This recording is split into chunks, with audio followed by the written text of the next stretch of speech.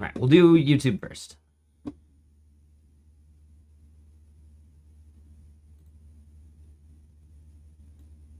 All right, so real quick for the YouTube VOD.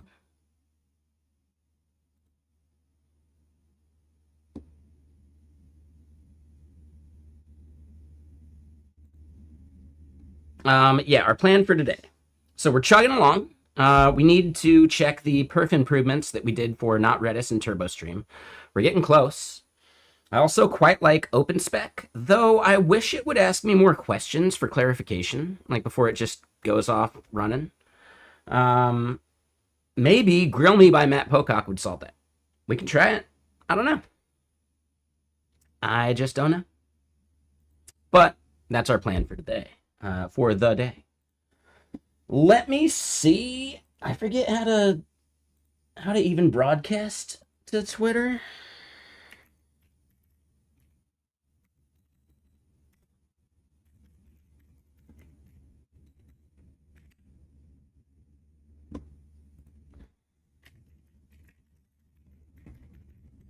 I know there's a way.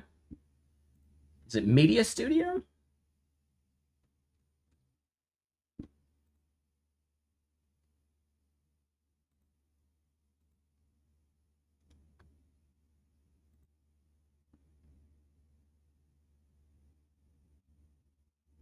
From the composer.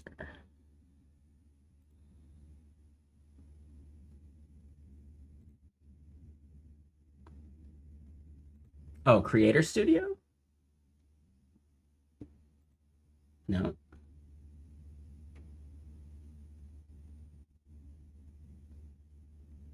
I don't know how to do this, I guess.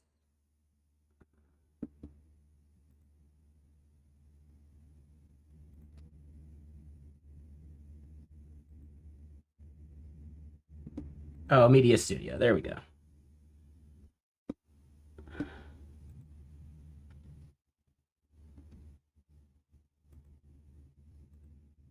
Let me see if this works.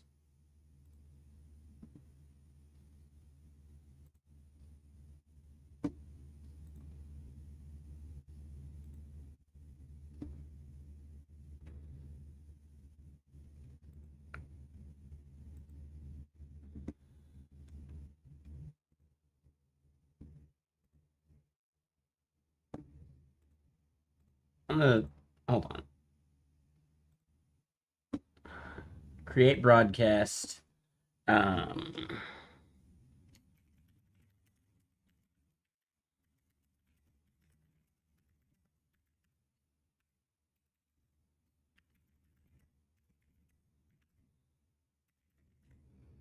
what up, Danielle? How you doing?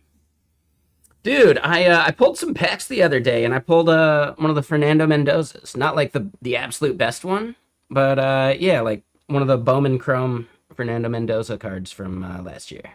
Pretty pumped on it.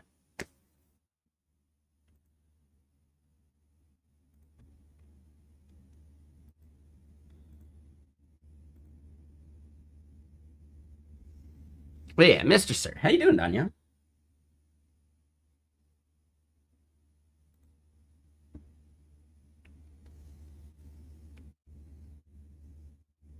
Yeah, exactly, exactly. All right, let me see if this works.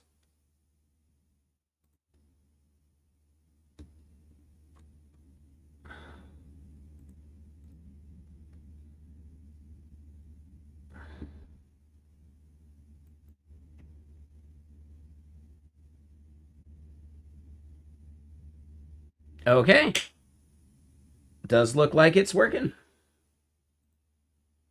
All right, cool.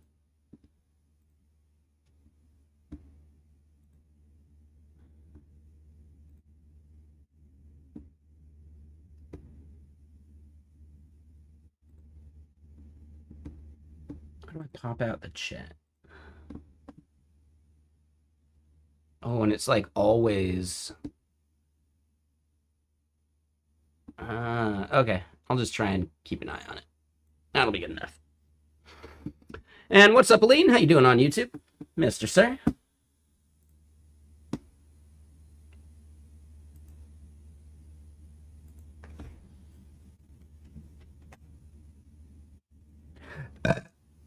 Alrighty.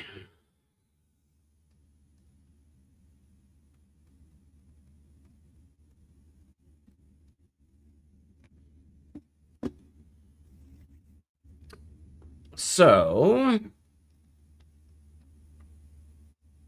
oh shit, I picked, nah, whoops. I switched the input on the monitor when I needed to switch it on the HDMI switcher. Just brain fart.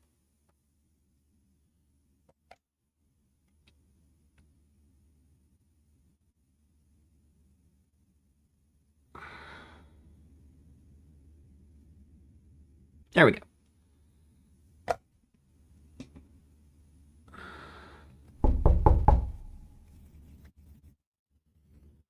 So yeah, what you up to, Aline, over on YouTube, Mr. Sir?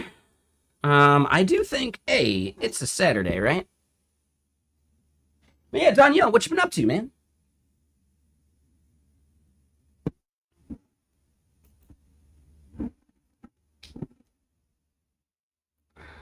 I feel like it's been a while. And yeah, for the YouTube and the Twitter, we're just getting started, so give me some time. But yeah, what's everyone up to? We're gonna be sipping on some mezcal because I got these tasters from Costco. So this is the new one, right? We tried the others. This one is from Tlacalula in Oaxaca. I probably said the Tlacalula thing wrong, but whatever. And I'm not a huge mezcal drinker, so like, yeah, these tasters were kind of nice. The first one we had was way too smoky. This one smells pretty sweet.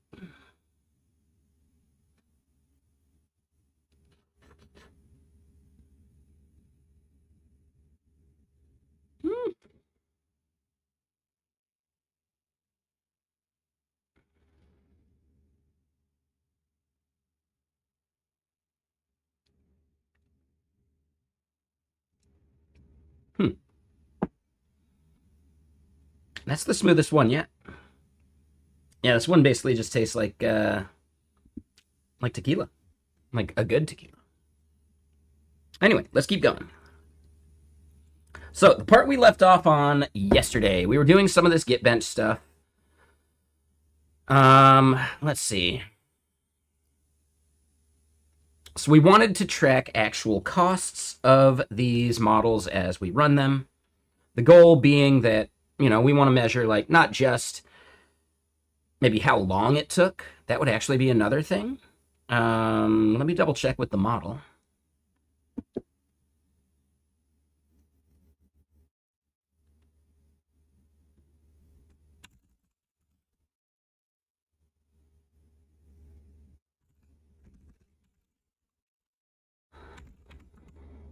And yeah, we're doing a bunch of vibing.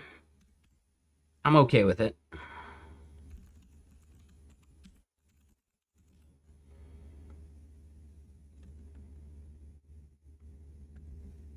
Now, I think we could do /OPSX archive.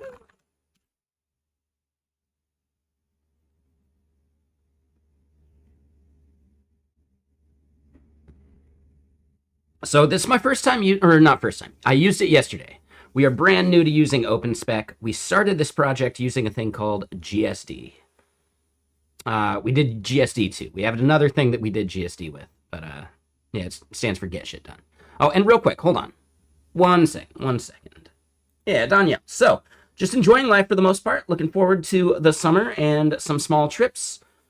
Still watching sports a lot and playing sports games. How are things up here? Things are chill. I took a year off of Madden. I'm considering I might get back into it again. I don't know. We'll see. When does the new release come? I feel like it's in a month or two. Like usually late June.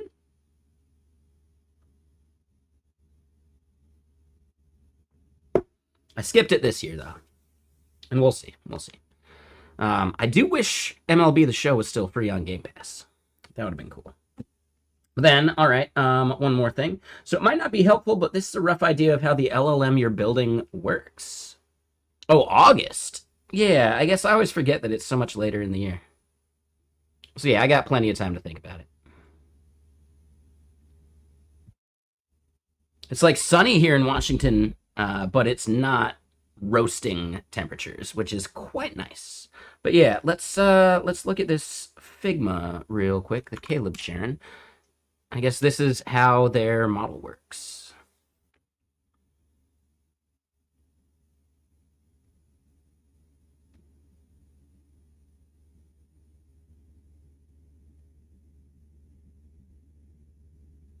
Okay.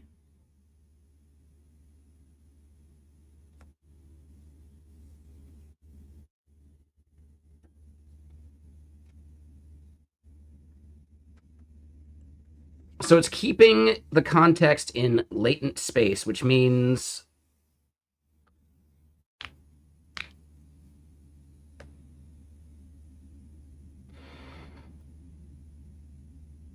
there's no hard limit. Well, I mean, isn't the latent space a limit of its own? And yeah, Danielle, I mean, I barely understand it too. It's fine.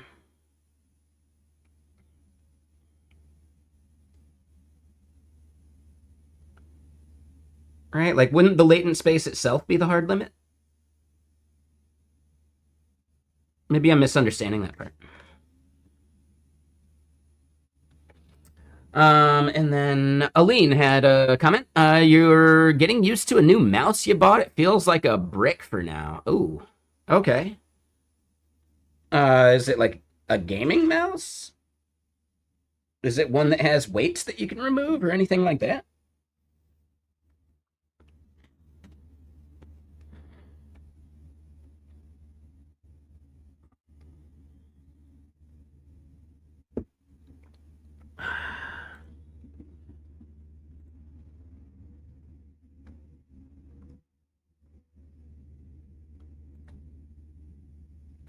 All right. So, yeah, I mean, this seems interesting, Caleb. It does go above my head. I have only ever done a little bit of like reinforcement learning, like back when OpenAI Gym existed. Now I think it's just like AI Gym or something. But yeah, I did like the lunar lander and some stuff. I tried doing the continuous input reinforcement learning, like the car that drives on the course, and I did really bad at that one. So yeah, I like overtrained and I didn't understand what the transformers do, and I still don't. It's still just magic to me. So you switch from a Steel series to an MX Master Mouse. From a Steel series to the MX from Logitech. Got it. It's pretty cool, but it's so big. Okay. Why the switch? Dude, I've been using this Zowie FK1, dude, for like over 10 years now, it seems. Like, it's just classic, solid mouse. Haven't needed to upgrade. And, granted, I use my trackpad for, like, dev stuff. So I probably don't put in the wear and tear that, other things would. But okay, so back to what we're doing. Let's clean up some tabs. And then, okay. With the standard LLM, the output tokens are fed back as input, where you can typically have up to 1 million tokens that can be fed in. With this model, rather than explicitly feeding tokens back in as inputs, you're copying a large part of one of the last layers back in at the top. This means the space is not strictly defined as tokens. Instead, it's a space that hopefully the model can learn to effectively maintain context with. Got it. Yeah, the other thing that I would love to see someone make at some point, like, I know I'm spelling these wrong. Hierarchical reasoning model. Right? There was a paper about this that was brilliant. Now, the idea is you'd still want to like train this up for specific things, but with just 1,000 training samples, theoretically, you could have something that beats all of the frontier models at something like Sudoku. So yeah, this is the most compelling thing I think I've seen for a while that I just haven't seen get released or used anywhere, which is weird to me. Yeah, I'd say give this paper a read. It's really interesting. As far as I remember, at one point Elon tried to like hire the people that made this and they refused, which is good on them.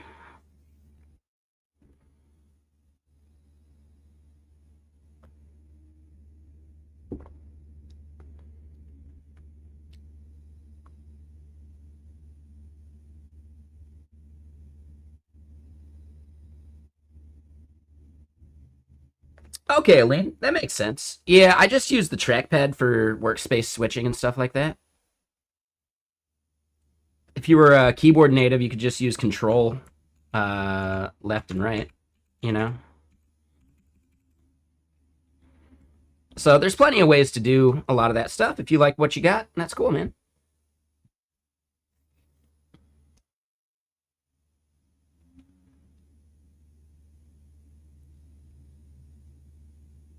I know, right, Caleb? I think you mean fire you right before your stock vests.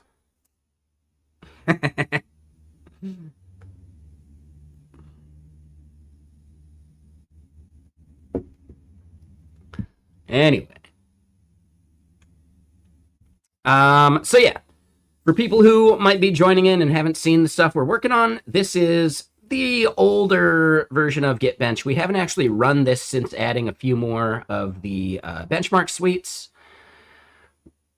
We've also added a bunch of other stuff like being able to test based on different reasoning levels, which I think would be interesting. But the biggest takeaway is somehow Claude Opus 4.7 does worse than GPT OSS 20B. I don't think anyone would expect that. And it's not just like a bad benchmark suite. Even though branch cleanup here might be a bad one, commit messages might be bad, some of these might be too easy. We just noticeably see that Opus is awful at submodule and work tree usage. We have other stuff we want to test, but you know, we're working on it. We're getting there. I would love to start like describing some of these things, and that's what we're doing with OpenSpec right now.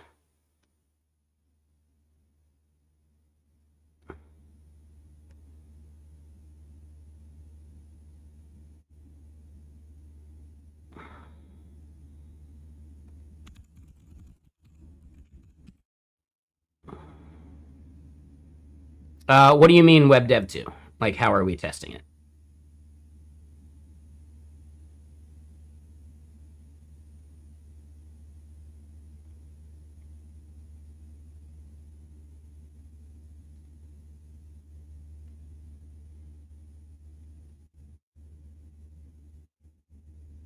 Yeah, of course, Caleb. That's at least what they want you to think.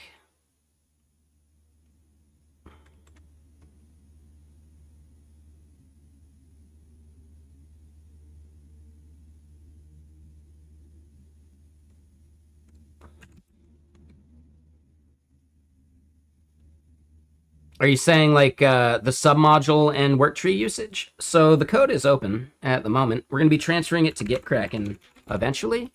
But oh, hold on.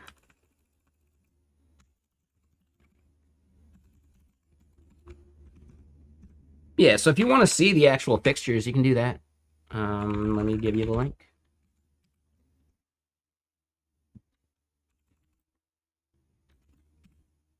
Keep in mind, we vibed up this whole damn thing. I do not actually give that much of a shit about the actual like runner code or any of that stuff. I just need it to like work and do the stuff that we care about. But yeah, I think I want to get the harness and like cost tracking, handling multiple different like reasoning levels, things like that.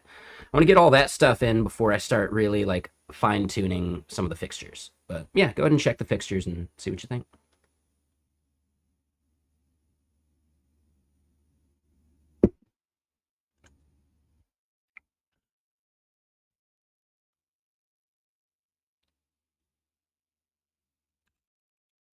All right, so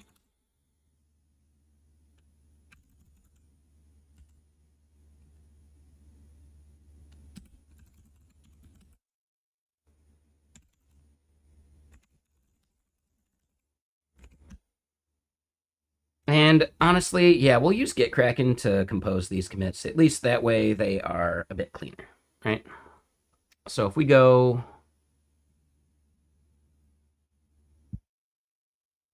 uh, did I forget to do that part?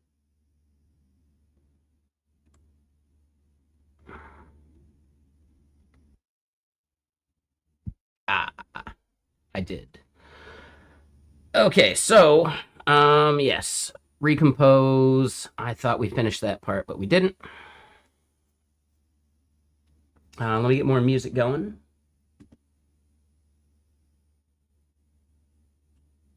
Do we have the music over on Twitter? Anyone that's watching over there?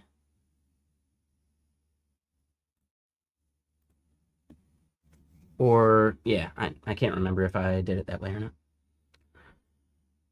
Okay, so let's do this. And what up, Brainless? How you doing?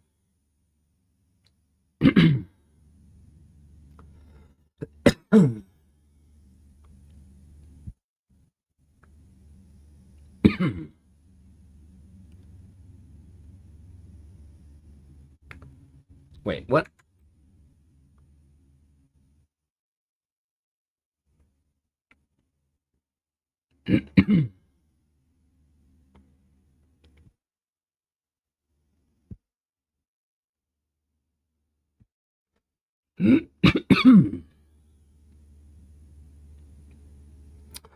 What's up, shareholder value? How you doing?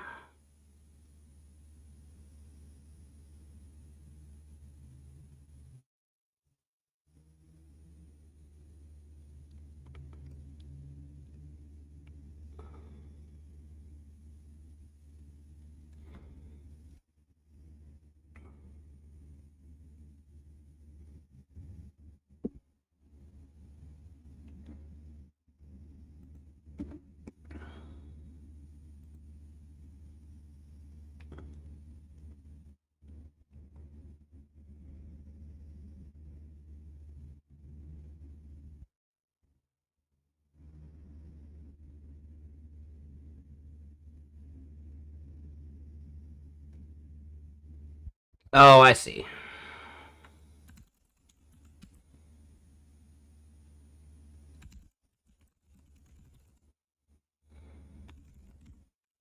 Yeah, that was showing me main.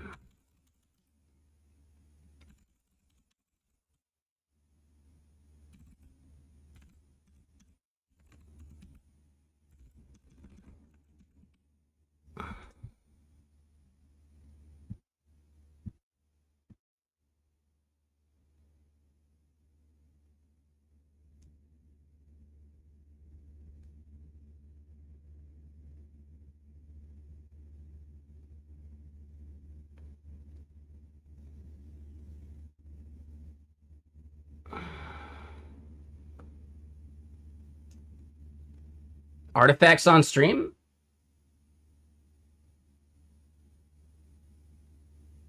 Uh, did it flash? Oh no, I see what's happening there. All right.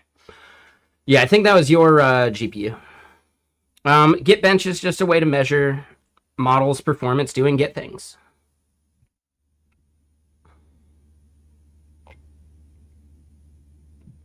My CJO's fine. We're working on like marketing BS for it, blog posts, things like that. I'd like to finish this up, however.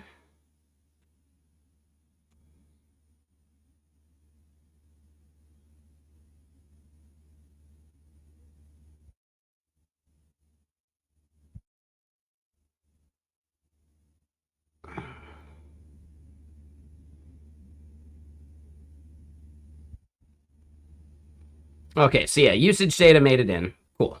I was a little worried about that. Okay.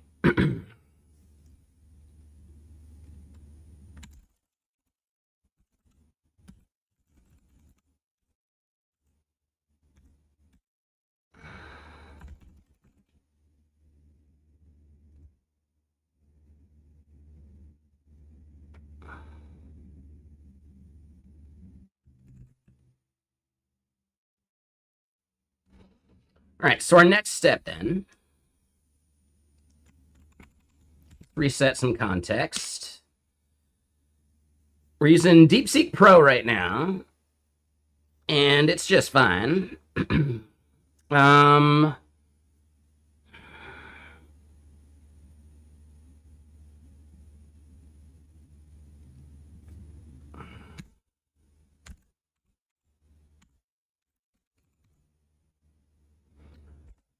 all right, so we want to propose a new change. Codex is winning, yeah, but that's not the thing that matters the most. And no, we haven't published the leaderboard yet. This is the last time we like rendered, but we've added a bunch of stuff. We've changed a bunch of stuff. We're gonna need like improve the rendering too. That's a separate thing. But the most surprising thing is that Opus is really bad compared to something as stupid as GPT-OSS 20B.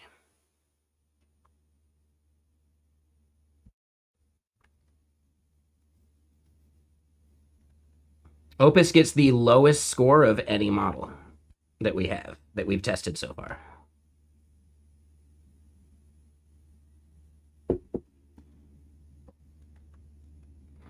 All right, so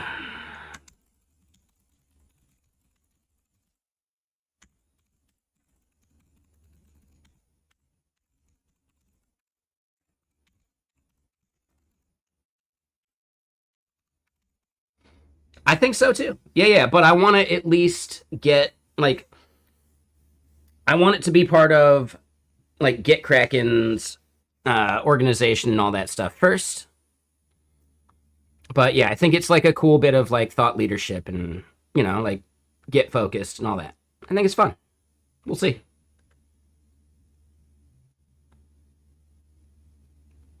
But yeah, if there's anyone out there over on Twitter, is the music coming through? I can't tell. Like, I don't know.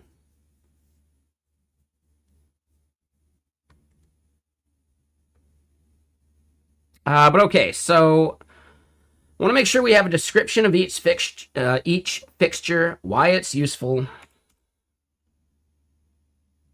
and other details about it, so that consumers of the results understand the implications better.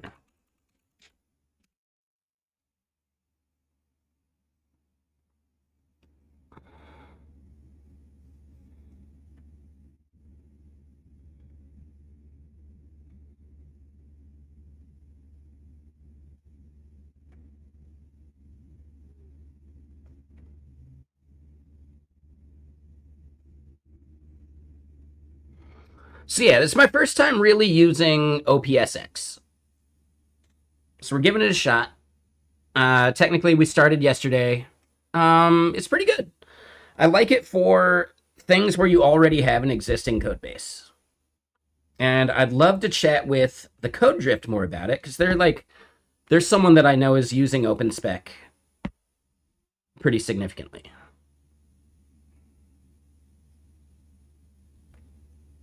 Anyone out there used OpenSpec or any other like planning tools? I know some people are really into Matt Pocock's Grill Me, and I would love to try that at some point, but we're just not there yet. Ooh, I should take a vitamin D though. It's not like I go outside or anything.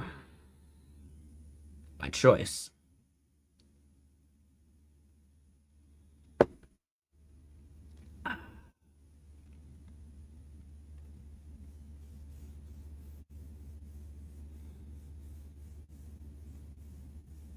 But yeah, we just recently had it do some like architecture stuff for us, which is good. I'm pretty pumped. While that's burning, we could at least look at some of the other stuff that we're kicking off on. And yeah, so this one.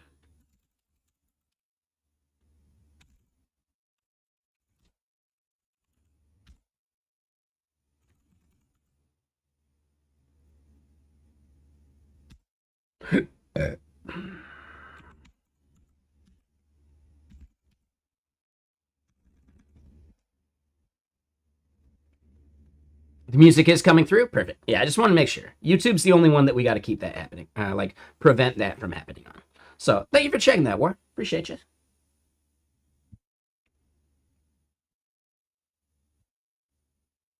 All right, so yeah, let's do a quick get cracking thing.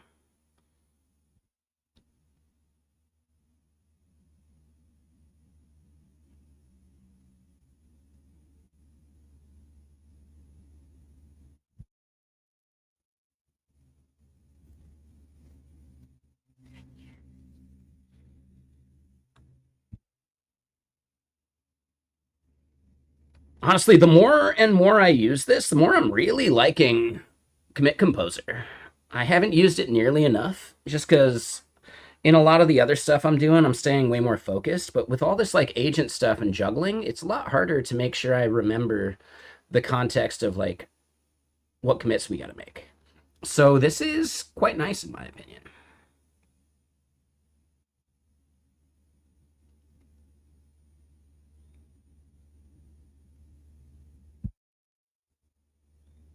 Yeah, I'm into it.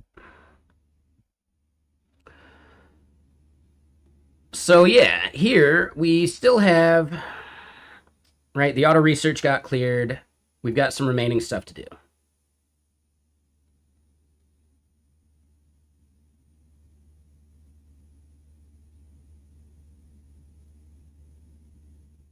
Let's do number 3 first. So all of this stuff was done by running Matt Pocock's like architecture skill, and it identified a bunch of stuff that, you know, the LLM that we're just like kicking off on these things decided to do. For this specifically, we've been doing a bunch of different models. Minimax has been a workhorse for us. You know, they're just a bunch of really like cheap models, which I think is still valuable, right? You do not need Codex 5.5 for every single damn thing you're doing. And at some point, cost optimization is going to be really valuable. We're not there yet, but people who are already good at optimizing their token spend will end up getting a lot of value out of like practicing that stuff now. No, and I get it, Caleb. Like, if you're not hitting your limits, well then, yeah, just use it. But let me put it this way. I'm paying for multiple cheaper subscriptions, and I'm still cheaper than I would be paying for like Codex and their max plan. And I still have like a bunch of different models I can just try, you know? I really like that.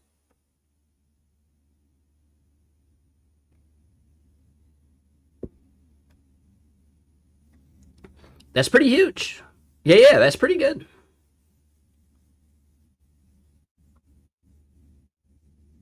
The top, which plan are you on actually?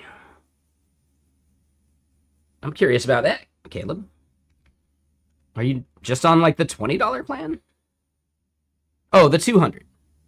Oh, okay. Yeah, so you're using the top plan, but it's overkill.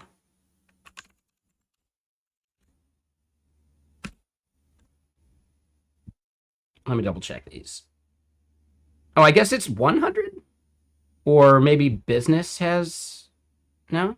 Okay, so maybe it's only 100. Okay, so at this point...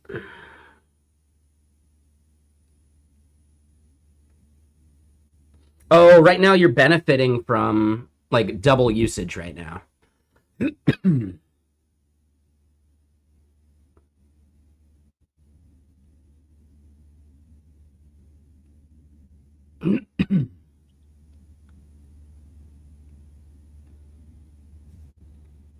Hmm.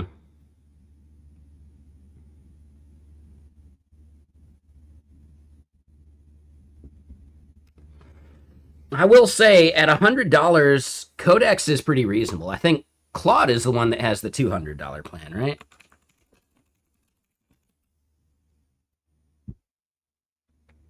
Yeah, okay.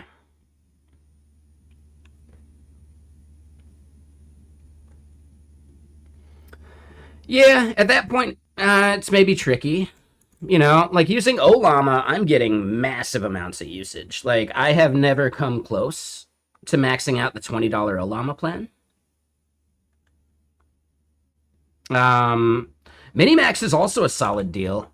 I probably want to reduce this down to 10, but I kind of like supporting Minimax a bit. They're kind of like the underdog. So I don't mind paying them some money, even if I don't use them much. We did finally reset on Open Code Go, so we could start using some of their stuff. I hit the Open Code Go monthly limits within like a week or two. It just doesn't have that much value to me. If they'd let me pay for a more expensive model or a more expensive like plan, I'd do it. But yeah, at this point, I'm getting way more value out of Olama's subscription, and they have basically the same models, you know? So there's like no like secret sauce that Open Code Go does that I can't just get from Olama, you know? Oh, is that it? Oh, there's... Okay, so you can do the 20x instead of the 10x. Ah, okay. I missed that part, I think.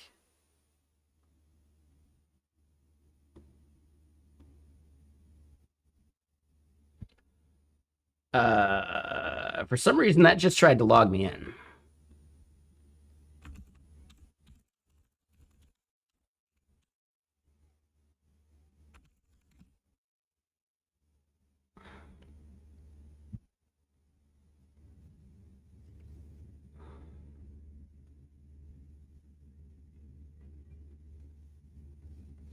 Okay, so you're not benefiting from the double, right? If you're paying for the $200 one, okay.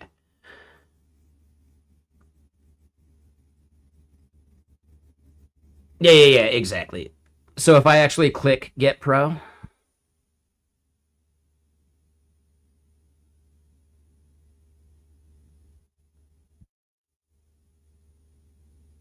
and then there's that toggle. Got it. Okay, now I get it. Yeah, I don't know if... Yeah, I don't know yet. I'm not sure. I do still think it's worth evaluating cheaper models because other people still need to, like... Not everyone can afford $200 a month as an expense for this stuff. Now, the value you get out of it is probably worth it, but not everyone can do that. Right? Students, etc. So I still think it's worth, like, looking at some of these cheaper models and evaluating how useful they are. Like, I still get major auto research gains out of stupider models, you know? But yeah, good point.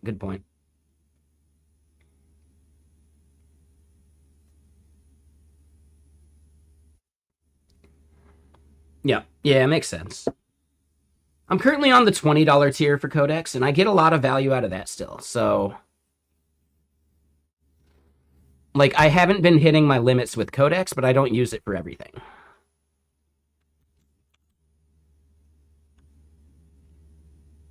You know?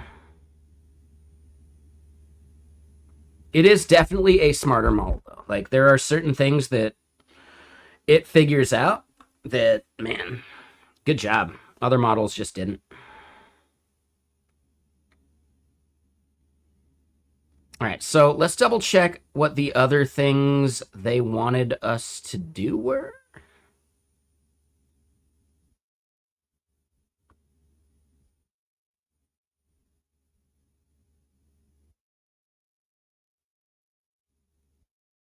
I could have sworn it was just right there. All right, I give up. There should have been a block of like describing what the other here we go. That's the block I was looking for. So we did number 3. That shouldn't matter.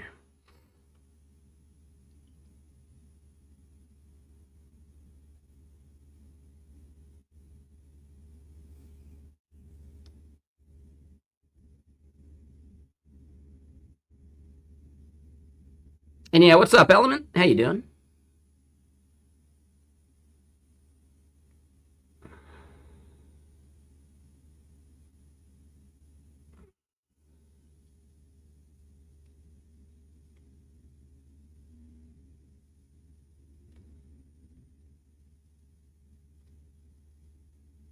Oh, you have to expense it? That makes sense.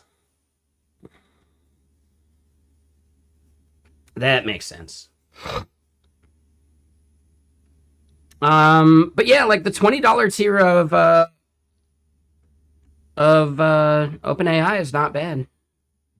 You know, as long as you're not using it for absolutely everything, you probably won't hit limits. So it's like compared to the $100 plan or the $200 plan, you could get similar results from like $40, right? $20 on OpenLlama, $20 on Codex. And then you just use Codex for like the good shit, the stuff where you need a smarter model. I think there's a lot of value to that.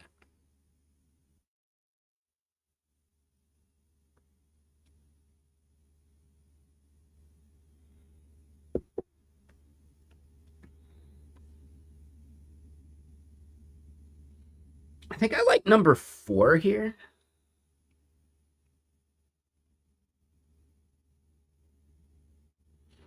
I do worry that we're going to hit performance bottlenecks.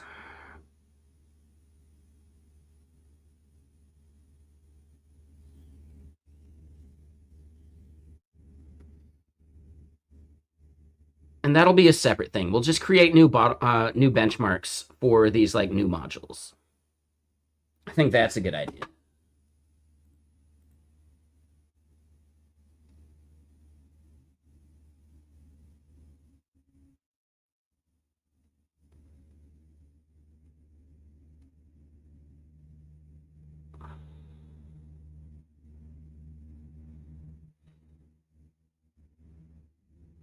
I do like number 4.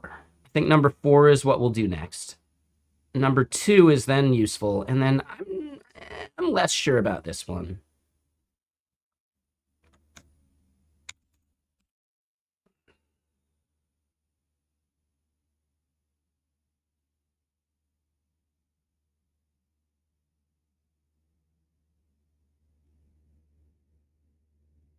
All right, so that keeps burning along.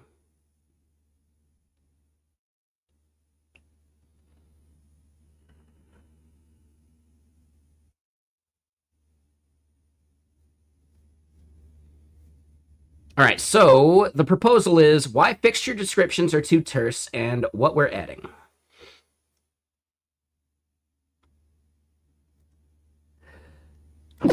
Excuse me.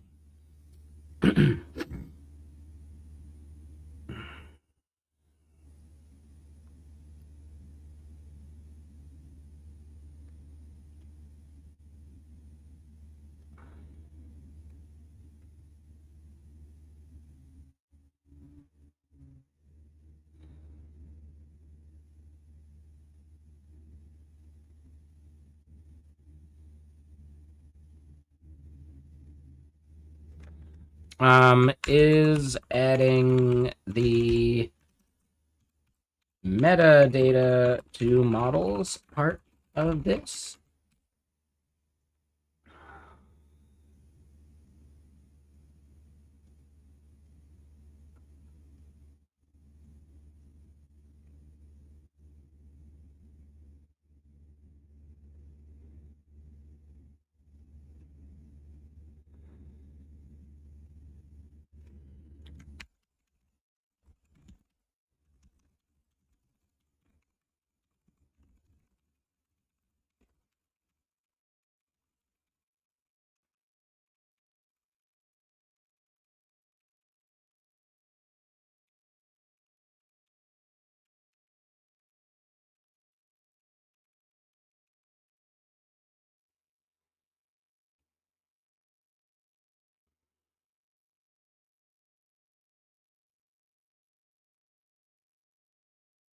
Okay, to backfill. Okay, I misunderstood what they meant by backfill.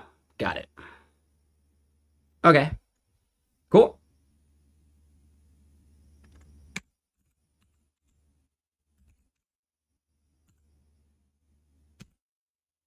All right. So yeah. I am still finding value in OpenSpec. I like the idea that it like breaks it down into like individual tasks. It could be full on slop. But at the end of the day, it doesn't matter. We only care about the result. right? So if what we're testing is valid, then that's the important part. And hey, what's up, Kenny?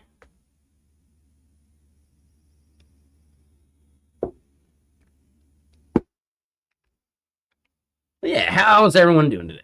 Having a good day?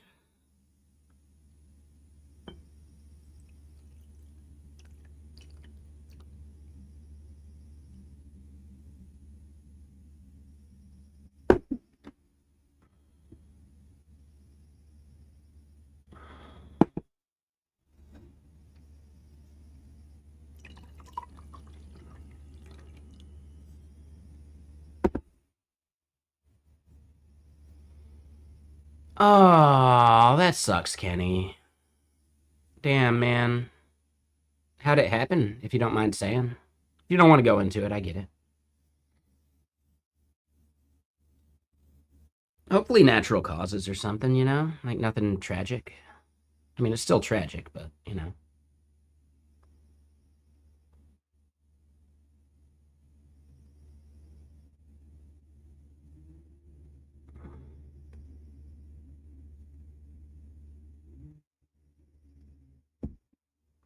Yeah, that's a shame, Kenny.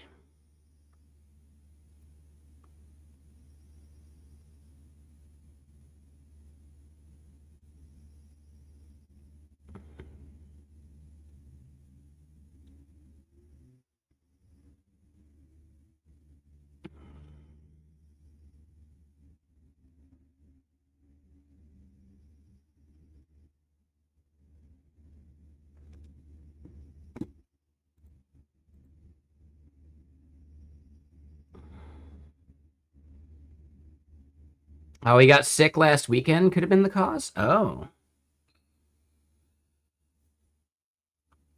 Hopefully not Hanta. That'd be gnarly. And yeah, Georgia, like Atlanta, is like a major fucking flight hub.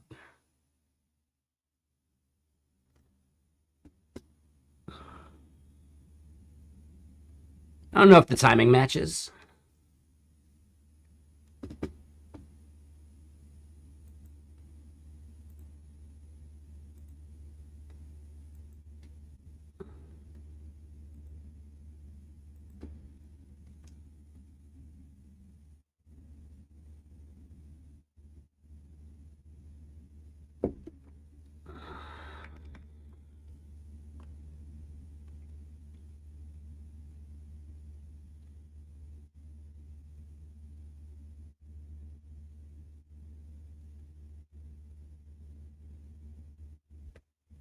All right, so yeah, this is just churning along on that. We can let it go.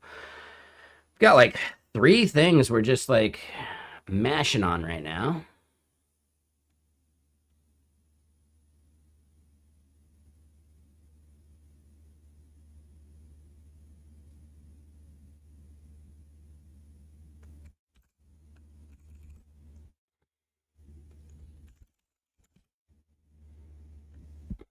All right, let's double check.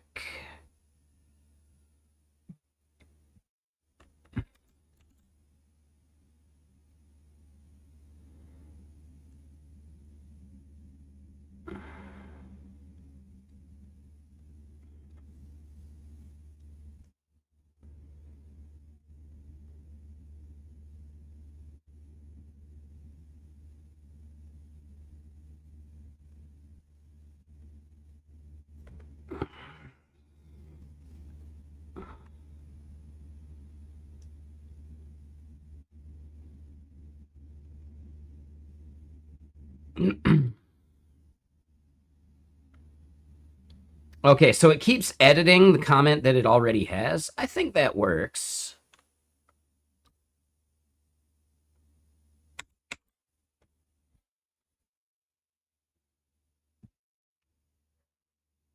Okay, so it seems like we are.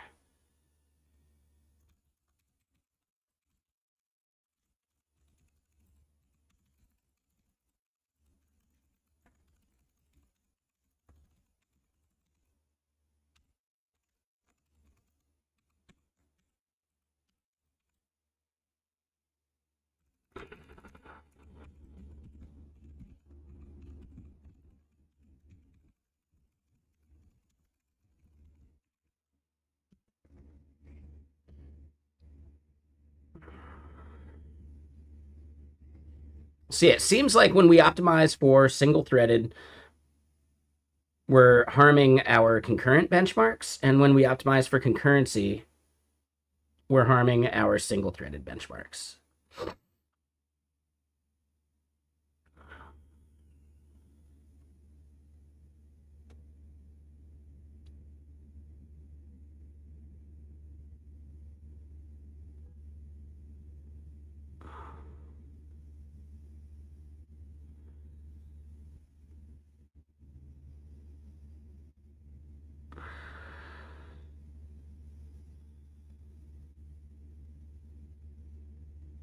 What up, Jean Cito? How you doing?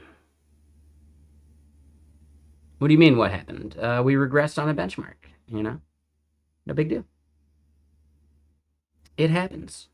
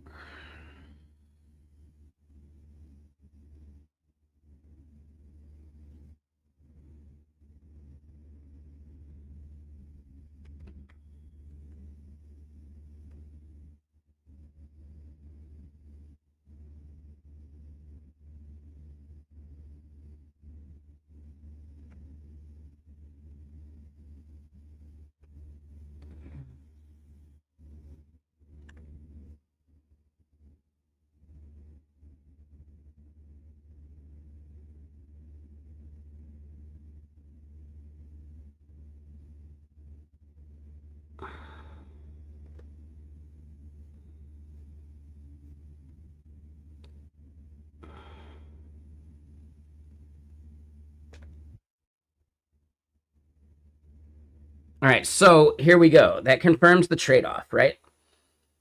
Low concurrency async cases might be helped by removing hints, but that hurts single, like, batch read 10,000 type stuff.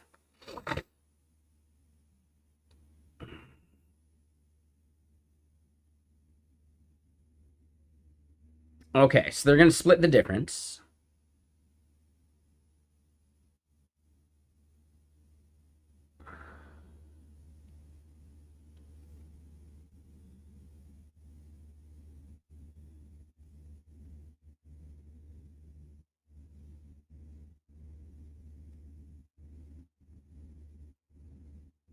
Okay.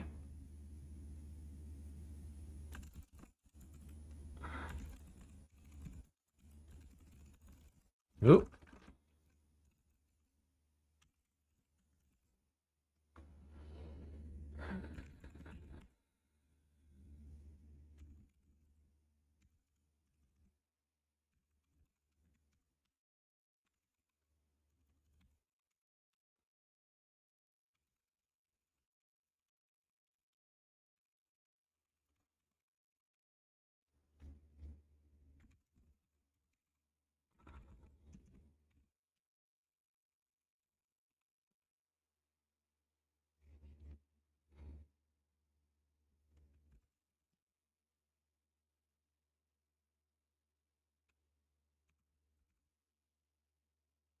Oh, yeah. Wrong push.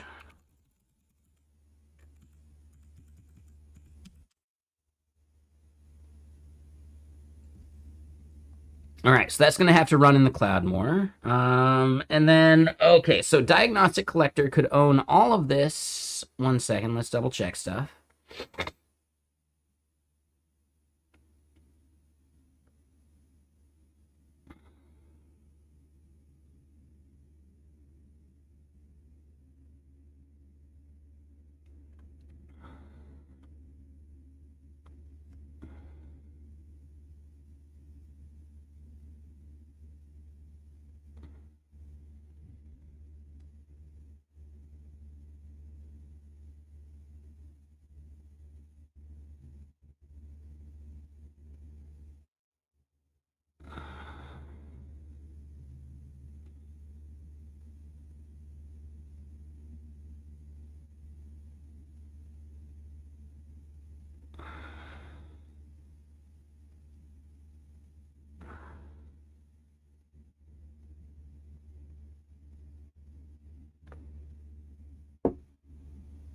I would say moderate is a good start.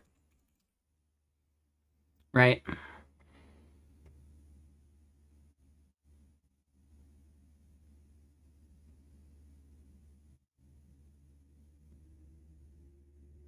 So yeah, that keeps ticking along. This one still ticking. This one worked, but we need it to run the tests. That one's good. And then we got cuneiform, which we haven't even touched yet today. So yeah, I've got 4 major things we're like agentically doing some bullshit for.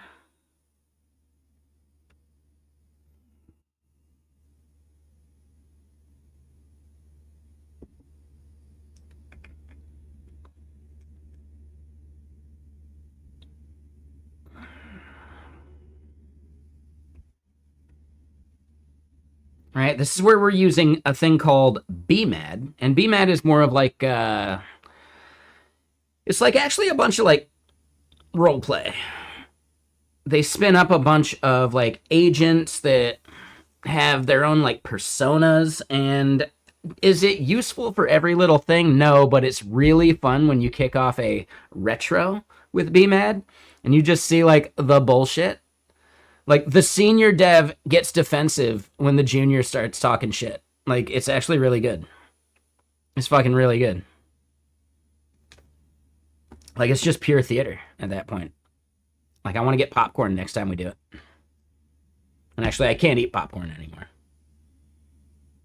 I could probably do like proper popcorn, but I can't do anything that has like unpopped kernels because I've already broken a tooth.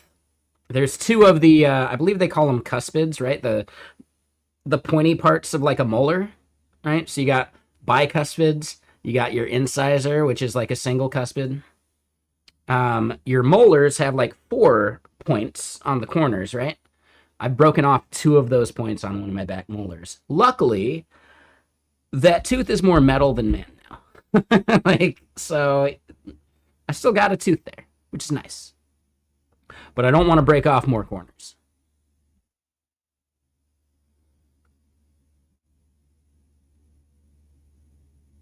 Realistically, that back molar is probably going to have to get replaced. I still have like metal fillings. Those got to get replaced eventually too. But let's get more music going.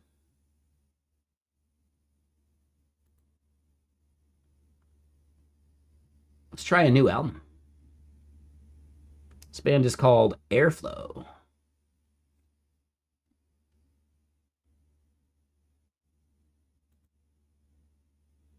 Ooh, that vinyl looks dope too. Oh my god.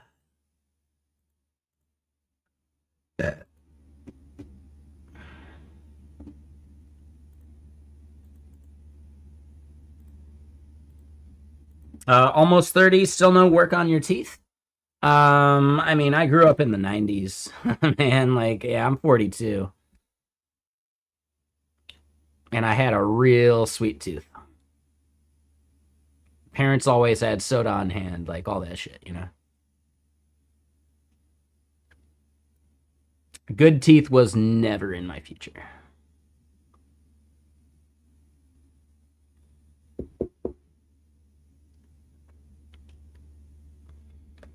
All right, so as far as this goes,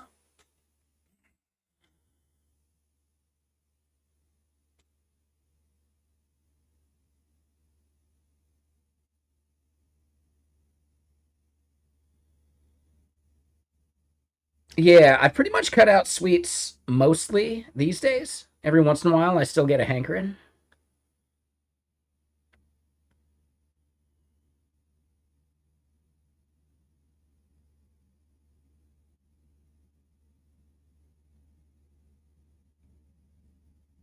And yeah, I definitely have a couple like cavities that I need to get worked on, like ASAP. Like one right here for sure.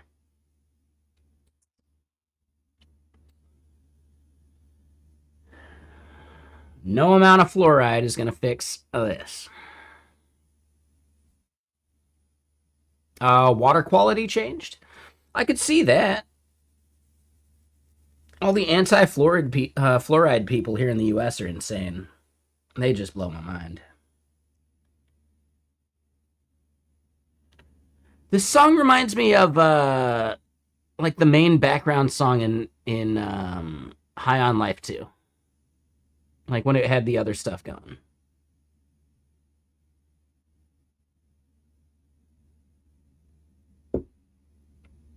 Anyone play High on Life 2? That game was fantastic. But yeah, so as far as our next steps,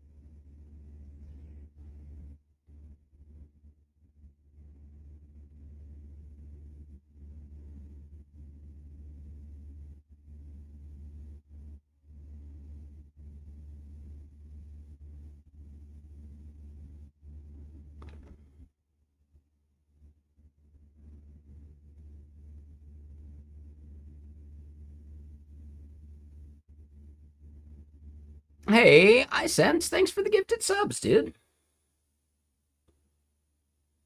Any reason? Oh, and hold on. You tried the fancy pastes? Very unpleasant flavor. You'll just stick with basic Colgate and the like. What do you mean by fancy pastes? Hold on. Yeah, I think I misunderstood that.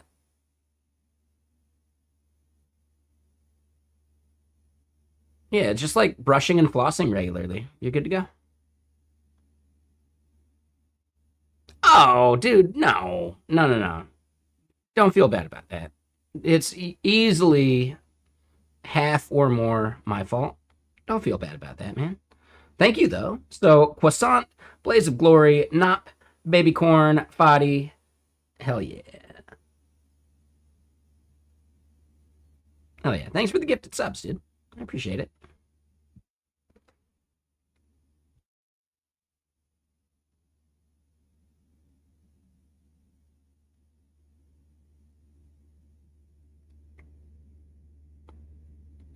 Now I'm looking. Who else is out there? That's fine.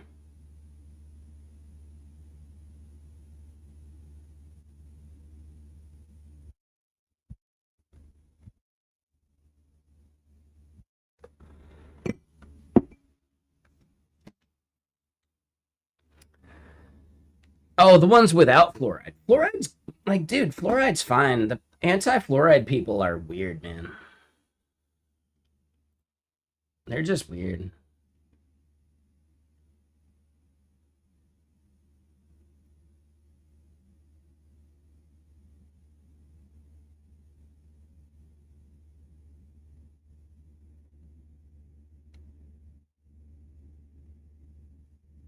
But hold on. Let me double check one quick thing.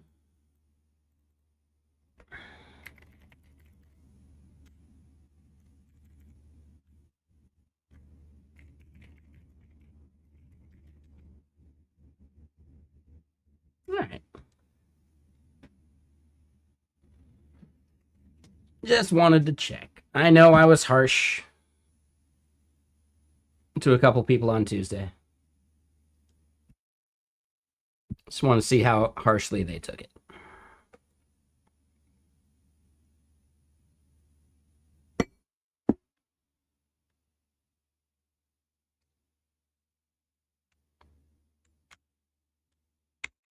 All right, so yeah, we're gonna relaunch Pi here.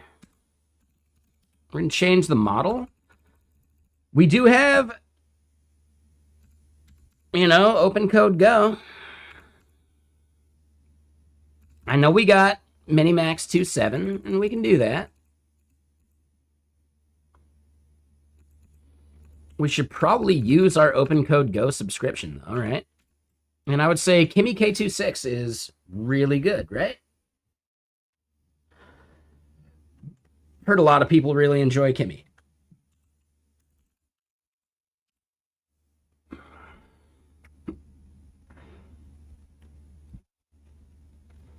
All right, so yeah, double checking. We see Kimmy right up there with DeepSeek V4 Pro Max.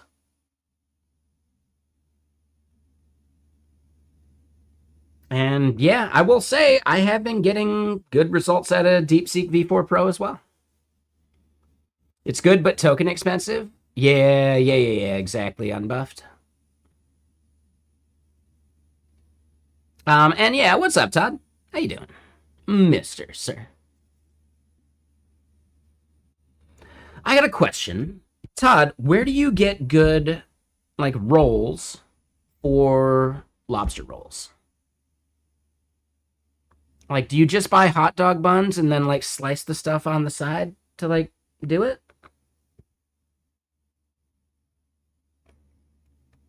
You just buy hot dog rolls and then slice the side? Okay. That makes sense. I get it.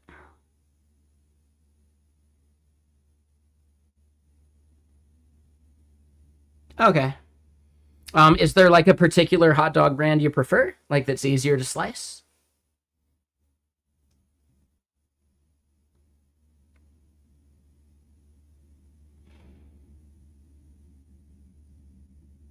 You get lobster meat from Maine Lobster now. Interesting. Yeah. I'm still considering moving out towards like Seattle proper so that I can just like walk and grab like absolutely super fresh lobster.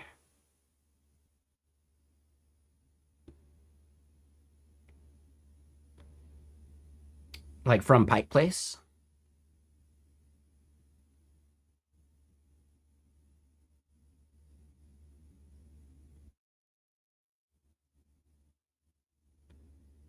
Oh, they even do like the brioche roll style. Yeah, okay. Got it. Yeah, you probably just get like the straight up just like, do you get live lobster? Or just lobster meat, like bulk?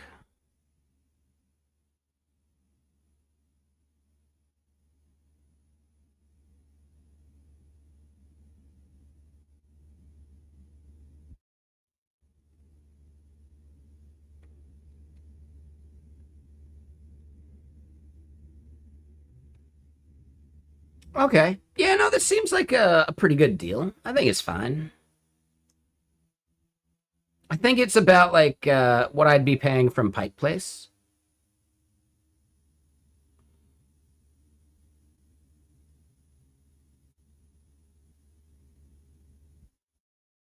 I'm not 100% certain. So you do tail, knuckle, and claw? Okay. Like you do a mixture? Ah, interesting.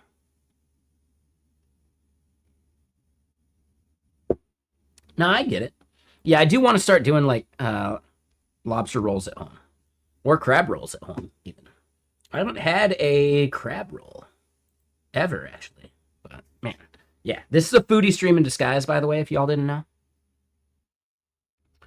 But yeah, if I'm gonna be using open code Go, I might as well just use Kimmy, right?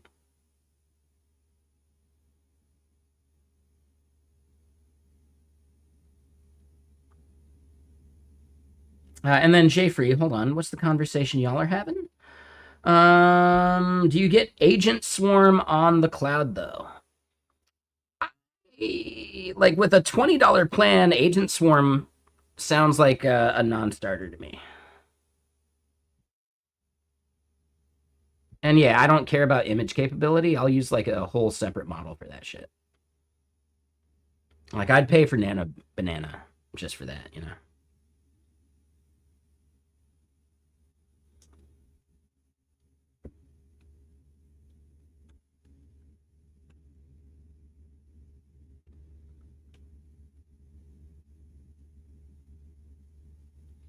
And yeah, iSense, dude. Yeah, Claude's $20 subscription is basically unusable.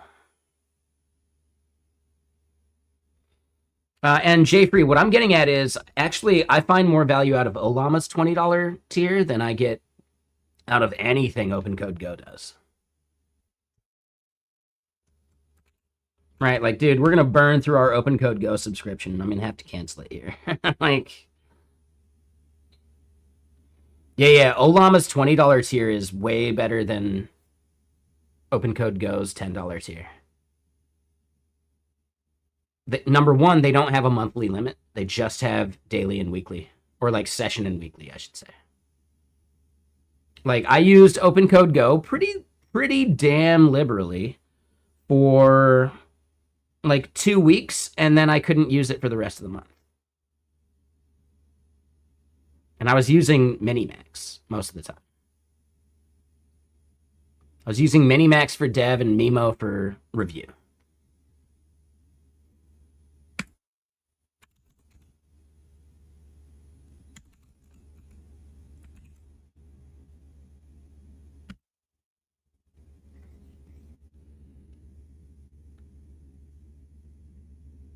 Yeah, the Olama Cloud $20 plan is really fucking good. Yeah.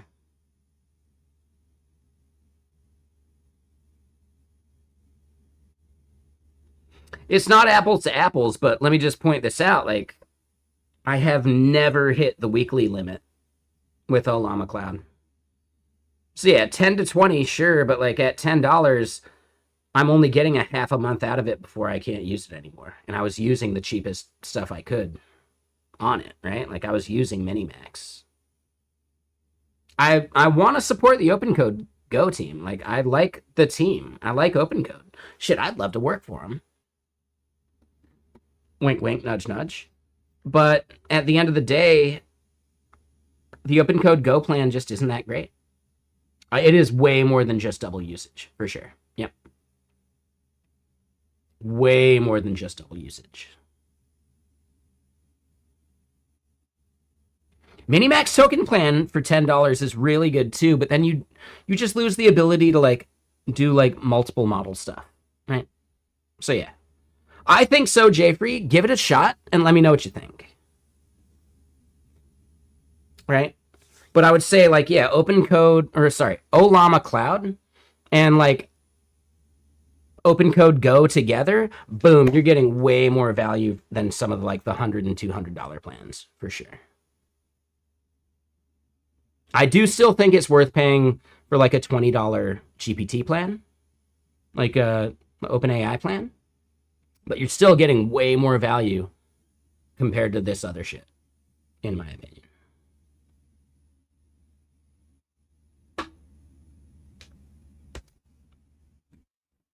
Like I'm hedging for a time when the big frontier providers no longer offer value via a subscription and you got to pay per token. There's still going to be cheaper providers that do the subscription subsidized kind of thing, right? And at that point, yeah, like the cheaper models are going to win out just usage wise because of that.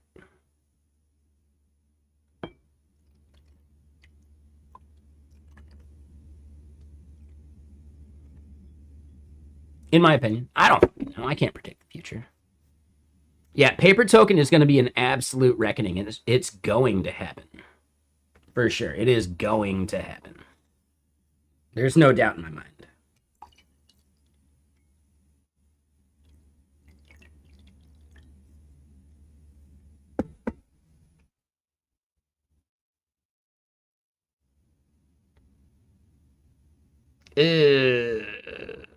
No, you wouldn't.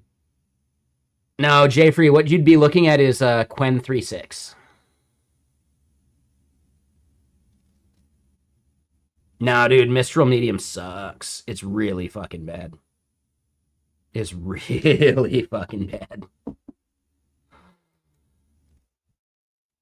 I don't know. Let's look at it. You said Mistral Medium.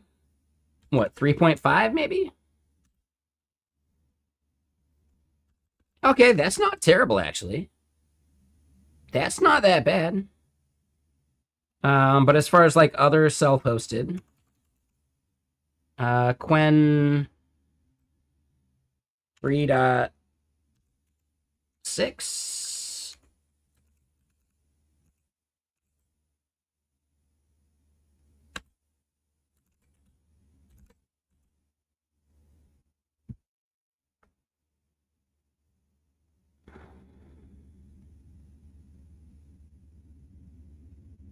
Saying, I don't know. I'm just all I have is what they show us. So, like, let me put it this way, JFree. If you were going to do local hosting, 120B is insane. Like, dude, you're not hosting 120B on any consumer grade hardware. Hell no. I'm sorry, you're just not.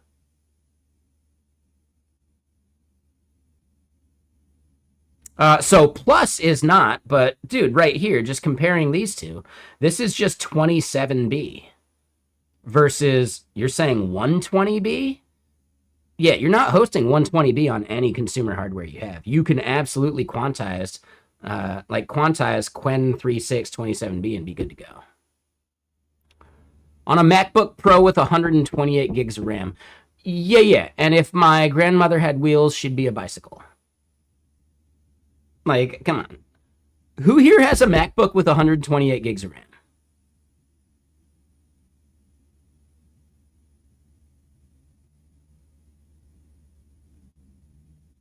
Yeah, I'm loving that quote more and more. For sure, Todd. Yeah, so 70 gigabytes of VRAM for Mistral Medium quantized. Exactly. Meanwhile, 27B, you can absolutely host a quantized version of Qwen 36. You could do this, right? So if you were going to do local hosting, that's all I'm saying. Like, you should be looking at Qwen 36 instead. And wait, I didn't want to click plus. Did I? No, I wanted this one. There we go. Right? Like, you could absolutely host Qwen 36 27B locally and get great value out of it, you know? I think Ben Davis even did a video about, or not a video, maybe just like a post about it.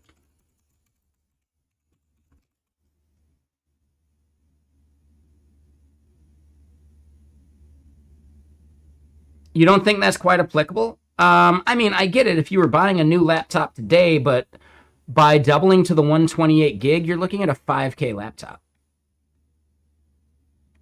That's insane. That's fucking insane, dude. So Twitter, B Davis, when? This is the Davis I was thinking of.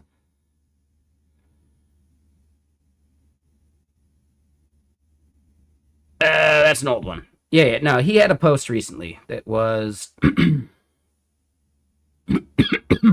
hyping some shit up.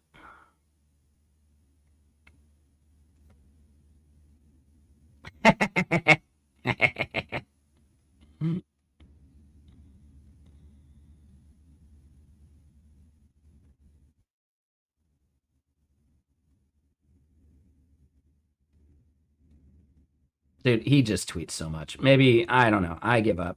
I don't give a shit anymore. Wanted to shout out his shit. Now I just don't care. Yeah, I don't know where it was. I definitely saw him tweet it. Fuck it. Who knows? Yeah. He had one like hyping up local, like on his 5090 using Qwen 36. Okay, so at least you found it. Maybe I missed it, like scrolling, whatever. But I don't know. People will listen to him. They won't listen to me. So at least check out the tweet.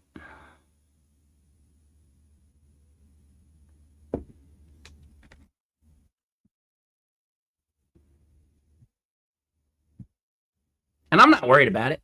Nah, man. He's Theo's like secondhand man. Like, dude, fuck yeah. That's a level of clout.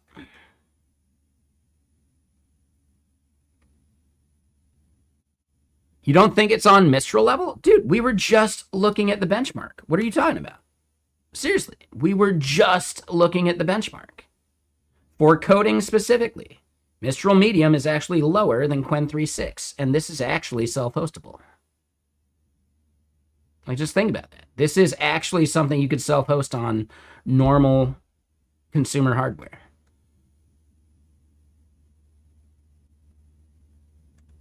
Like, you could host this within, I believe, 32 gigs of RAM. This is the 27B. Yeah, 27B outscores Mistral Medium.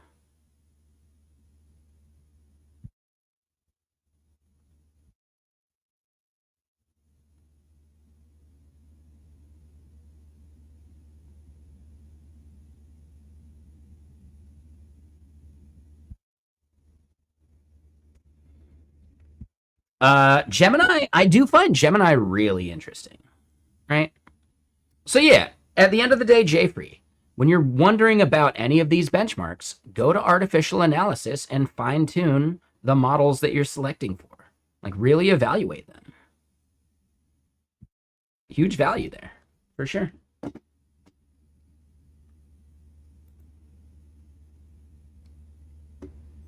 How come Google isn't leading in the AI market? Because their shit costs way too much to run for any level of intelligence. We have actually measured this and shown that. 1 second. Let me show you the activity for this.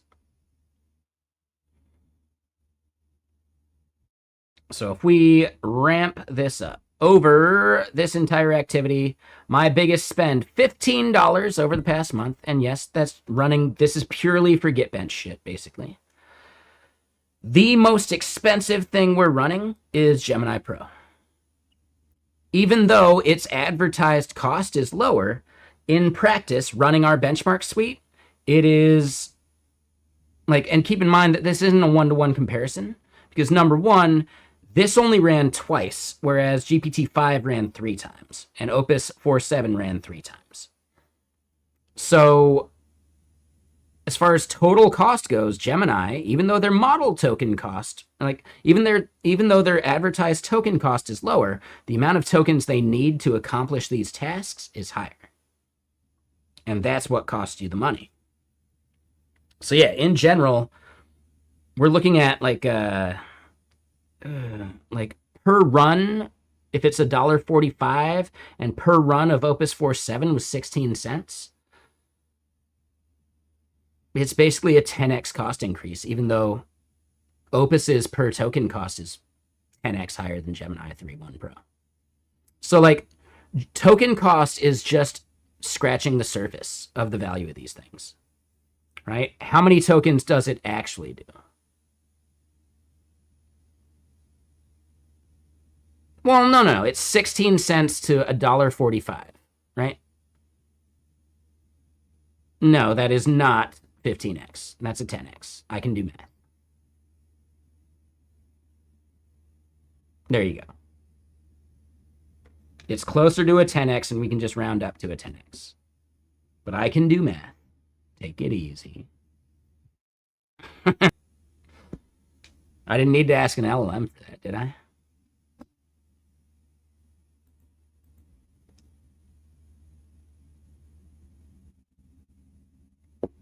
But give me a second. I do have to go pee. BRB.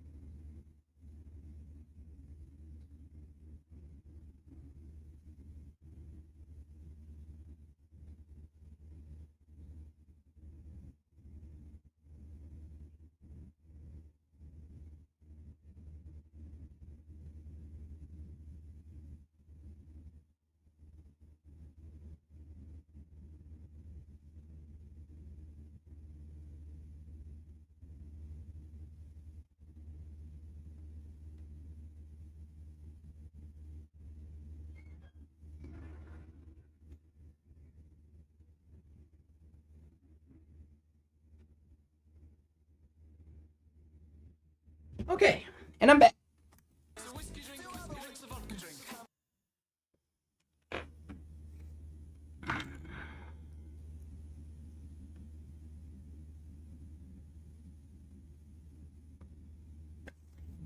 All right, so there were some models from Pool that were free on OpenRouter. And you thought they were really good? Yeah, I mean, were they like a secret model, or were they available? Like, are they showable here? My guess is they were like one of the stealth models, but I don't know for sure. 1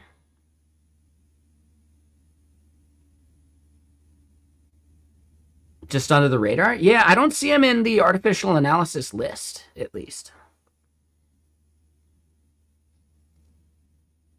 Okay. Yeah, I mean, I'm a huge fan of OpenRouter. I am a massive fan.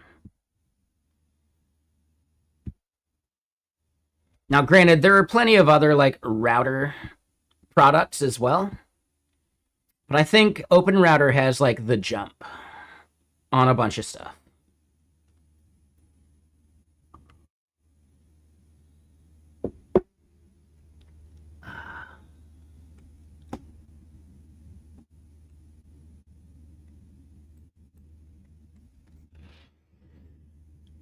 All right, so I will say I think this album's a little too. I don't know how to describe it actually, but I think it's just a little too much of whatever it is. Let's try this album instead.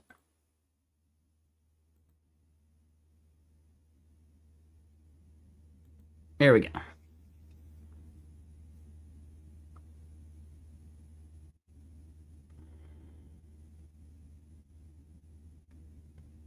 And Leo? Oh, you saw my sponsoring video. Yeah. I'll share it with Twitch and Twitter and YouTube and all that.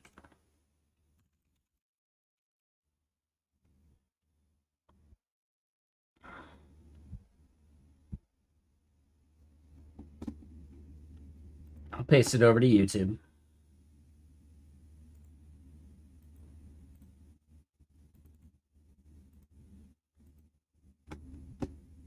I'll paste it to Twitter as well, just in case people are interested. But yeah, so that sponsor me video, that's from 2006. I don't even know if Google had bought YouTube yet at that point.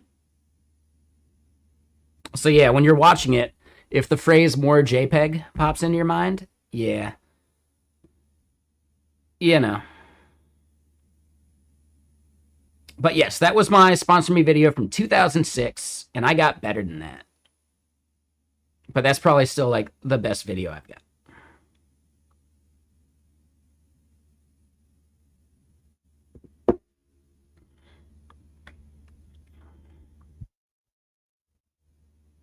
I do not ride at that level today. I could get back there, but I'm just none of my gear fits, so I never feel comfortable because I put on maybe 50 more pounds than I need. Like during my peak athleticism of my 20s as a snowboard bum, I was at like 135 pounds.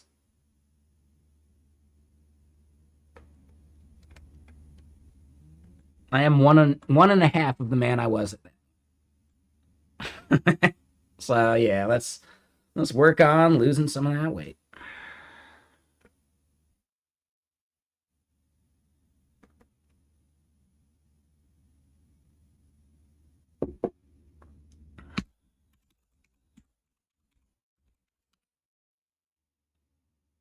All right, so we're going to kick off the first story. We've got a bunch of stories for Cuneiform. Cuneiform or Form Vortex is just, it's a bullshitty like form spree competitor built entirely on Cloudflare infrastructure. So durable objects, like their entire like worker system and all that stuff. I will apply to their like Launchpad program with it once we have something that I think actually works and is fun. Ideally, I just think it's something that they should have built into the Cloudflare platform. Like, I know you could build it yourself, but you could also just completely supplant Typeform and FormSpree and Google Forms into the Cloudflare ecosystem. And that's just yet another reason to pay for like their workers platform kind of stuff. Right? They could roll it into just a thing that you like one-click launch on workers. That'd be huge. Now, I'm going to release it open source, so they could just fork it, but maybe an acquihire?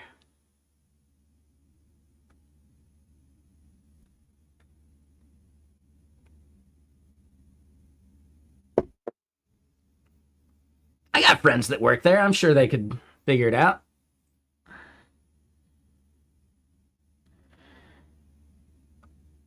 No, I'm sure they don't have any say.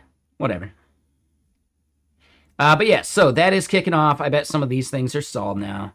All right, so for this, for the open spec thing we're doing for GitBench, and yes, I know the main title is GitBench stuff, but we got like 3 other vibe coded things. And then I do want to get back to the blog post that we need to like kind of keep writing for Masijo, right? A non-vibe coded thing that I built. And yeah, I'm writing by hand in this blog post, just caveman shit.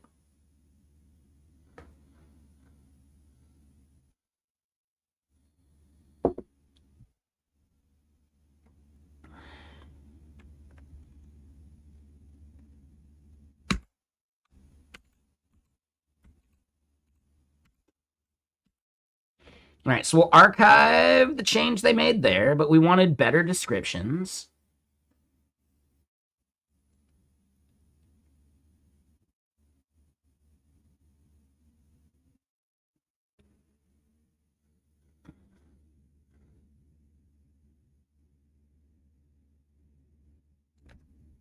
How are these other ones going? That one we're chilling on. I bet the test is finished, though, so we can double check that.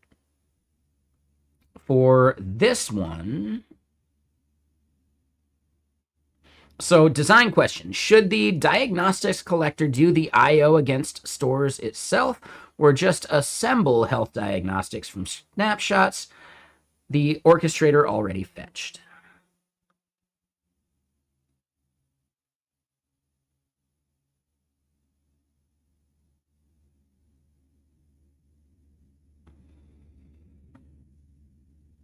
I like assembly only.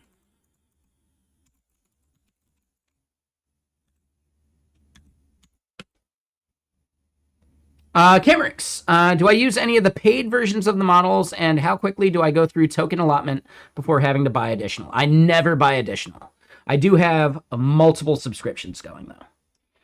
So, as an example, and wait, what? Here we go. As an example, I have currently 6 subscriptions. Gemini, there's just not an easy way of like showing my Gemini usage. I am paying for Ollama on the $20 tier, and I never hit my limits with Ollama, ever. I have never hit my limit for them. I'm also paying for the token, for the Minimax token plan. I have actually been using DeepSeek through Ollama more just to like see if I can hit those limits, and I haven't. But I do think Minimax is a fantastic plan, especially the $10 tier. We have someone here in chat, Kenny, who is using the $10 tier on Minimax and has never hit their limit either. Now, granted, like, you could do it if you really try, but like, you know, whatever. I'm also paying for OpenCode Go. I hit the OpenCode Go monthly usage within like just a little more or less than 2 weeks. And now it's reset, but the reason that I've started using any of these other things like Ollama and Minimax is because we hit our limit with OpenCode Go, and I wasn't going to pay for fucking tokens. Hell no. And then also I got the $20 tier on Claude, and I got the $20 tier on Codex. I'm actually considering canceling the $20 tier on Claude because, dude, I hit the limit on Claude just like using their chat interface. You know, like, dude, the Claude token limits are fucking ridiculous. No, I only use Claude in Claude Codex, or sorry, in Claude Code, because they will ban your account using their subscription model in anything other than Claude Code. Which is ridiculous because it's the absolute worst thing at using the model they provide. like measurably. If you go to like term bench, it's insane how bad it is. So yeah, if I was going to cancel some plans, I would cancel OpenCode Go and I would cancel Claude and I would probably cancel Gemini as well. Because Gemini Flash just isn't smart enough for me to like worry or care about it.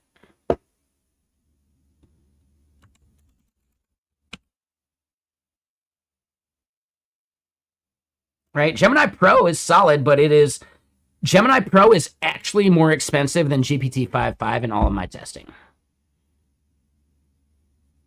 Like crazily more expensive.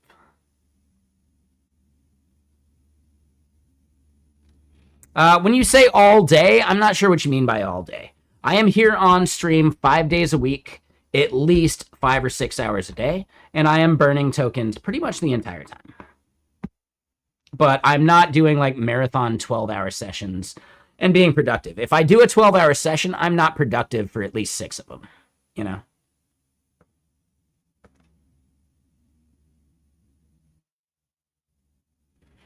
I'm not comparing OpenCode Go to Claude. I think that is not even close to a good comparison. OpenCode Go should be compared to Ollama. I think that is the closest that you can get, right? And at that point, I am finding more value out of Ollama than OpenCode Go, but it is twice as expensive. I think I'm getting way more than twice the token usage, though, if that makes sense.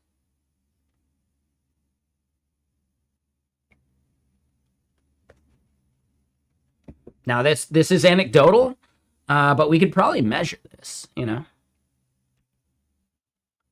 But then compared to Codex, I'm only using Codex when I feel like I really need that level of intelligence. So to that effect, I've never hit my Codex limits. And I'm only on the $20 tier.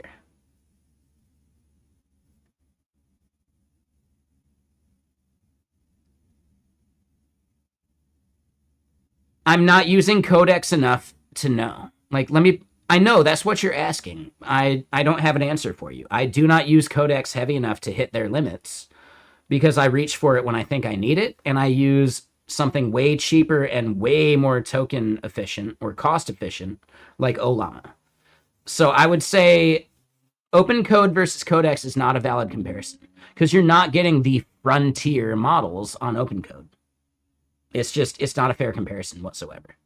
OpenCode should only be compared to something like Ollama or like a Minimax Direct plan or a Kimi Direct plan or any of that stuff. But then once you're on like a specific provider's direct plan, you are stuck with one model versus being able to like branch out and do multi-model things on OpenCode or Ollama.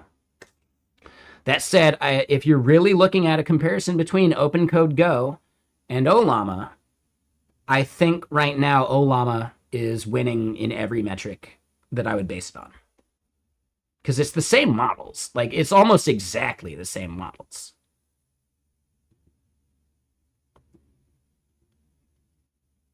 Like, it's the exact same fucking models. And in fact, they actually offer more models. Now, are all of these models worth using? Fuck no. No way in hell. But the top ones are absolutely worth using. No, I think Copilot is still not a fair comparison. You do not get the frontier models on OpenCode Go. It's not a fair comparison to any other provider. I'm sorry. And yeah, Copilot's changing to like a pure like usage-based billing at this point, right? Like they're abandoning their subsidized subscription, right? That's something I've heard. Maybe I was misunderstanding it.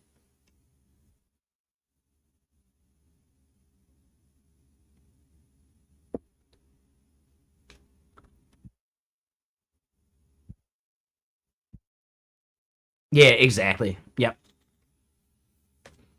Yeah, I know I'm paying for a bunch of stuff through like work as well that I don't need. I know I'm paying for Copilot.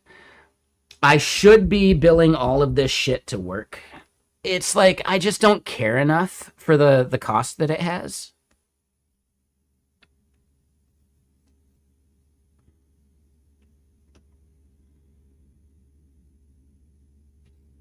Even at like if I'm spending $100 a month on these subscriptions, that's such a small percentage of my paycheck that I just don't give a shit to worry about it, you know? And most of the time I'm just using this stuff to create like videos.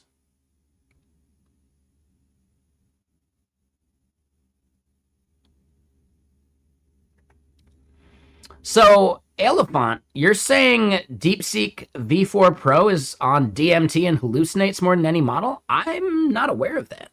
I have not had those results. I'm curious why you have had or why you think you're having those results. Like, I don't know, man.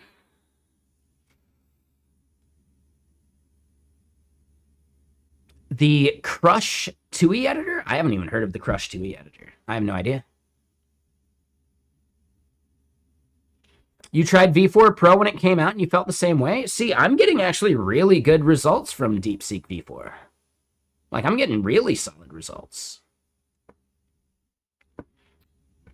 But I guess here's the big thing, like any of my like purely like vibe coded stuff, I'm using these like larger orchestration and planning tools. And I know it's like part of the cultural zeitgeist on Twitter to shit on planning modes. I disagree, right? Planning mode makes shittier models better. Does it make frontier models worse? Maybe. But I really do think these planning mode things, these like OpenSpec or GSD or BMAD, I think all of these things give a model like DeepSeek the guardrails and the shit that it needs to actually be productive.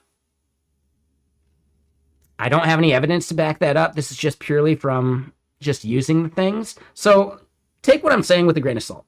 If you disagree, I can't tell you you're wrong, but you also can't tell me I'm wrong. Because it's just, there's no evidence for either of our sides of this argument, right? So however you feel about it is kind of like the reality. If you think it's good or you think it's bad, you're right. Because we don't have any good metrics beyond the benchmarks, you know?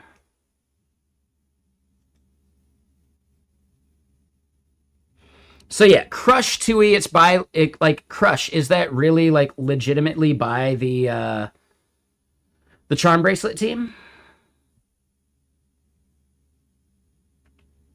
So, I mean, Charm Bracelet and, like, all the stuff they do is already a 2e tool. Like, they were already doing 2e stuff. What does Crush do on top of that, you know?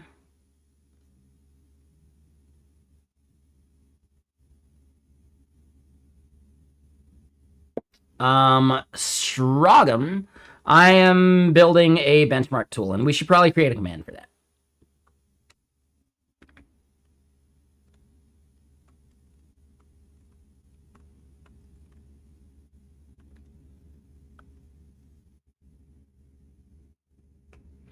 So here's the thing, Caleb. From what I've been seeing, Opus is opting more towards like be more explicit with us, and Codex is opting more towards like, yeah, just give us the gist and we'll figure it out. My prompting style is closer towards like, I'll give you the gist and figure it out.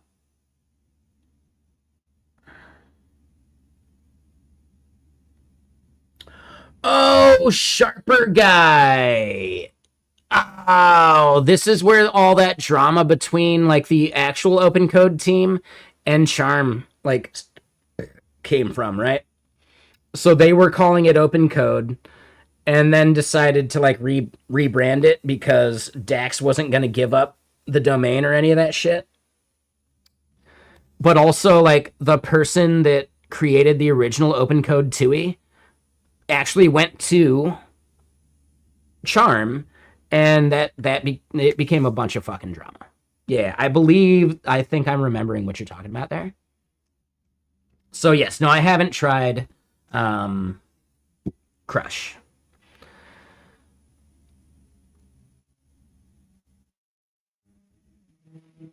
I have built a lot of CLI tools with Go. I didn't always opt for charm stuff because I didn't need full-on TUI support, but I definitely started using tools like pterm. To me, Go is the perfect CLI tool framework, or the perfect CLI tool language, not because of like the language itself, but because of Cobra, right?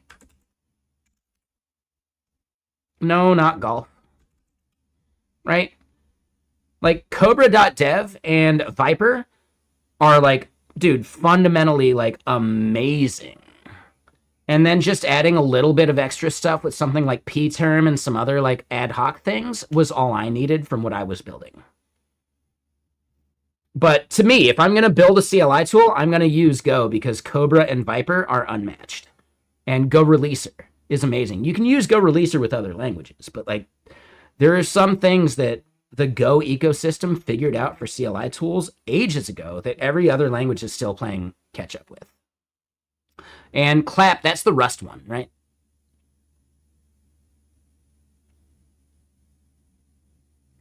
I have not done any CLI tools with Rust.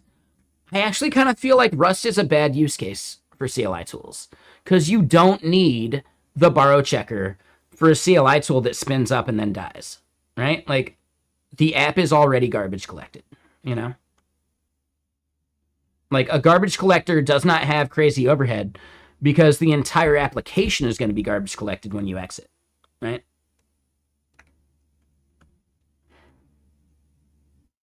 So we have a thing that I like to quote all the time.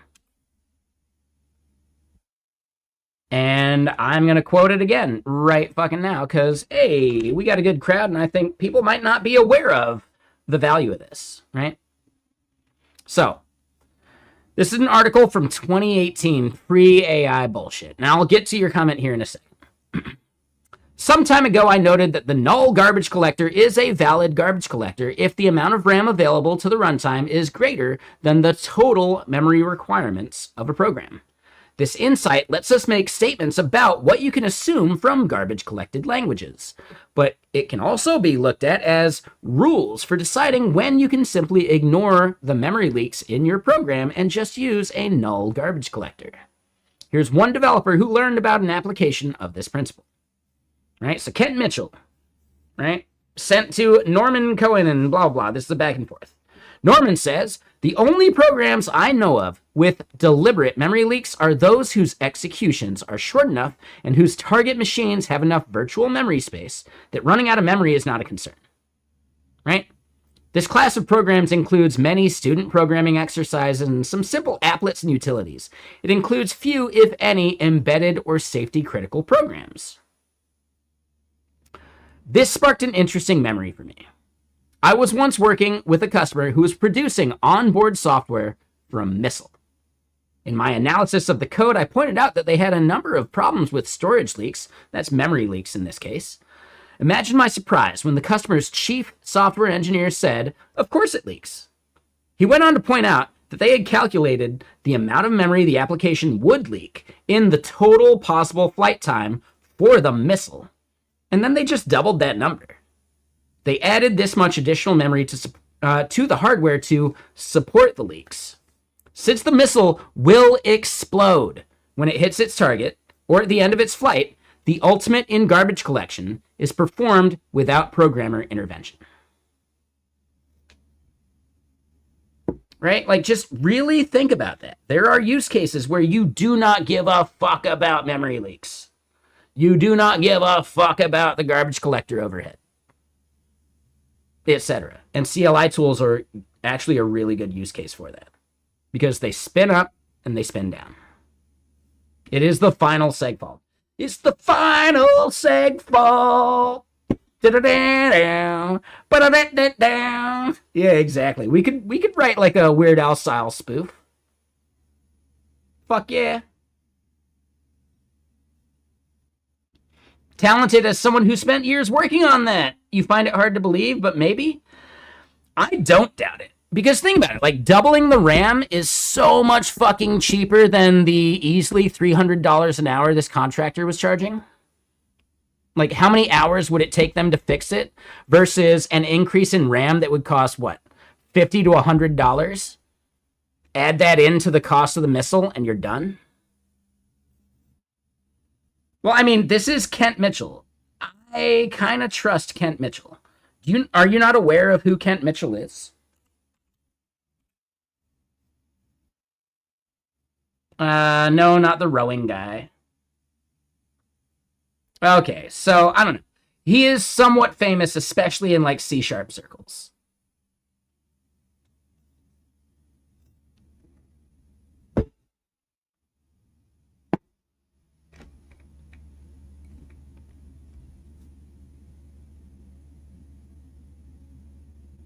Yeah. Increasing the hardware cost per unit is actually something that you can do. Whereas like trying to roll software dev costs into like an amortized per unit cost is just impossible, right? Like they will get major pushback every time. Maybe talented, maybe the time frame matters more. This is definitely from 1995.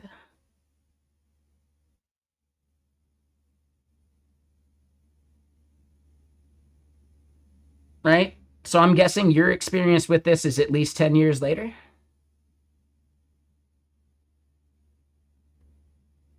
Maybe it's that a contractor like thought it would be worthwhile. Like, no, we're not going to pay a fucking contractor to do this because it would cost us way fucking more money than just increasing the cost of the missile. You know?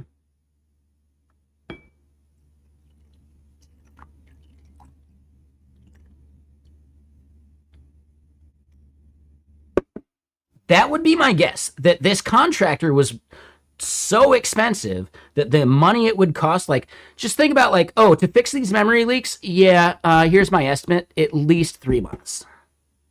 How much money would a, let's call it 1995, $300 an hour dollars, how much would that cost you at 40 hours a week, you know?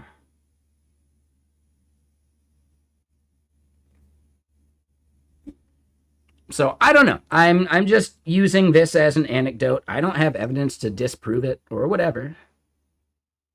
Yeah, the government doesn't care about what stuff costs. They do care about contractor costs, in my opinion. Contractor costs versus like per unit costs. Those are fundamentally separate things and separate line items and billed and recognized as expenses in different ways too, right? The per unit cost is just rolled into the cost of the unit. The development cost is fuzzier, right? And it becomes just like an accounting problem. Yeah, like a couple months in $1995 over $100K for sure, guaranteed, 1,000%. Like I fully agree with that assessment. Meanwhile, you could just add an extra $50 to each missile. Granted, they probably added a couple grand to each missile, but it was just doubling the RAM, you know?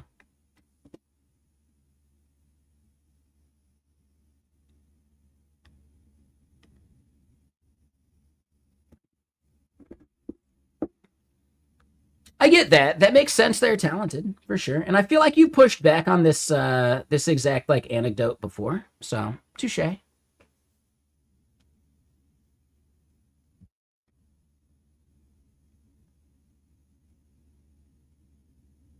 I still think there's something to recognize, and I'm almost positive I remember you pushing back on this article, right?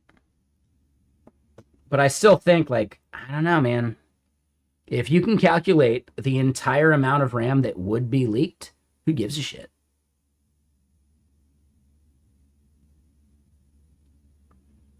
So that might have been it. I do not believe this was ICBMs. I do not think this was ICBMs.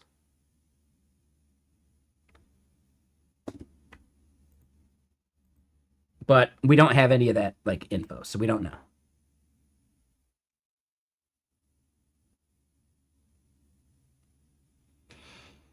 Exactly. Yeah, maybe a nuke is more important. I don't know. If it was that important, why would they send Dan Aykroyd and Chevy Chase to like launch one? Couldn't have been that important.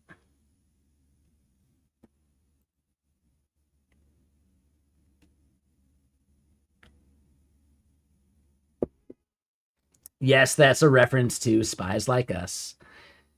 If you understood that reference, your knees probably hurt when you wake up in the morning.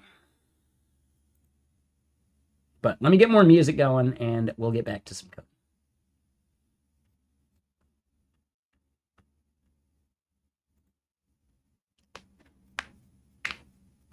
All right.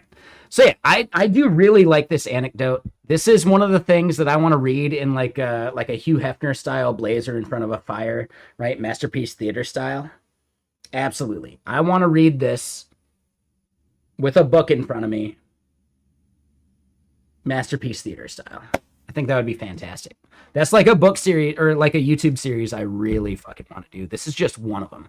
I got, I believe, 5 lined up so far. I probably need a good like 10 to 20.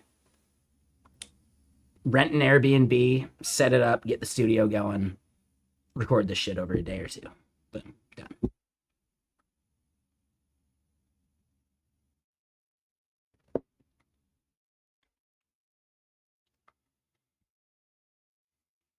And then Caleb, hold on. You did make the comment, 1 second, that I thought was valuable.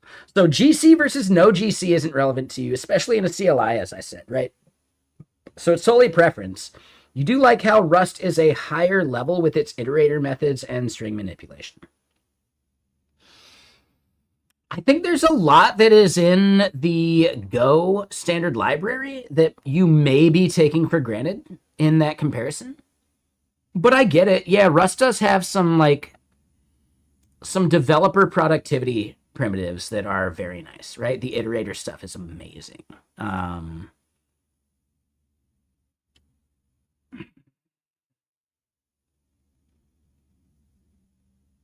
Yeah, I don't know. I'm not sure. The standard library in Go should have pretty much everything you're looking for, which is why the Go community is so insufferable, because they hate higher level abstractions, because the standard library has it, is an argument that you will absolutely hear. I'm not saying Go is a bad language. I fucking hate the Go community. Now, I'm not saying every single person that uses Go, but just like there's like a collective mindset among Go developers, like, oh, did you read the manual? Oh, you didn't read the manual. I fucking hate that. And that is such a Go thing compared to Rust and other languages that bums me the fuck out.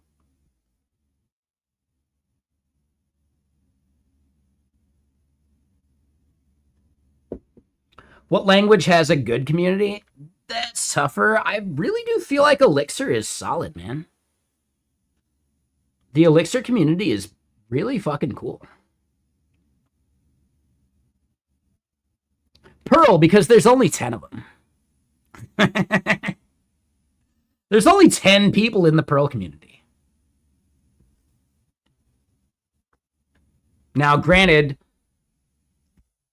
yeah, you're all just 65 plus. And here's the thing, Tabby. For anyone who doesn't know, Lambda at Edge, right? Like AWS Lambda at Edge running inside of like CloudFront fucking like data centers all across the world, that is absolutely a bunch of magic Perl scripting. It's like a crazy amount of magical Perl scripting to do Lambda at Edge stuff.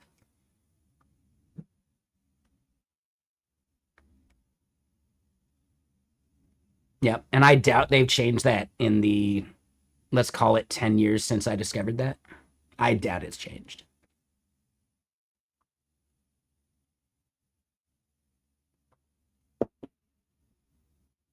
Didn't Amazon start off doing everything in Perl? A lot of their like orchestration and like heavy stuff. Perl specifically, how so? I only know what one of the people working at Amazon who architected a lot of that stuff told me. Now I'm taking what someone said anecdotally, but he had no reason to lie.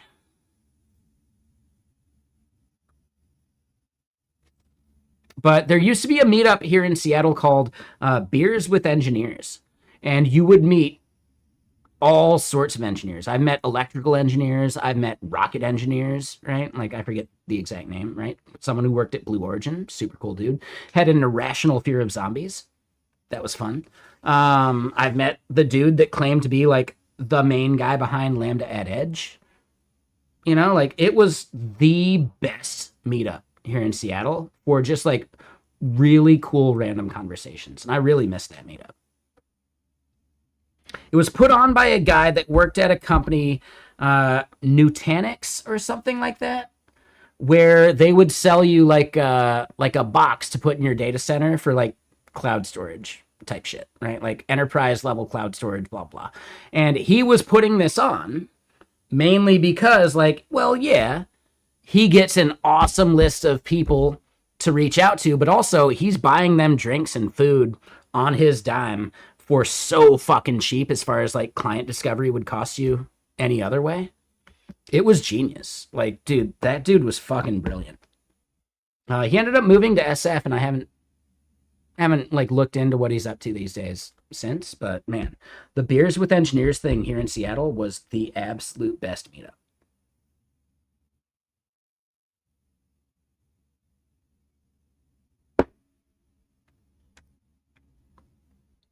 Anyway, let's keep going. I know, I rant. It's fine. I'd rather rant than not. All right, so I do like number 2 here. I think I'm going to skip number 5 there, though. People are amazing, man. Like, that's my favorite part. Some of the conversations I've had at random meetups have benefited me more in the aggregate than AI will ever benefit me, in my opinion. There's something really cool about that. I'm just so bummed that like the meetup scene hasn't recovered since COVID. A big part of that is companies just don't want to offer up a hosting space anymore.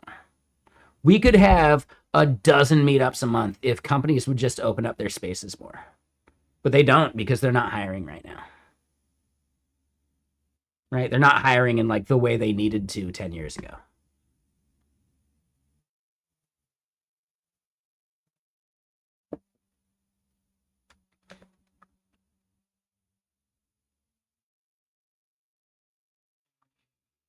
All right, so cache miss resolver would sit between the hydrator and the cache and fetchers. A key design question is the granularity. So do we want single item granularity, batch granularity, or both?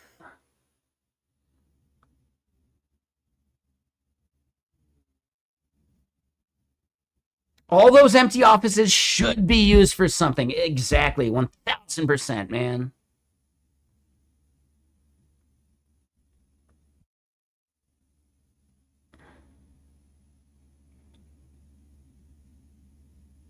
Maybe unbuffed. It's not necessarily that. It's that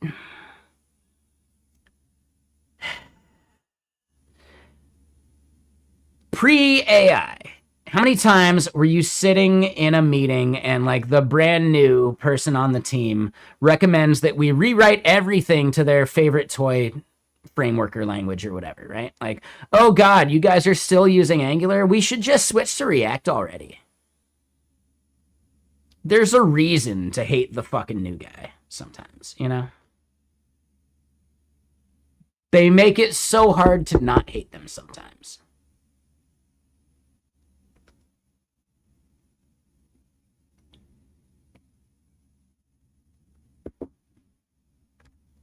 And now at this point, like vibe coders don't even know what the fuck they're writing.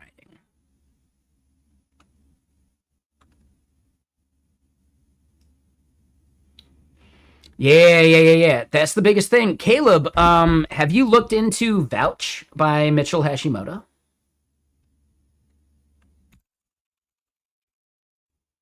Vouch.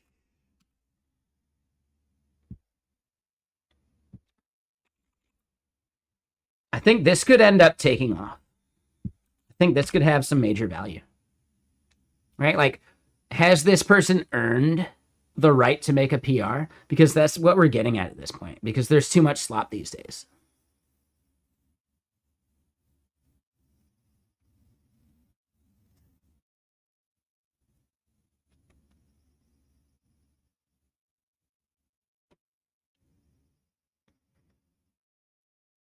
Fucking Wesley. God damn it. Fucking Wesley. Oh, what a dick. Oh, god damn it, Wesley.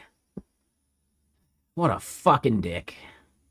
Oh, you just graduated and you think you know better than fucking Jordy himself. How dare you? How dare you?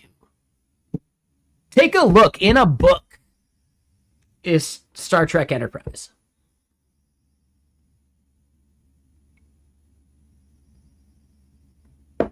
Some people caught the joke I just made. I'll let other people figure it out for a second while I go pee. BRB.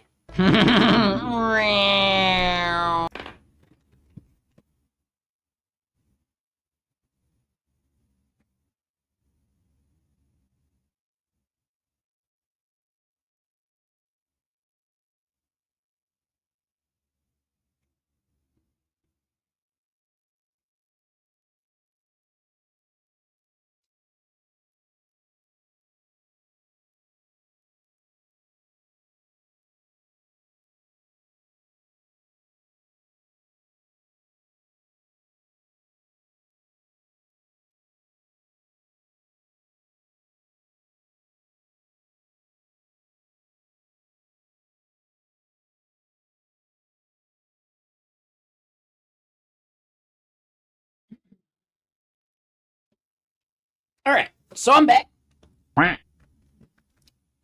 Yeah, do not question LeVar. How dare you?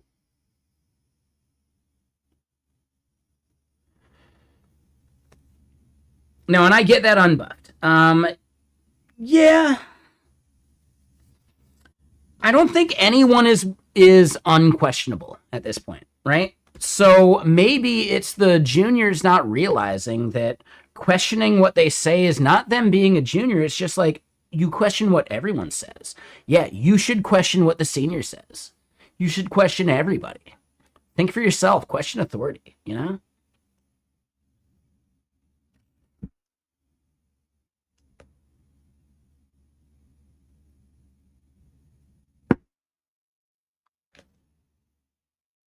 That's one of like the main theses of this stream, I think, right? Like, dude. No, don't take my word for it. Think for yourself. Question my authority. Question everyone's authority. That's fine. Shit.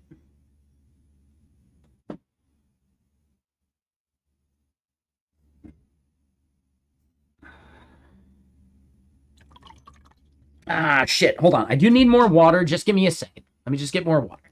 BRB. BRB.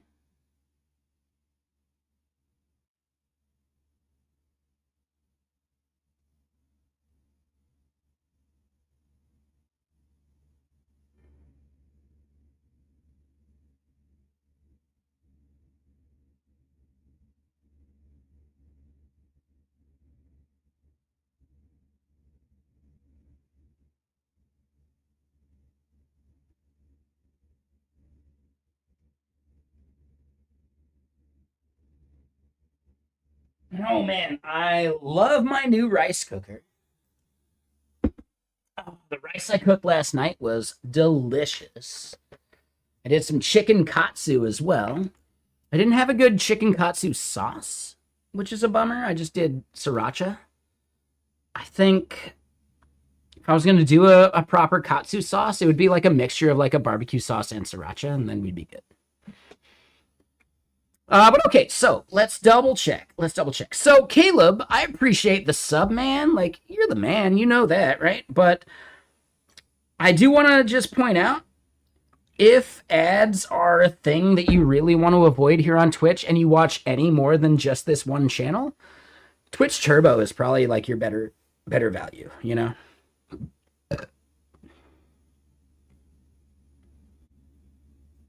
So I do at least want to throw that out there. I will not be offended if you're no longer subscribing here because Twitch Turbo is a better value, and, you know, spend your money on what matters, right?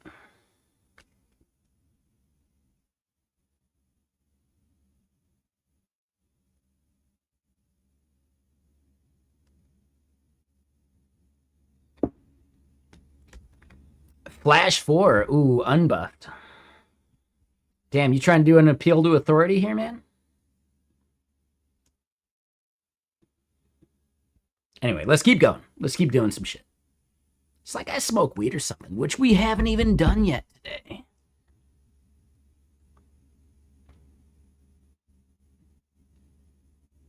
No, and I appreciate it, Caleb. I'm just saying, like, if you watch any other Twitch streams, Turbo might be worth it. Like, just saying. But, yeah, no worries. I'll pay you back. I'll buy you a drink. We're gonna meet up at some fucking event eventually again anyway, right? As long as I get my passport.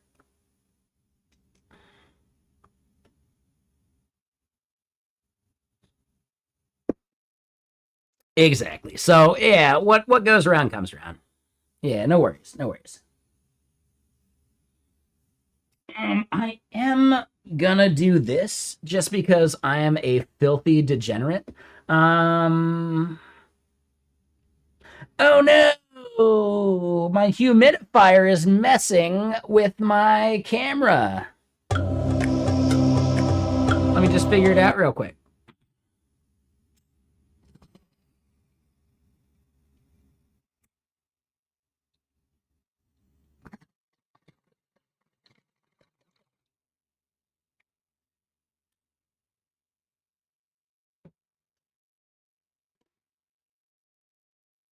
All right, I cleared my humidifier. I think we're good. I think we're set.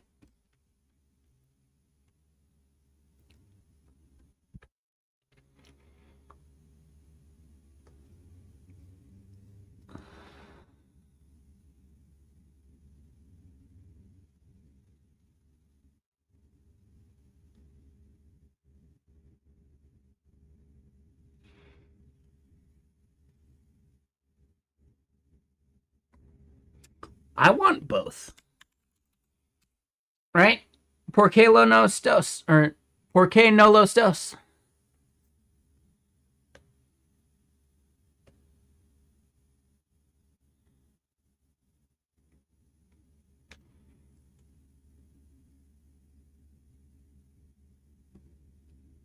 How is our not Redis implementation benchmark going?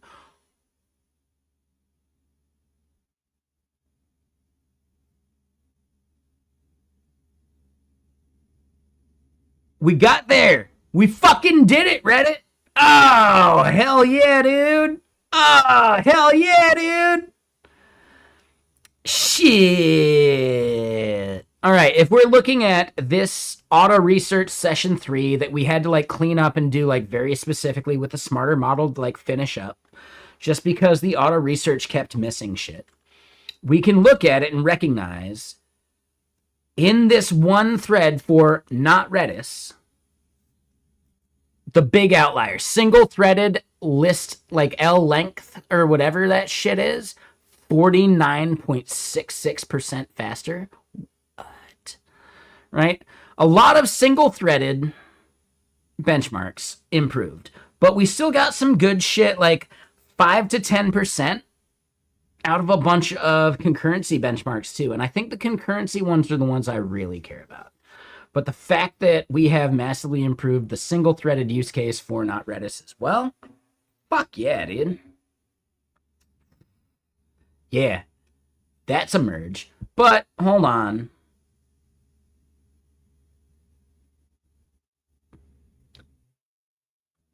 It's a squash and merge, right? 62 commits.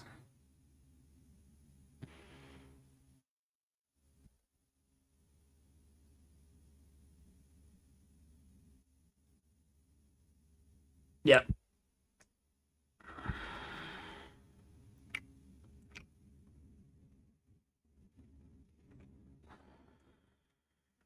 All right, so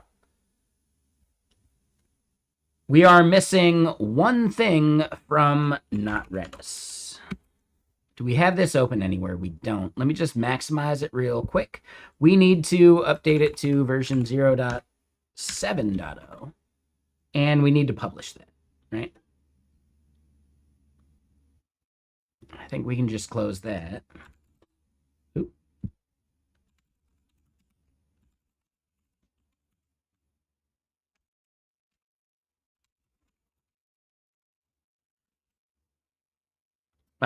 Chore bump version.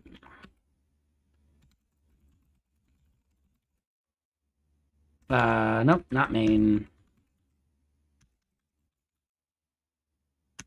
Oh shit.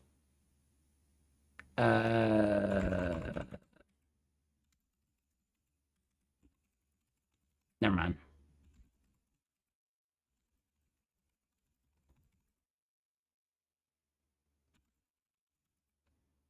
Okay.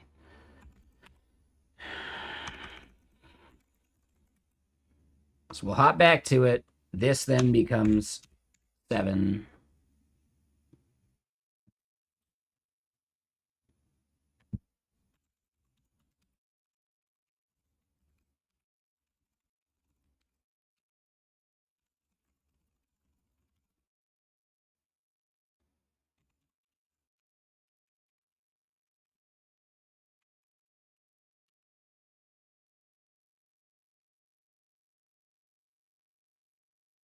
All right, so then cargo publish, we get version 0.7.0 up there. All right.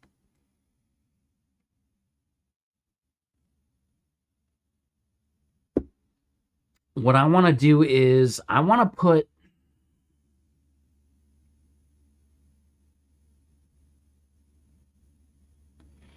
okay. Yeah. No, we have this churning and we want to finish up the rest of this process.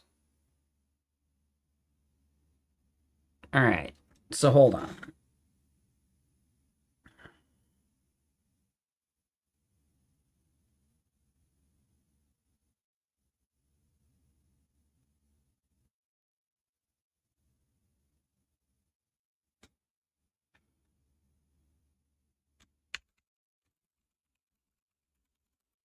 So yeah, right? We're going to replace whatever's in there. We're going to finish up this and make that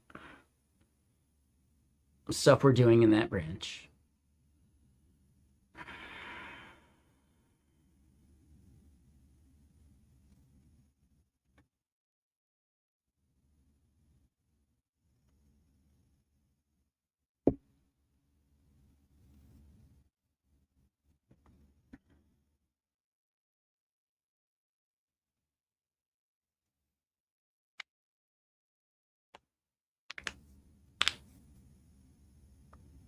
All right, so while that keeps churning, what's this one at? This one's actually at a somewhat finished state.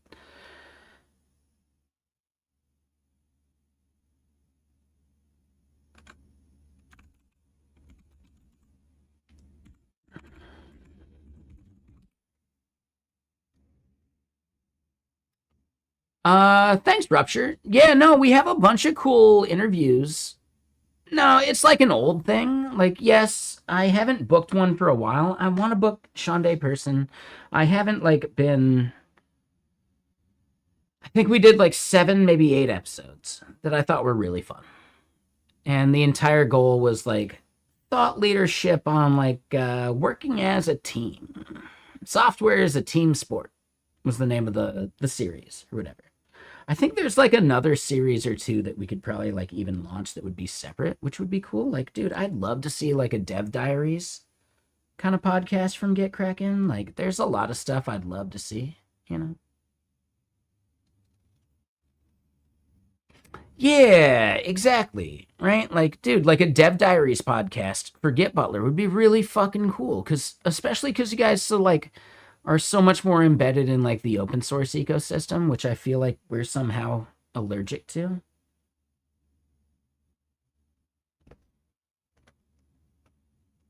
It's just it's not a part of our core where it's like a part of your guys' core. And yeah, I envy that a bit. Like, yeah, you guys could totally do just like a Dev Diaries thing. I think it'd be really good.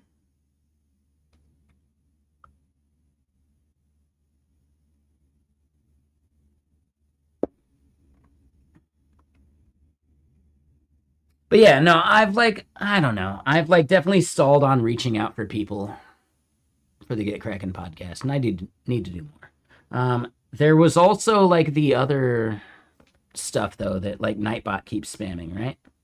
Not that one. Not the software is a team sport. right? Where it like mentions the illustrious Ken Wheeler. I did 4 like interviews at React Nation or React Summit. That's what it was. JS Nation React Summit are like same group organizing within the same like 2 or 3 day block. You know, so I mix them up. But yeah, like I got to do some like chatting with 4 people at that, and I'm looking forward to the next 2 coming out. The Ken one's really good. Yeah, so the Ken one and the Nicholas Gallagher one are already published. I think they've started doing some like clips from one of them, so I would expect that that's probably the next one we're gonna see. But they haven't done that yet because I feel like they would have tagged me by now. I think they did some shit on Instagram, and I think they said I'm a senior engineer at Netflix, which is wrong. I think it was a copy and paste issue. But I don't know how to message them to fix it, actually. So if you use Instagram, I think they messed up. Nope, I'm still at GitKraken. I am not at Netflix. I mean, yes. Could you imagine like a Netflix DevRel role? What would that even look like? No, build on top of our APIs, man. Like, yeah, use our auth shit. Like, embed your shit in, like, our shit in your shit. Like, no, why would they do that? No. People are going to pay for it anyway. They don't have to do that. So, yeah. No, it'd never happen.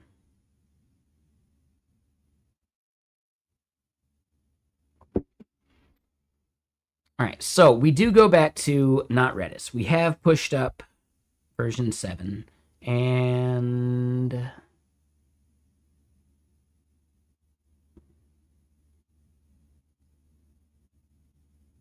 no, not GitBench. Sorry, not Redis. And we did a cargo publish, and it's up there available now. Yeah. All right. So the goal is we want to make sure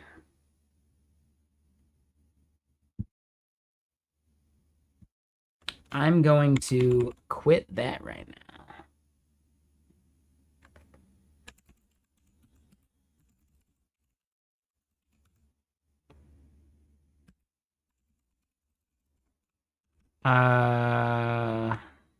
And no, I'm going to use GitKraken to compose those commits because I do want something at least like a little specific, right? So yeah, here for that.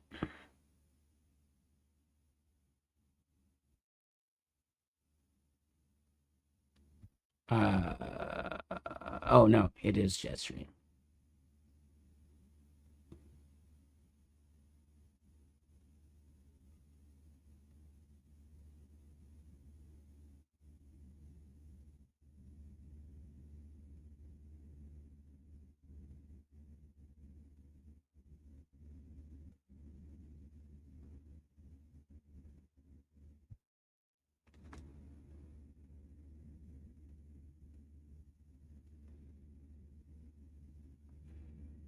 I'm not sure that auto stash before rebase is actually accurate. That seems weird.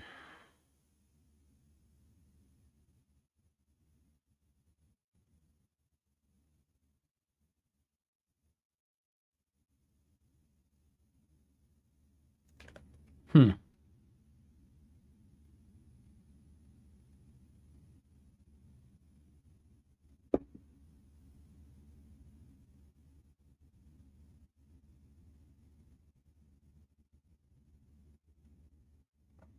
Unexpected AI response error. Now I just got to do this myself, huh? All right. Do it myself.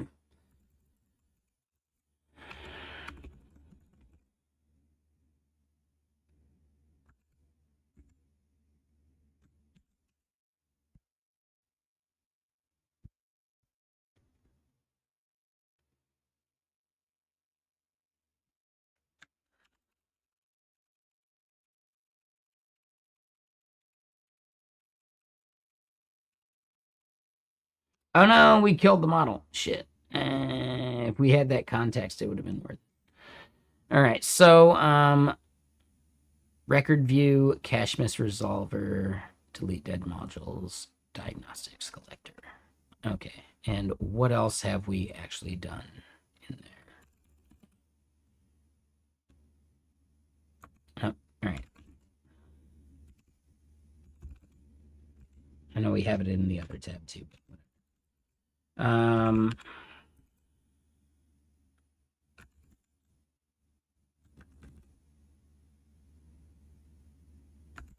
Yeah, it's fixed. Extract. Let me get more music going before we get too deep into writing this stuff. There we go. Yeah. So extract record view.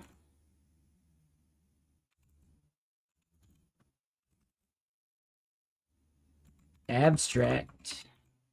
Cache miss resolver.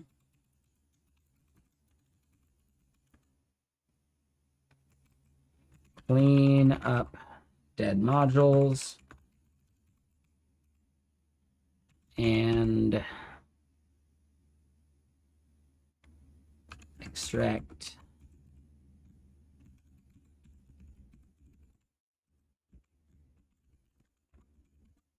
sure.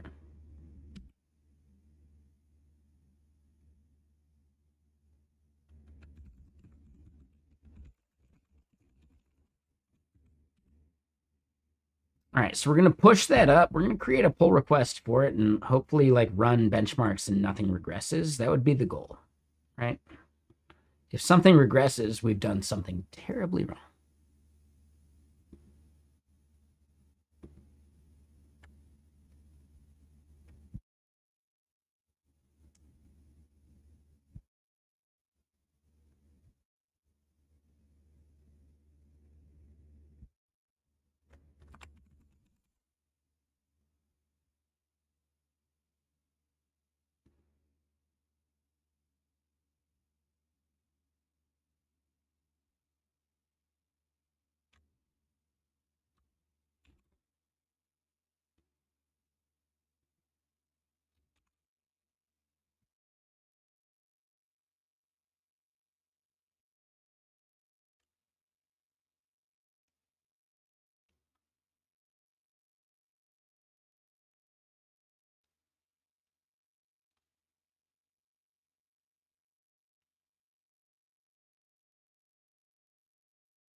Yeah, so like some of this we had actually already done. Like the record view thing was already committed.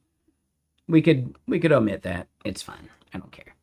But now we can actually do a different branch.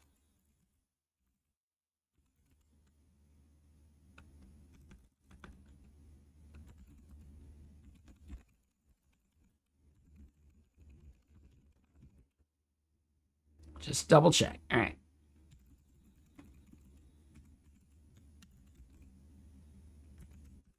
All right. What is this branch? This is update, not Redis.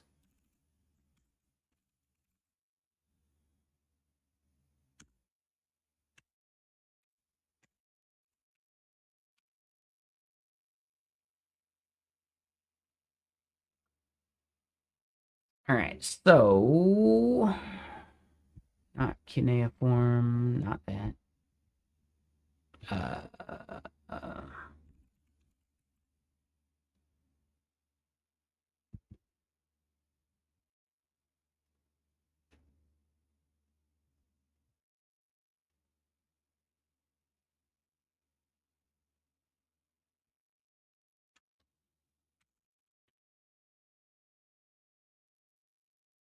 All right, so what we see is that we got not Redis up here somewhere. There it is. And we got it pinned to .6. We make it .7.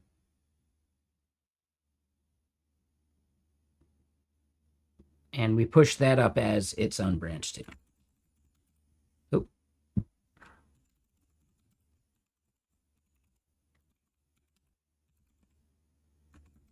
All right.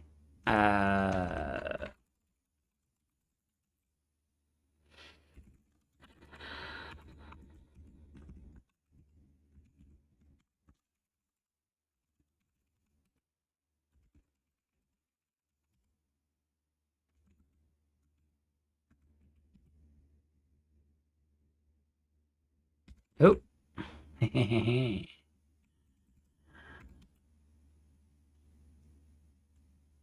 All right. So now we do another pull request too. Fuck yeah.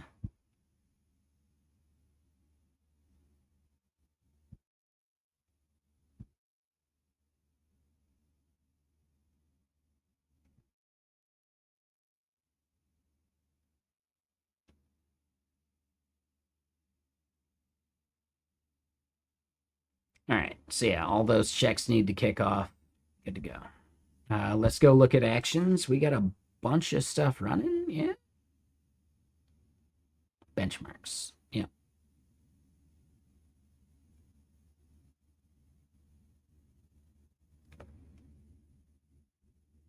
Oh, wait. Why is that failing?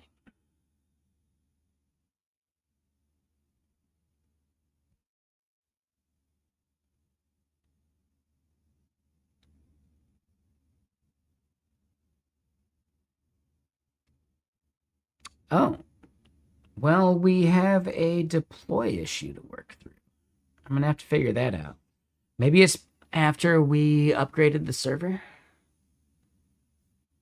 No, no, we didn't upgrade that server. What?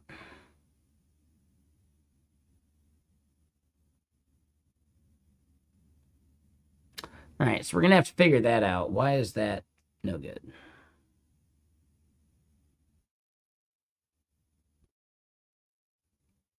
But we can let the benchmarking run. I think it'll be fun.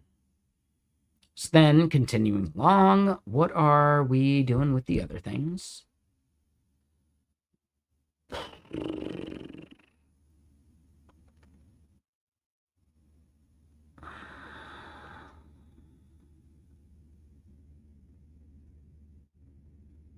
Yeah, we pushed and published because we nailed it. So yeah, not Redis here. I think we're at a good let's chill on it kind of point. Like, I don't know if we're going to get any major wins performance-wise that don't sacrifice other benchmarks. Right? Like, just favoring single-threaded or multi-threaded. Could we actually just split up the functions into separate functions? Oh, you want the single-threaded one? We give you a different function. Fuck it. Like, I don't know. Could we do that?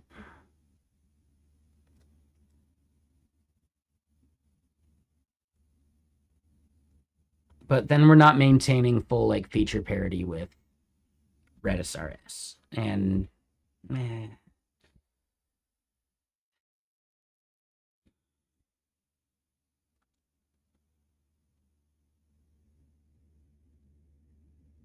we could just create sub-libraries.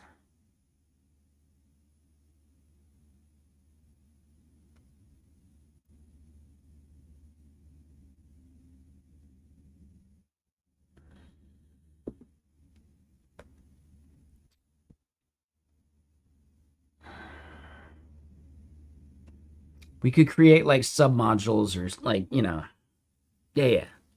We could have like a single threaded set of functions. We could have a multi-threaded set. It's just an AI maintaining it anyway. Like, who cares? And then you've got everything. And then it's just a library you use.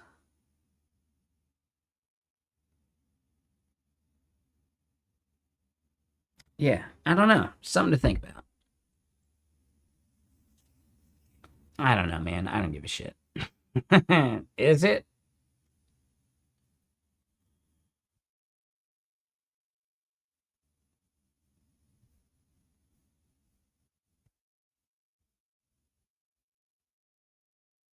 I am just curious real quick. All right. All right. Never mind. Seems chill enough.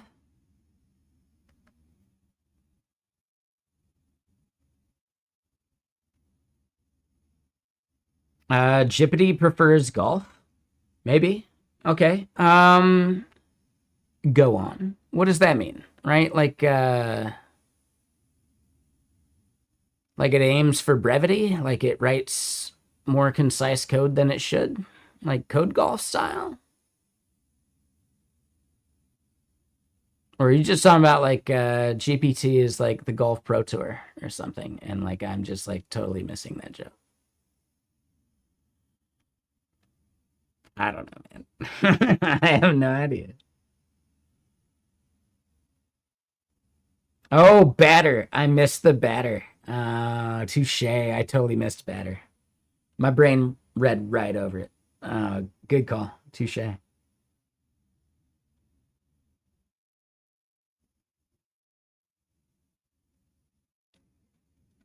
No, that was fine. You're good. No, I just didn't get it. I just didn't get it.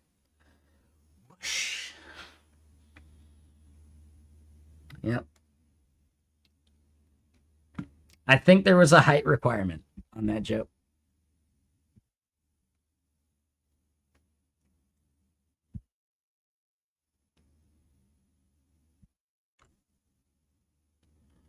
No, I'm just saying it went right over my head. Like, not literally. Come on, take it easy. All right, so yeah, bumping the not Redis version and the architecture review thing that we think just like nailed it. We just want to make sure we don't regress in the benchmarks for that. So we're going to let Jetstream Turbo chill and do its thing for a bit.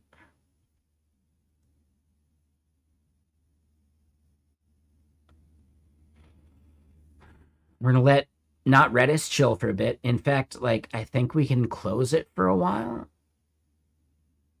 Because, like, I'll want to get, like, a fresh shader going for it when we do it anyway.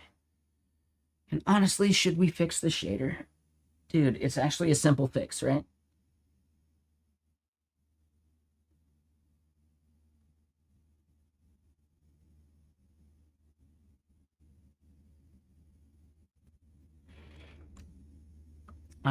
Slide Astro. I do want to work on Slide Astro here soon. Yeah, let's clean up some tabs. We're going to leave that one going, that one going. Sure. All the GitBench stuff we'll keep. I do want to keep Slide Astro. We got to find a better name for it, right?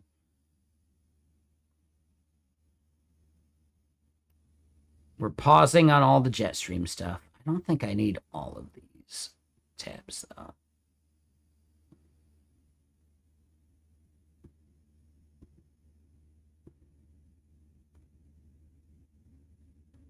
And I think then, yeah, for Slide Astro, I only need like one tab right now.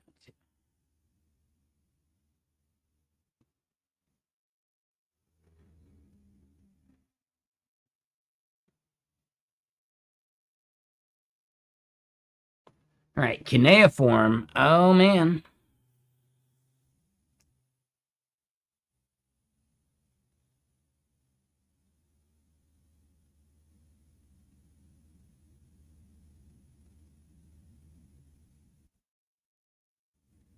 Wait, what?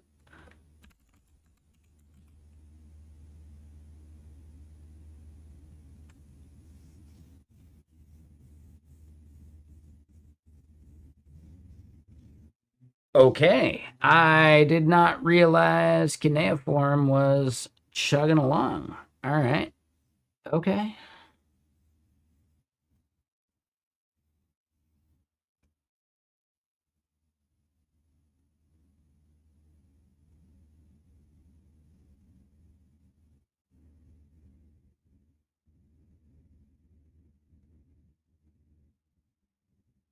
Hmm. Interesting. I didn't even know they did that.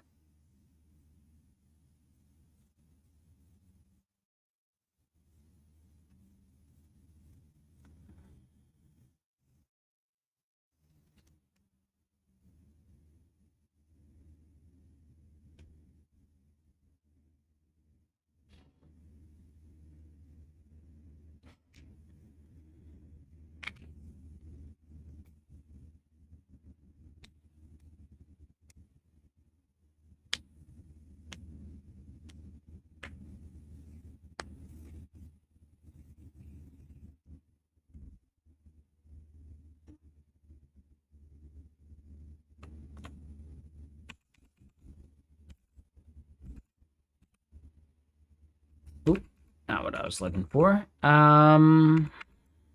All right, so we go back to Pi here. They partner with Zeiss. Oh, shit. Oh, damn.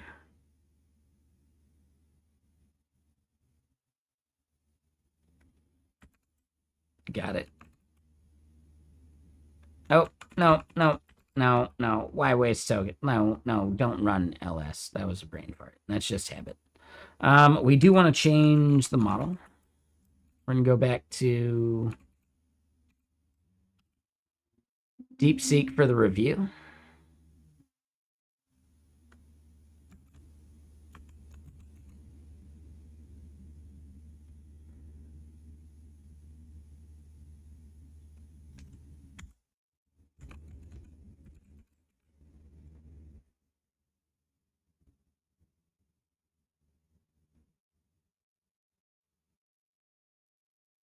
Right, so we don't want to commit what it's got yet. Like, we want to, like, run this through the entire thing, for sure.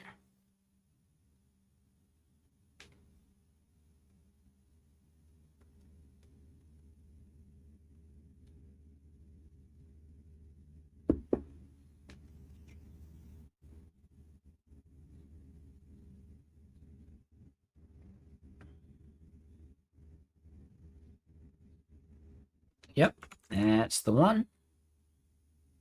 Oop. I do like that AI just can ignore a typo. That's kind of nice. All right, so we got that going. GitBench, we need to like refocus on because yeah, this is the most important thing that we should like be launching ASAP.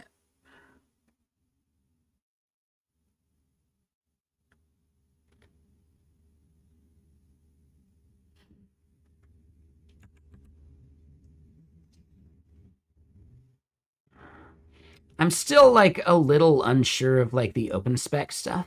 Like, what am I syncing? What does the sync do? I don't know. I just did it because it was recommended. I would love to know what's actually going on under the hood. I should look at like, I should read the skills or whatever they got going, right? I think that would be good.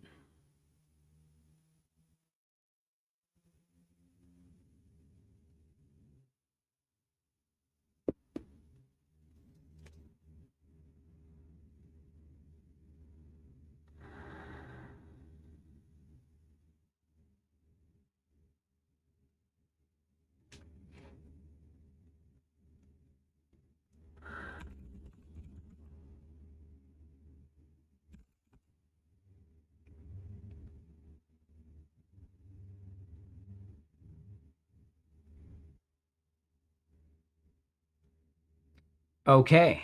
Okay. Hold on. Yeah, git add OpenSpec fixtures and GitBench.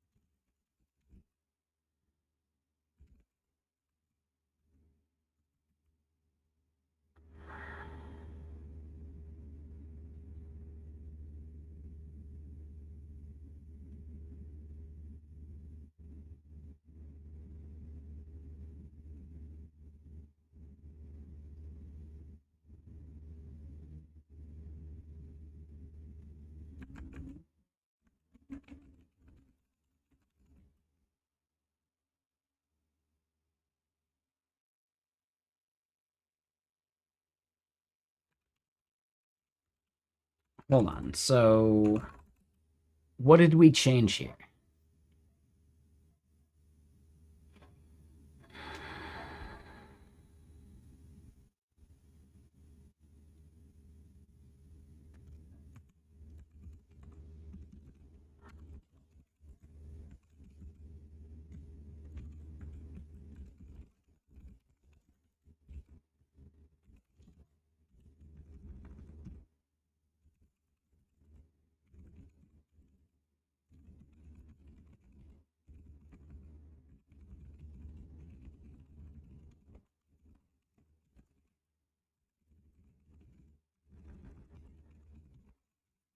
All right. So yeah, we get that up there too. All right.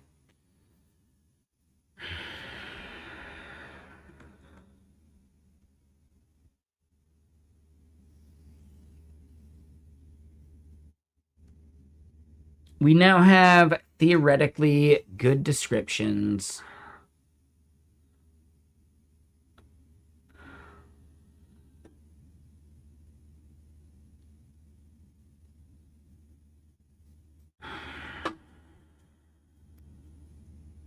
of like all of the fixtures where we're trying to do. The goal for what we need to do with GitBench now is we need to completely rethink how the front end renders all of this stuff, because I think we've gotten way more specific about it.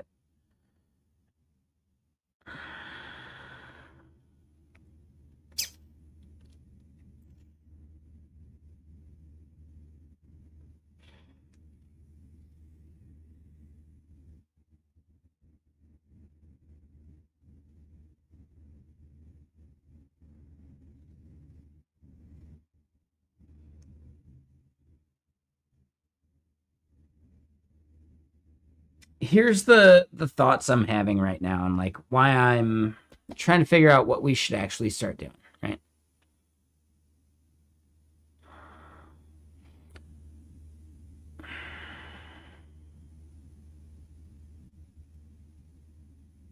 We need to design like a proper dashboard style multi-category configuration of like looking at all of these things, being able to like understand what each test is doing as it clicks around.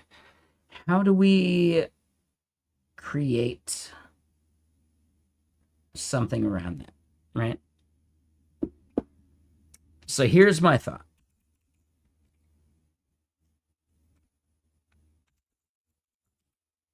Right? We are up to date. We're chilling. We're going to fire up Pi again, and we're going to do OPSX Explore.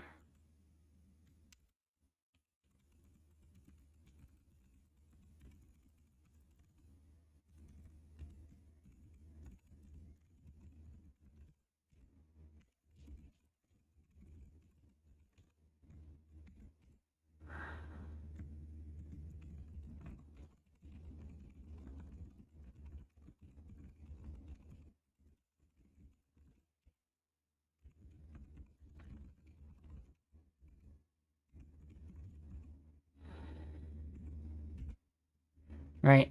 We have a lot more information now, including descriptions of fixtures, different reasoning.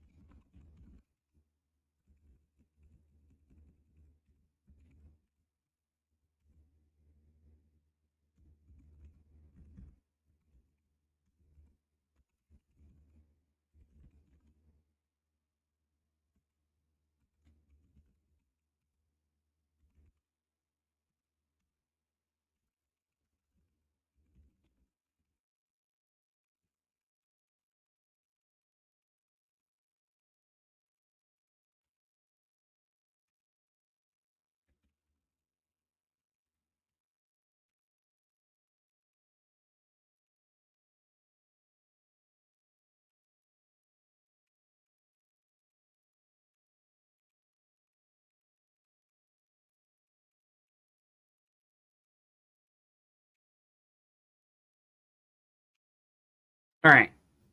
So what if we give it all that context? Let's think about what we're doing and what does the Explorer do for us? What do we gain from actually running it? You know? I don't know for sure. And I'm actually so involved in this, I think, hold on. It's just kicking and churning along. Should we get up and stretch a little bit? Do I even have a scene for that? I do. Yeah. All right. So hold on. Yes, I know. I'm chubbier than I should be at this point. This thing's chugging along. Let's move the chair back proper. Let's just like get up and stretch a little bit. Like, I don't know. I'm going to do it real quick. Let's get the legs moving. Something. I don't know, man.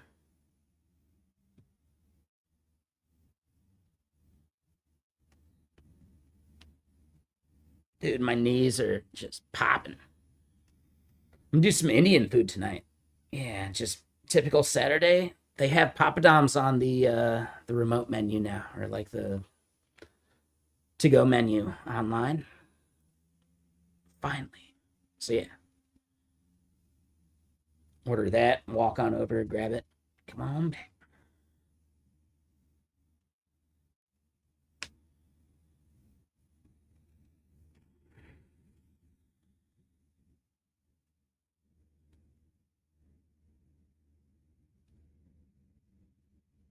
There you go. I mean, you know, you just gotta like move around. It's important. I'm not like the best example of it. Like, but just saying, like, you gotta do it. So I'm trying to do it, man. All right, so this thing's still kicking. We do have other things we can prompt. And actually, as I'm like getting up and moving, I do have to go use the restroom. You know, it happens. Let's do a little bit. This is a shoulder thing I gotta do that I've been neglecting way too much.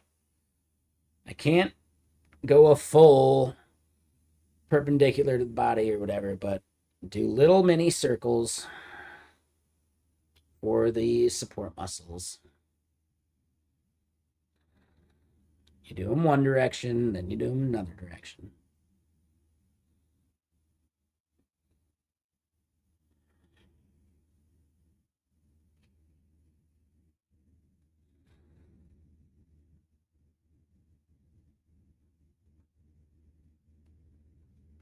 All right, let's try them the other way. I gotta be really careful. I could dislocate if I sneeze. You know, like it could be bad. All right, so now we're going backwards.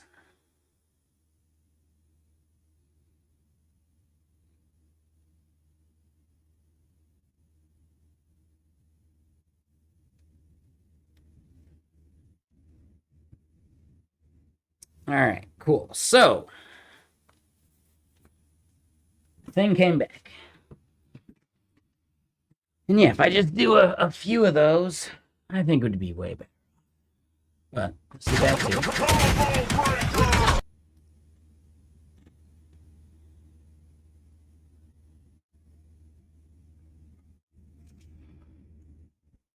We at least want to like kick it off thinking wise.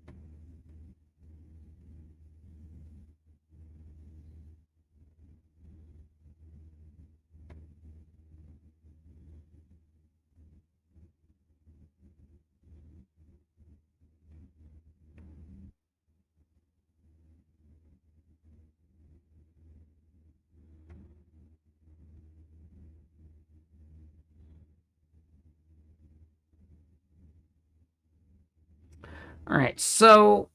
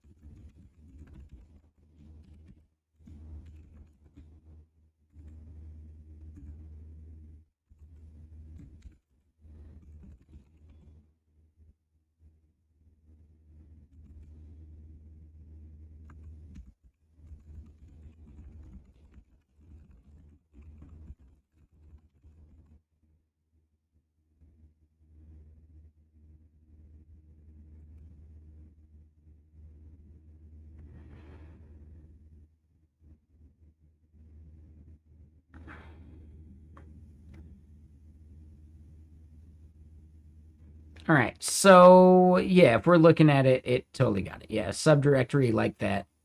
Yeah, why not? Yep, no big deal.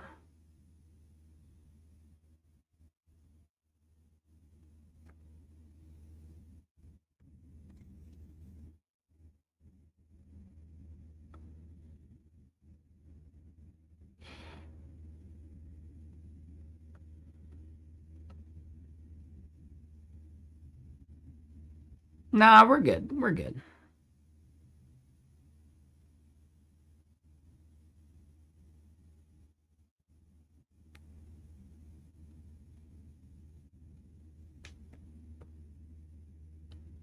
What do you expect I'm not going to understand?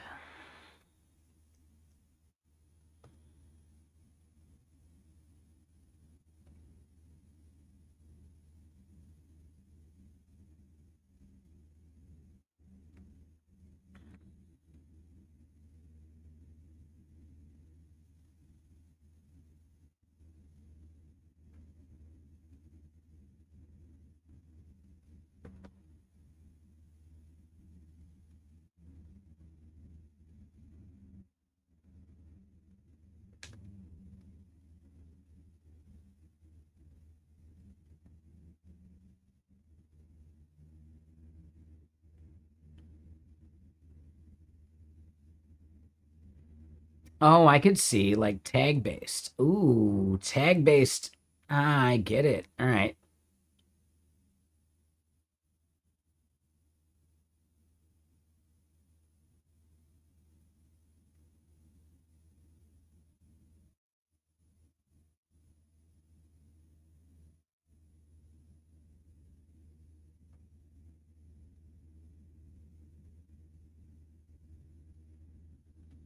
Everything's a taxonomy. Yeah, yeah, exactly unticked. Yeah, yeah, for sure. Oh, you're doing a WordPress site and you decide to do categories? You should have done taxonomy. Oh, you fucked up. You fucked up already. You should just done tags. Oh, you sweet summer child.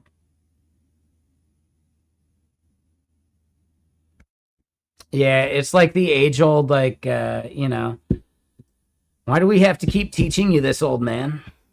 Type moment. Like, man. I keep thinking a category makes sense, and like, no, at the end of the day, should have been tag. It does come down to canonical links, and how do you do the canonical link for your thing? Like, and that could be category based. But as far as like discoverability, categories are the worst. You should only be showing tags.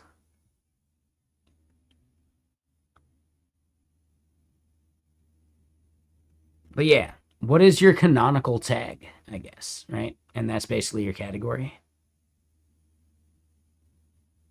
But you add other tags. It's like it's a tough like data design problem, like a content problem.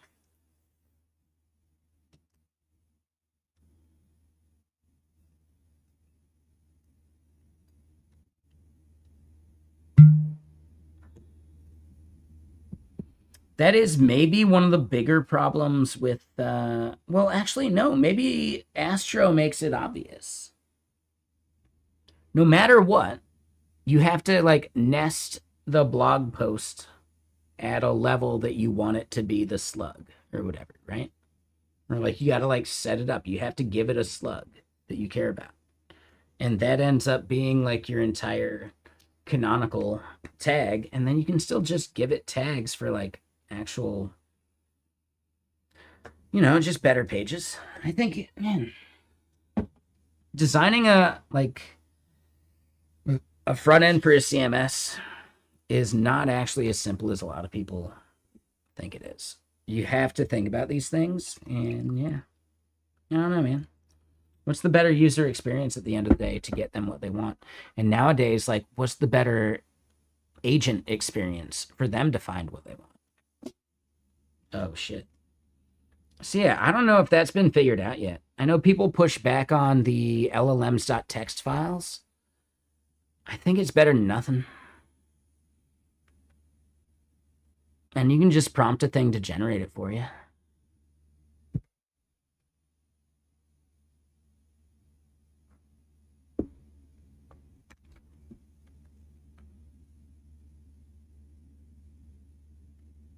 Very different flavor.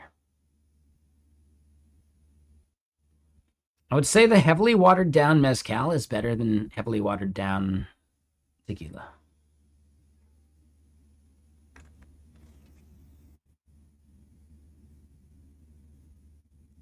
All right, so the prompt and expected text inside fixtures. Some of these are quite long. Should the fixture detail page show full text always or collapsed with expand?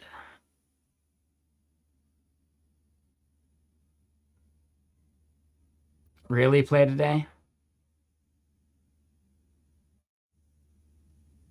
Dude. Well, at least there's a sense of humor about it. Maybe it's actually part of the law or part of something they're trying to do to not get sued.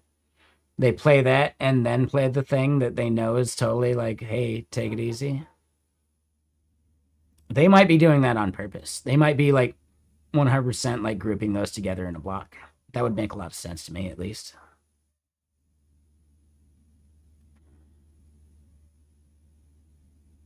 Which is actually kind of cool then, right? At least they're trying. Like, they got to make money. But at least they're like, hey, you know, gambling, man.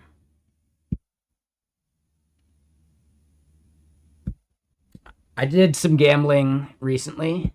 The gambling was I bought some sports card packs, hoping to pull any one of the Fernando Mendoza cards from like the Bowman College, like last year shit. I got one. It's not like the good one, but it's like one of the good ones. Like, you know, it's like 50 of 99. It's worth $200 right now. I don't know. I just kind of wanted to like pull something. I haven't done any sports card shit since I was like 13. You know? Yeah. So, yeah, it was fun. I enjoyed it. I might actually try and buy a bunch of those like pack like cases or whatever and just hold on to those for a while.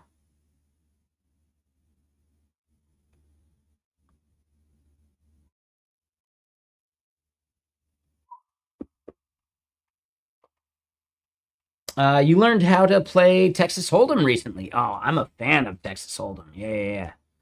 We don't, I don't, as far as I know, we don't have any place that we can play it here in Washington unless you want to go to like one of the casinos, right? Like Indian reservation style, which is a thing, or Native American, whatever you want to say. You know what I meant. We just call it the res. If you want to go to the res, all right. Yeah, you can play some Texas Hold'em. I think in Portland, you can actually just play Texas Hold'em in bars and shit, but there's like very strict rules about it. Like the bar can't charge or collect a percentage or anything, but they can serve you drinks while you're doing it. So yeah, like it's I don't know. I'm not 100% certain. I'm pretty sure about it, but I could be wrong.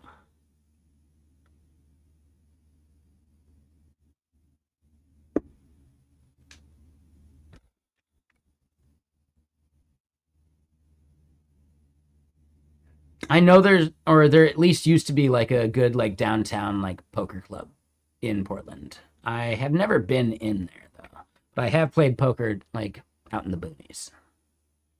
But anyway.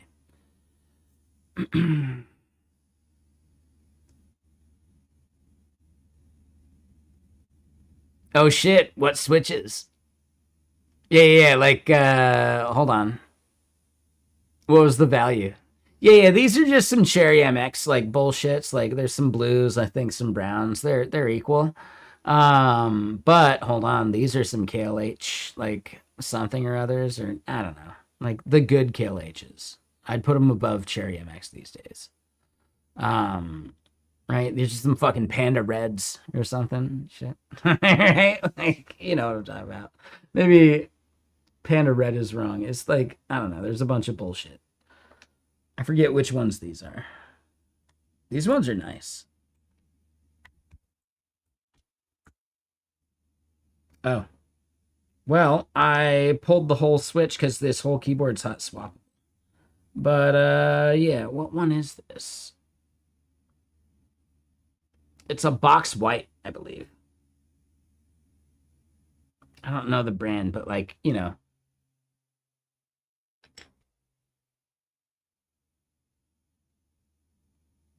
I believe they call this a box white. I think it's a KLH. Anyway, let me just put my switch back in because, yeah, hot swappable means like, oops, I just pulled it out.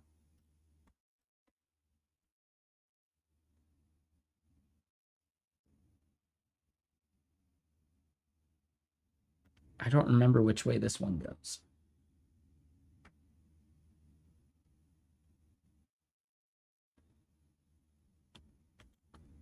I think it's like that.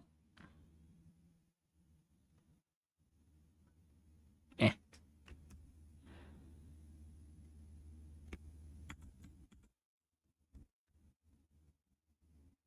They're indistinguishable on the key. I mean, if you just look at artificial analysis, you can find all this. I know it's going to be anecdotal if you're asking my opinion. I don't have an opinion. Like, it doesn't matter to me. But if you do look at it, at least right here, you can see that DeepSeek gets a 47 and Gemini Flash gets a 43. I don't know. You don't have to be a slave to the benchmarks, but at some point they do mean something, right? I don't know, man.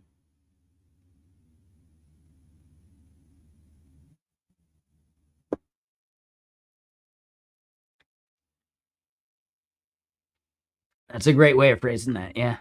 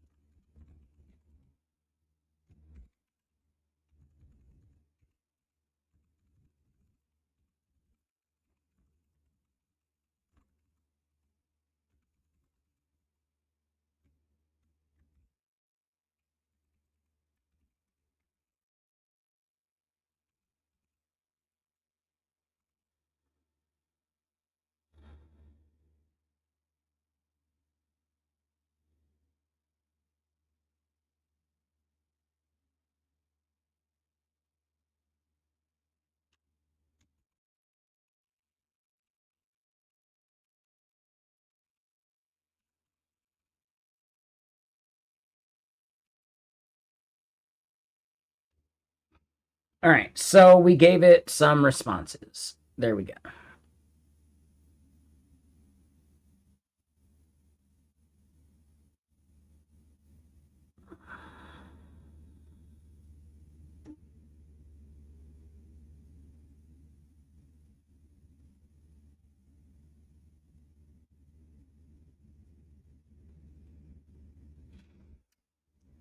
All right, so when I sat down, I said I had to pee. I do still have to pee. So give me a second. I'll be right back. That's just churning and burning. We're doing our thing. We'll be right back.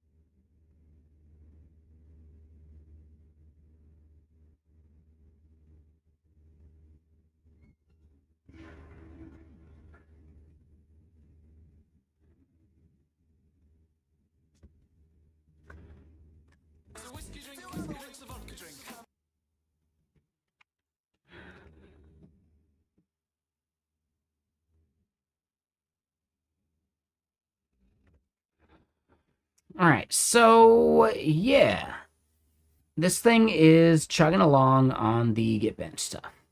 We wanted to make sure. Hold on. How are both these doing?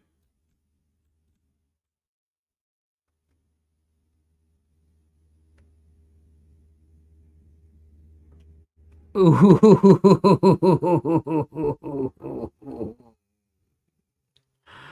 There's no way we are merging that. Not gonna happen. Nope. Wouldn't be prudent. The not Redis version? What?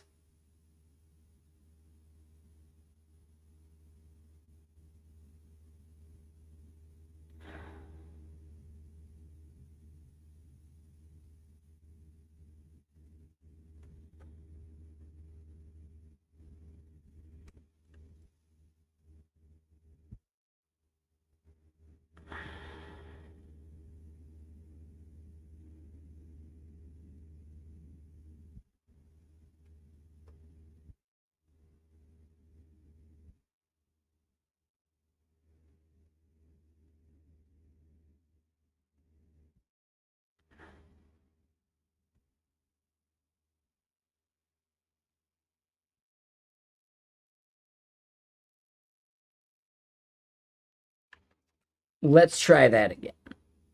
That was insane. There's no way. What?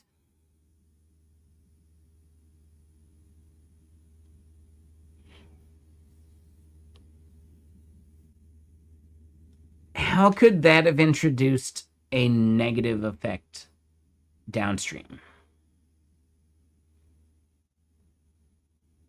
We optimized not Redis. Like, there's no way. There's no way. That's got to be just like noise and CI/CD. So that's maybe the thing. Like, oh shit. Is there room for like a cloud that guarantees that stuff? And why is it called not Redis? Because it's not Redis. It's an in-process Redis clone. It mimics the Redis RS interface, right? Like the methods and things you need, but it runs right there in process in memory. And that's it.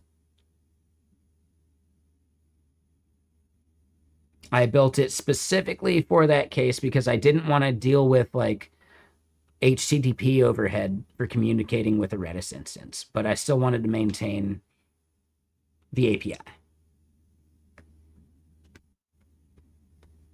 I think there's value in that. There's another like mock Redis thing for Rust, but that is just for testing. And I wanted this to be like production capable, theoretically, you know?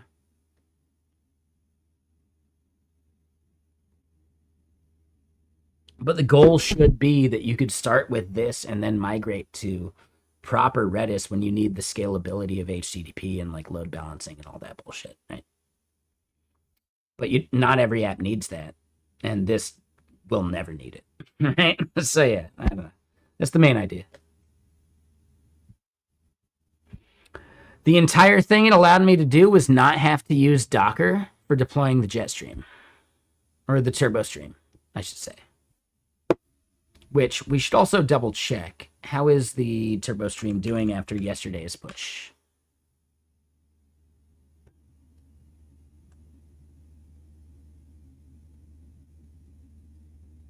All right, we're still about a mil ahead. They actually beat us at one point. Ooh.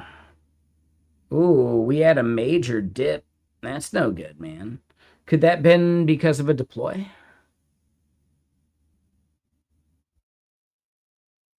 No, that was just at 8 a.m. earlier. Interesting.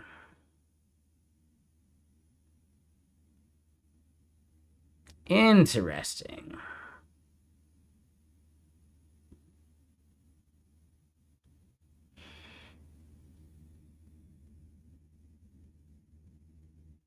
We've been consistently better all week, but yeah, the fixes we just pushed may have actually messed that up a bit.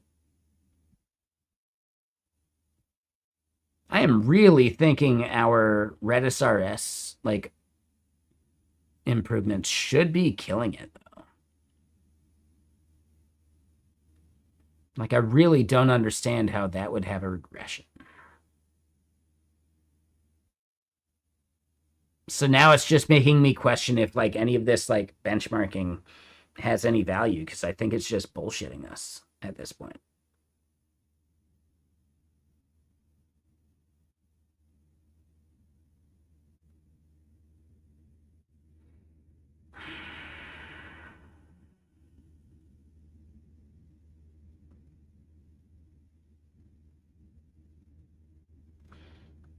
Yeah, I don't know.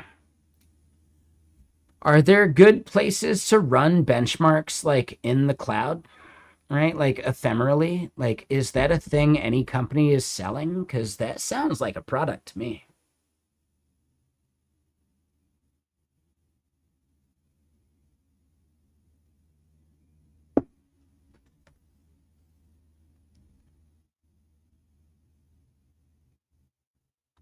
You think it's impossible? Why would it be that impossible as long as you avoid like noisy neighbor shit? Like you just need like a separate service.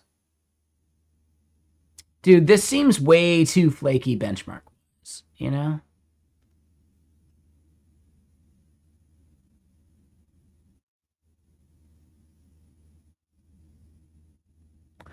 But like the benchmark just gets created and compared within that same fucking thing. Like you're not using a baseline. Yeah, they guarantee a full, unadulterated core, and you measure against that, right? No noisy neighbor problems. You have the full core, right? In a VM, and we do not oversell. But you're only doing it for benchmarking, and it spins up and it spins down, and it's actually cheap. If we got too much, you're putting a queue. You want to pay more to get ahead of the queue? There you go. Right? Boom. That's the business model.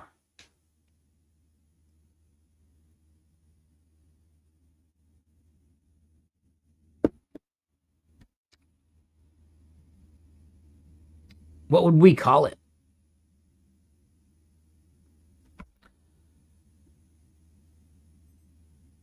Yeah, it actually sounds really good to me. Because, like, dude, you have all these models spinning this shit up. You can't trust a local benchmark. You can't trust a fucking GitHub Action benchmark. You can't trust any of these fucking benchmark things, right? Oh, Give us 2 fucking references of your repo and the commands to run. We bill you for the wall time. And you're done, right?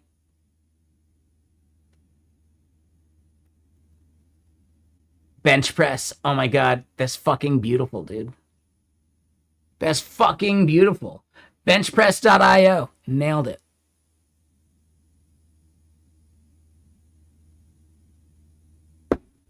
It has to be as dead simple as possible. Yeah, and I get that canal, but like I have 4 fucking things going. I don't trust a local fucking thing. I don't even trust like Docker or like a VM service locally to like properly isolate that shit to where a noisy neighbor doesn't drown out the fucking VM, right? Like I don't get any of that isolation on a local machine because I'm running 4 fucking things at the same time, a bunch of them doing benchmarking, right? So I can't trust the benchmarks on my local machine either. That's what I'm getting at. Like, could I just farm it out to a service?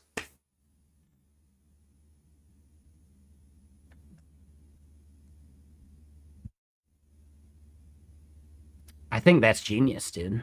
I think that's fucking genius.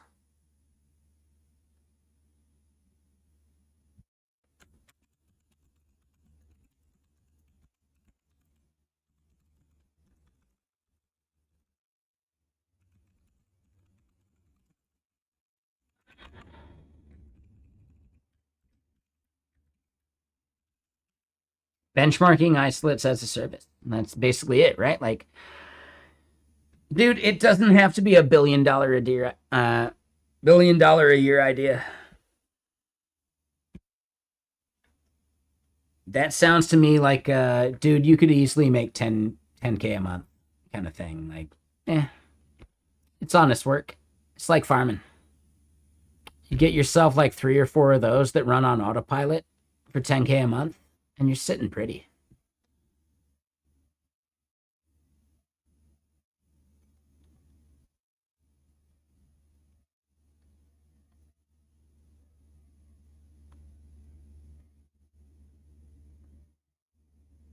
Yeah, I really want to build that now. Now I got to figure out, like, well, which of these tools that we've been using would we trust to do so?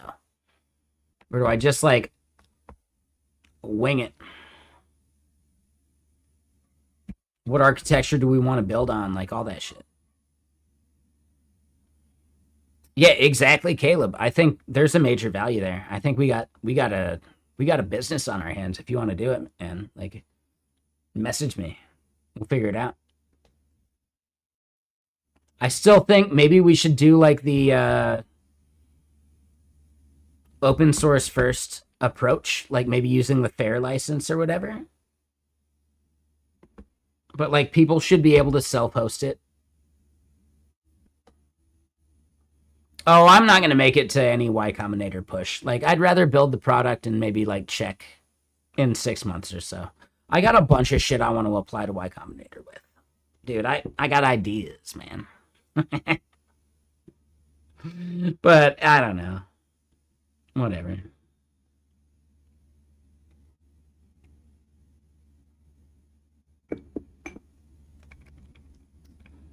There's also more than Y Combinator.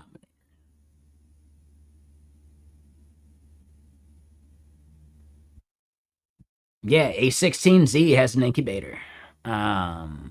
AI2 here in Seattle has an incubator. Like, dude, there's a bunch of them.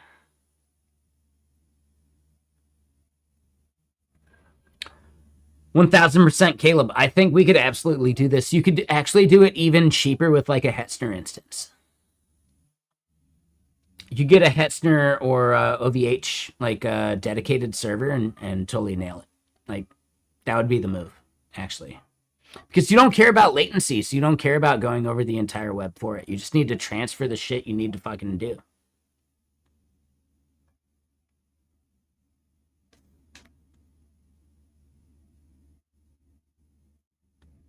Yeah, maybe. What is that Trello background? I'm not sure. It was just like some books or something. I'm not sure. Dude, Caleb, I'm saying like we could build this.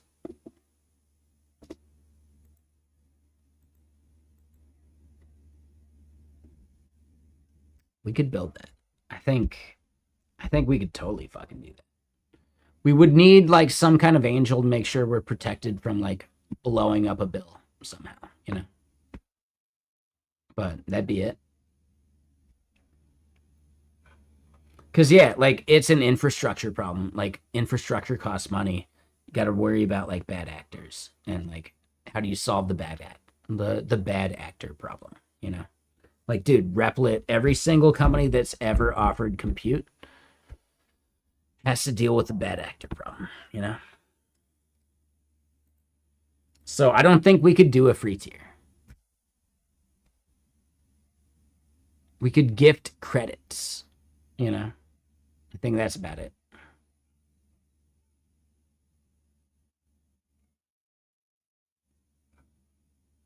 I don't think it's a business you could actually afford a free tier for. But you could offer it open source to run it on someone else. Like someone else could run it on their hardware, their isolate, their whatever, right?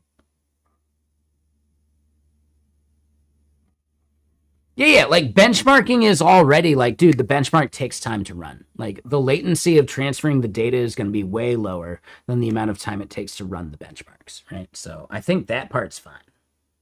I think this is a solid business idea, honestly. Just saying. I think this is a good one.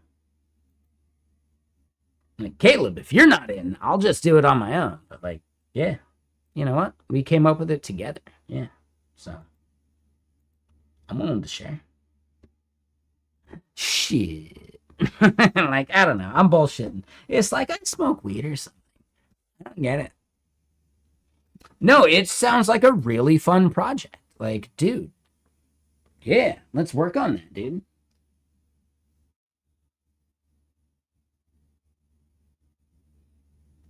But I think like the Sentry style, like, yeah, self-hosted if you want, but like pay us so you don't have to worry about that shit.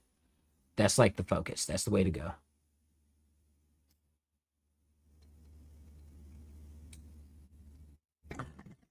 And then you sell those sweet enterprise contracts. Well, yeah, you're gonna self-host it anyway, but you want to be able to reach out to us 24/7, right? That's what you're paying for. Yeah, that's a business, man.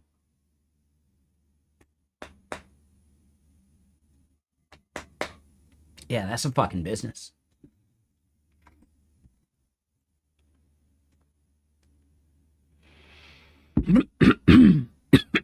Yeah. And like what you're talking about, like the fair license.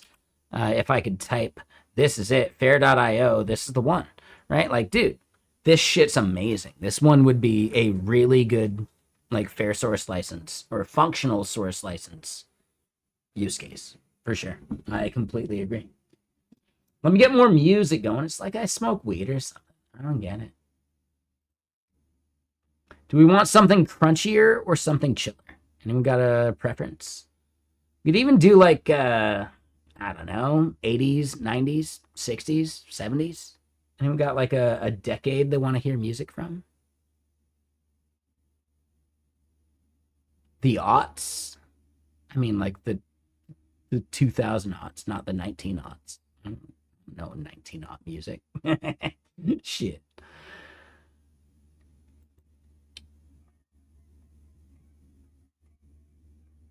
I'll put on a little bit of synthwave, but if anyone has a preference, we could switch up the music right now. You want to run the 80s? Ooh, yeah. No. Yeah. No, I like that. Let's do the 80s. So, when it comes to the 80s, the synthwave that went harder, I got a bunch. Like, I'm not sure. There's always my playlist. If you just want to like start cycling through, like it just takes a single song. You can do it from that page and just click play, you know, and find out. But yeah, so as far as 80s goes, all right, 80s.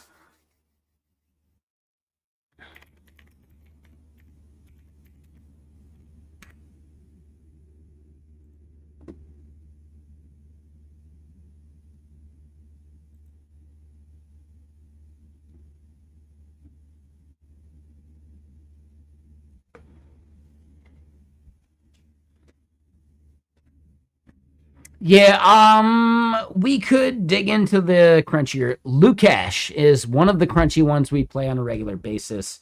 The most recent crunchy one is probably, hold on. The Abyss Presents Reanimation Volume 2. I think it's either one of those two. So either Lucash, right? Luk, whatever, or Abyss Presents Reanimation. I think those are the ones that you'd probably be thinking of.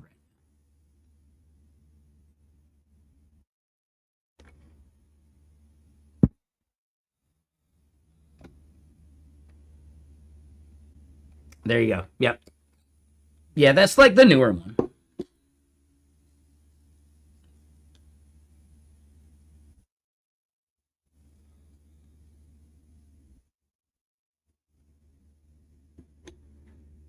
All right, so yeah, was this the 80s people were thinking of? Probably not. But we're at least going to do this one, and we got more we can do. Them guys ain't dumb.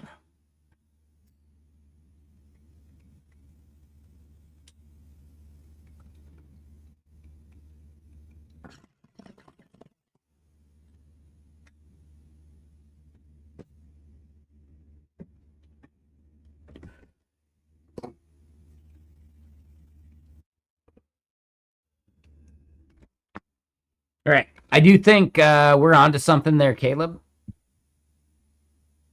If you want to like discuss architecture or any of that shit, just hit me up.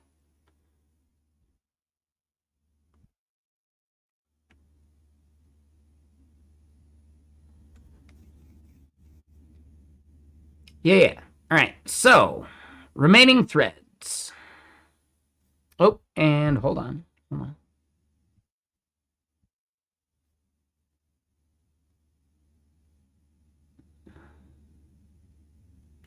Yeah. So the idea is you never maintain a benchmark or like a baseline. You do not maintain a baseline. You just have a reference branch that you want to run the same shit on the same hardware. That's the entire goal. Right? So does that make sense? No matter what, you are always rerunning a baseline. It just runs two benchmarks and does the comparison. That's it. You just give us two branches to check out and we run the same fucking command on both. Kind of thing. Right? Boom. Done. Nailed it. All within one isolate. Super fucking easy to implement. Exactly, Canal. That's what I'm saying. Yeah. But it's like it is guaranteed to have no noisy neighbor effect. You can't guarantee that in GitHub Actions. You can't guarantee that in Azure DevOps. You can't guarantee that in even Circle CI, right? No, this is you 100% have no noisy neighbor problem. Every single benchmark runs in an isolate that has absolutely guaranteed the CPU that you're giving it, right? So there should be way less noise between the two benchmarks, right? That would be the goal.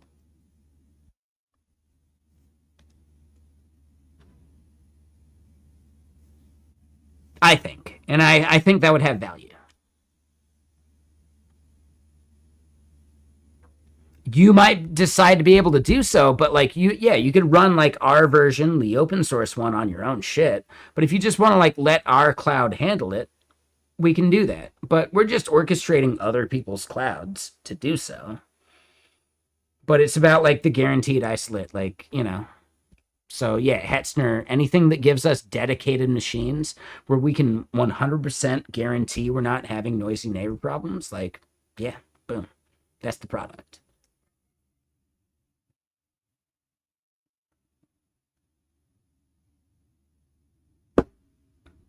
No single CI tool gives you that, as far as I know, unless you're hosting that shit yourself. And even then, do you really have that guarantee? That one's tougher. I don't know. Yeah, exactly. I think that would have value. That's all I'm getting at. I think these conversations are fun. I think it's a product that needs to be made. I would fucking love it, dude.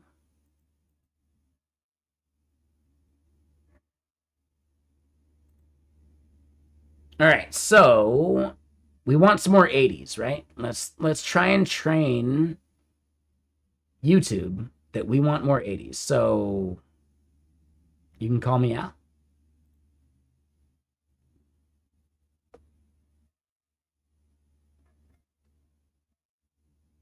But yeah, just saying, Canal, I think we stumbled upon like a really valuable product because you cannot trust local benchmarking at this point. Like, could your models be calling this shit from themselves, not even in CI/CD? Fuck yeah, dude. That's a total use case, man. You can't trust your models to like run this shit in an isolate as well. Like, I don't know. There's like a, dude, there's a value prop. I think that value prop is huge.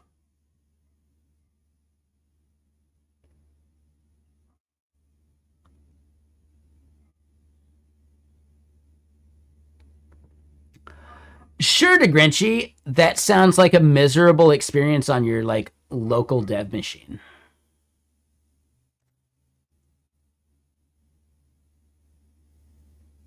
Yeah. Even local machines have all sorts of issues. Yeah. No, I think there is a product there. As long as like your guarantees are your guarantees. Like, no, we only have what we can sell. We have people over provisioning. We will fix it. We're buying more hardware. We're gonna set it up. We gotcha. Right? But like the reason you pay for us is because we don't compromise. You get a full isolate and you are not competing for hardware. You get the hardware you're paying for this benchmark. You're just in a queue to run that benchmark sometimes, you know? But it's still so much more reliable than like a GitHub action.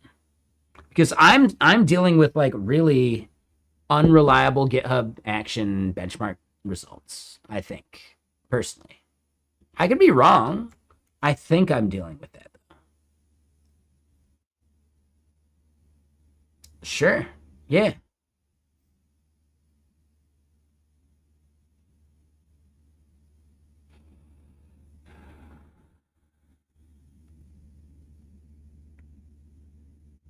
There's no fucking way updating our Redis thing is that slow for like the serialization steps that we're doing. I could see other parts of the app. There's no fucking way, dude. All this means is I can't trust this CI/CD benchmarking. That's all there is to it. Like, that's a frustration point. We can't trust it.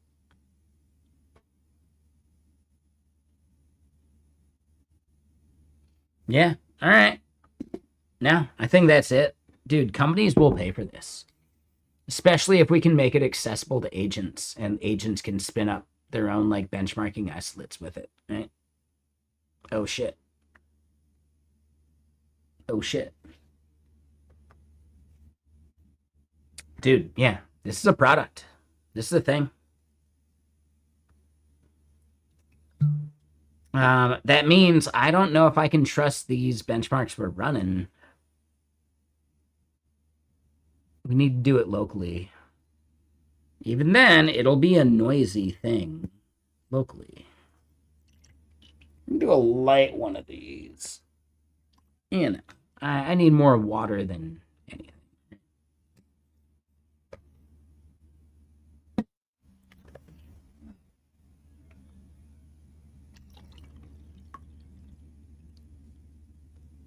All right, I will say, holy shit, Paul Simon, like, why are you so quiet, dude? Dude, stream can't even hear you.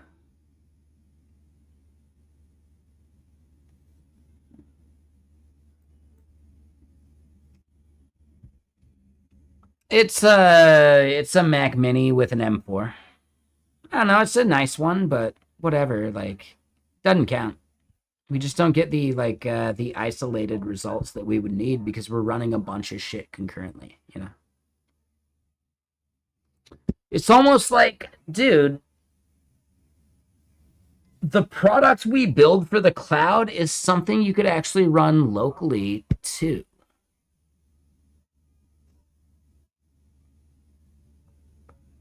In that it's actually just like a thing like, oh no, we don't run any benchmarks while you have anything going. right? And then it's like a queue of benchmarking. Like, so you could do that locally, just making sure, like, oh, hey, like all this shit you're doing, we're only gonna we're only gonna run one benchmark at a time, right? Yeah, it's something like that, right? Like if you're running it locally, shit, man, no, like this core is dedicated to just this one thing and run it. Like how do you orchestrate that? And then how does that like have a queue of these things you run so you don't have to worry about it, but it's like the other tools you're doing, if you got like 5 projects going, they're just queuing up a benchmark to decide if it's like worth doing something or not, right? I don't know. There's like a local tool that would have value for that same shit, right?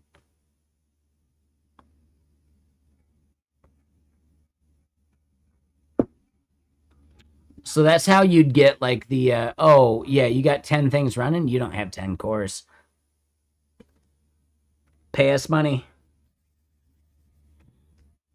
There you go, right? And then we're just charging a premium for like the hardware that we offer. And then it's easy. Yeah, dude, that's like this is a business. This is a thing. Right? The more like PRs you have happening, the more benchmarking you got to do so you don't have regressions. Like this is an infinite scale problem, even as like the slop PR shit proliferates.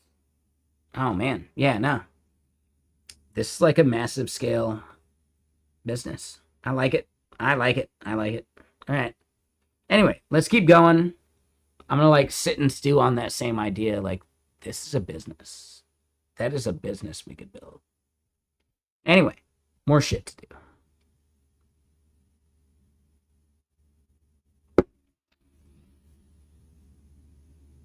All right, so for this, right, like diffs in the model output comparison, I showed a simple missing word, extra words diff. We could do something fancier, but even a naive token diff is valuable, worth the complexity.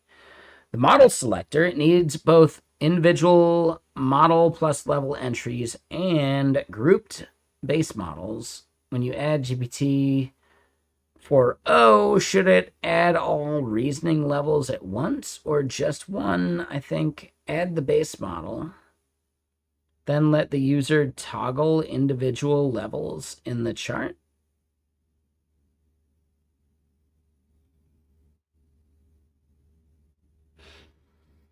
I'm not sure about that middle part.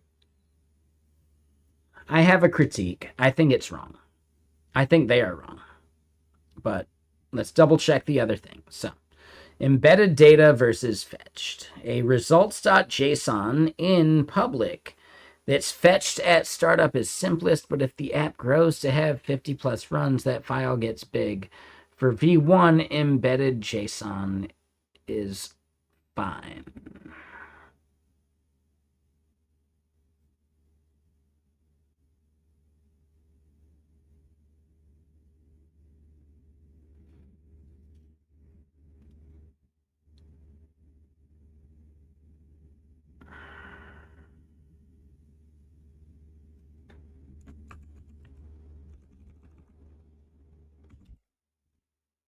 Ooh, hold on. This isn't 80s. This is 90s. One second, one second. Let's go back to 80s. Ooh. Foot long, you out there? You're missing it.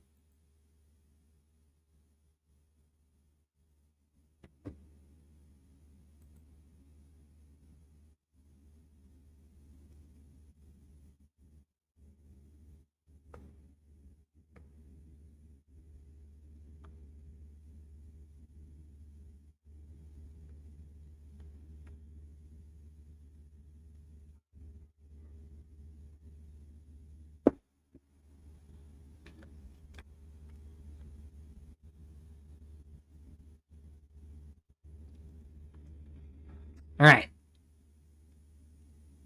All right. So for the first part, I think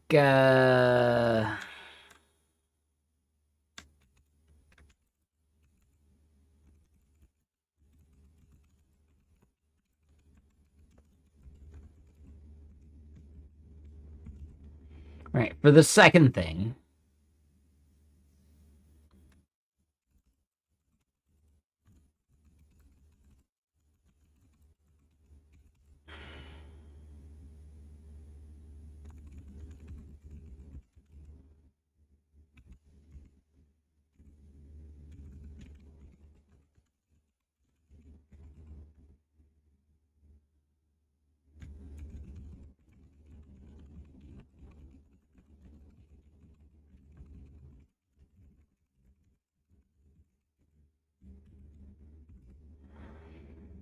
All right, so for this third bit,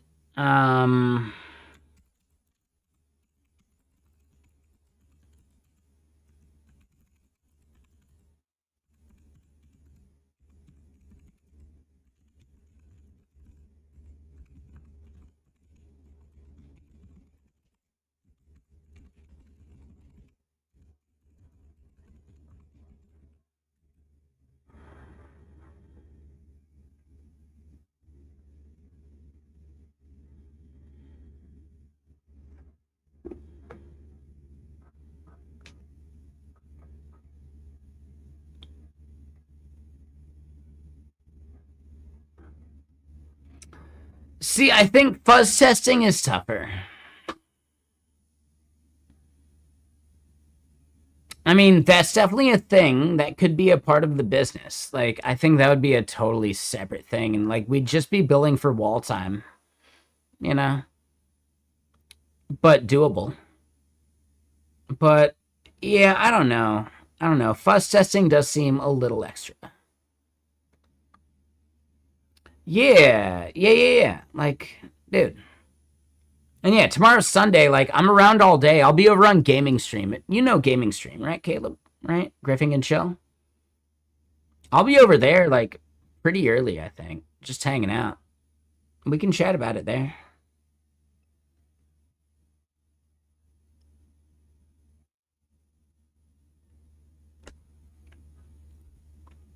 I think it'd be a cool product. I think Rust is absolutely, like, the orchestration layer, right? For sure. Like 1000%. I wouldn't think of any other language to start doing like the isolate bullshit and like all that, right? Yeah, no, and like the queuing and like all that shit. Oh man, yeah.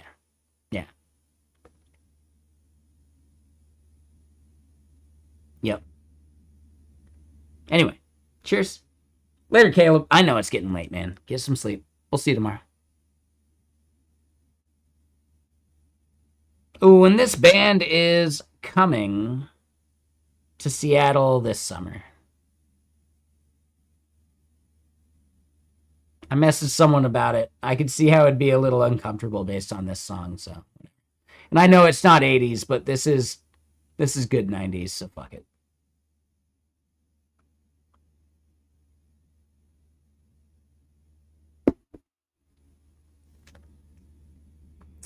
Anyway, so we're still like churning and burning on the GitBench stuff, right? And we got way more work to do there. Cuneiform though, like, yeah, start the review. Shit. I didn't realize that one was stalled. I am so like kind of bummed out on the not Redis.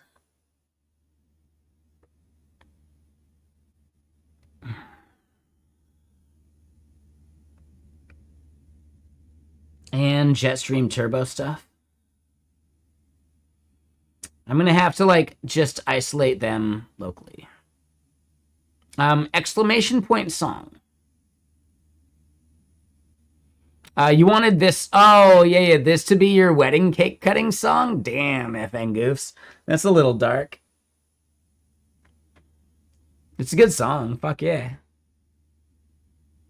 Don't be afraid, I didn't mean to scare you. Yeah, it's good shit. I'd sing it at karaoke if it wouldn't scare people out of the bar. There's something wrong. He sings that song too well. It's just not right.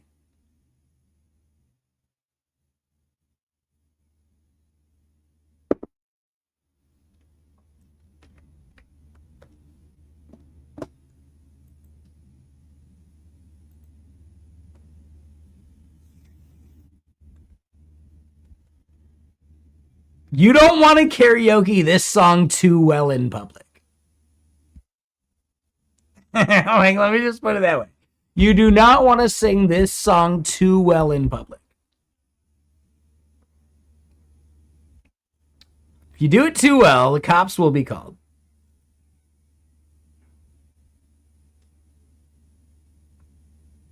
That dude has some shit in his basement. Police, FBI, hello?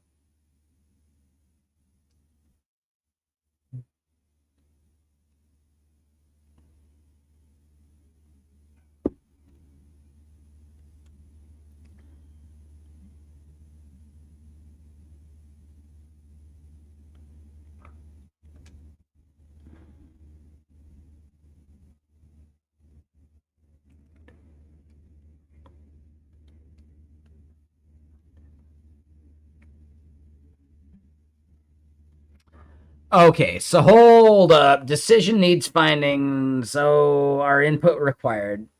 Claim form requires fabricated form. Right now, after a successful claim, the method returns a synthetic object. The spec's actual interface signature promises form null, and the returned object has name set to the form ID and schema version hard-coded to 1. What would I prefer? What would we prefer? I am hesitant to say accept the heck.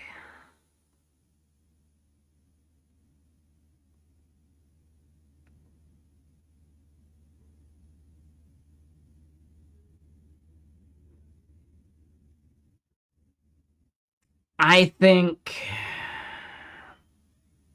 fixing it is the right way to go. So then decision 2, prepare create silent fallback. When created at is not a date, it falls back to date.now. Should it?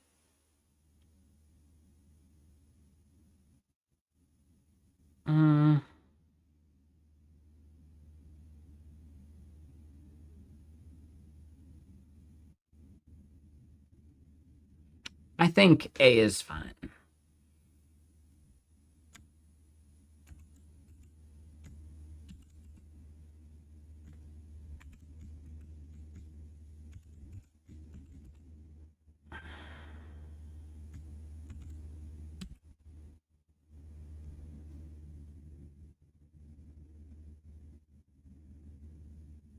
I think that was the right choice there.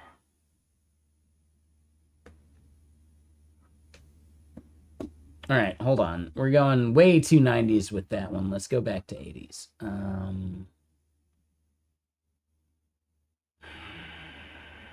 Here we go. Better than it.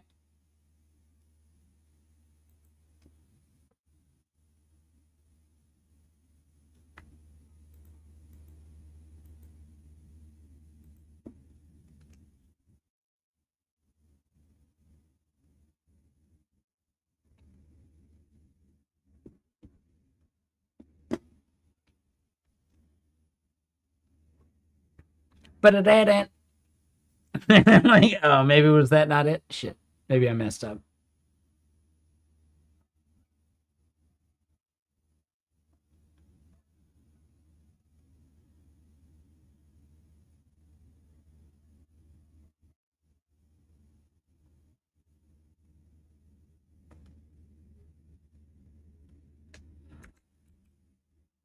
All right, so we're still like having BMAD take the wheel on the cuneiform stuff. I think the secondary planning we did was spot on though. So yeah, like we'll let that churn. We got this churning. Does this mean we get to like keep writing stuff? Oh no, I gotta like respond.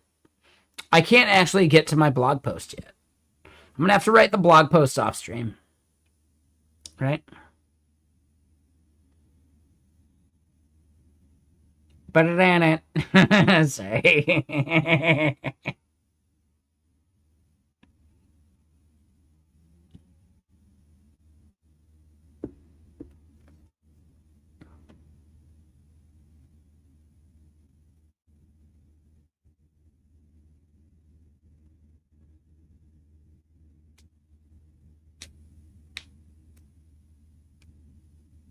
Oh yeah, it's a solid song. It's super good.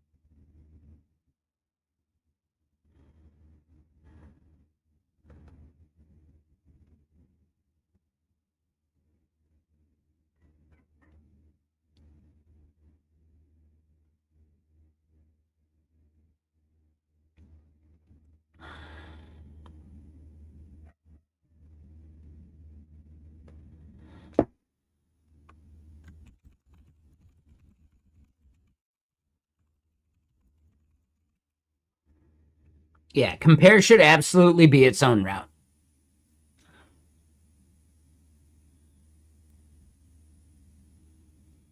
Yeah, so far the open spec like explore is feeling really good. This is nice. This is like the conversation I was expecting. I don't want it to just run with this shit. I want it to ask me about it. And this is feeling good. I like this. So yeah, OpenSpec's Explorer command is quite nice. Now, how do we record this for the upcoming feature we want to build? And I'm not sure how the handoff works, right? But so far, OpenSpec is nailing it. This is kind of a cool flow. I like it. At least at this point, I understand what I want now. And if it just like outputted it to a fucking like summary file, I'd be okay with that. And then I could prompt as I need. Now I understand the context of what I actually wanted through the back and forth, right? And I was expecting that from like the propose step as well, but propose just doesn't do that. So that was interesting.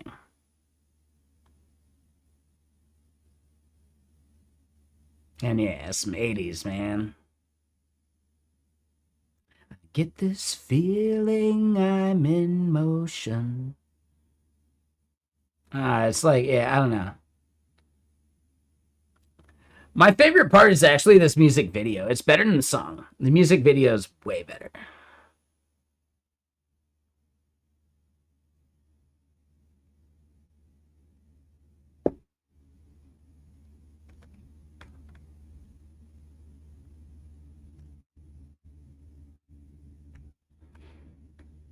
All right, so as we continue digging into this, right, like,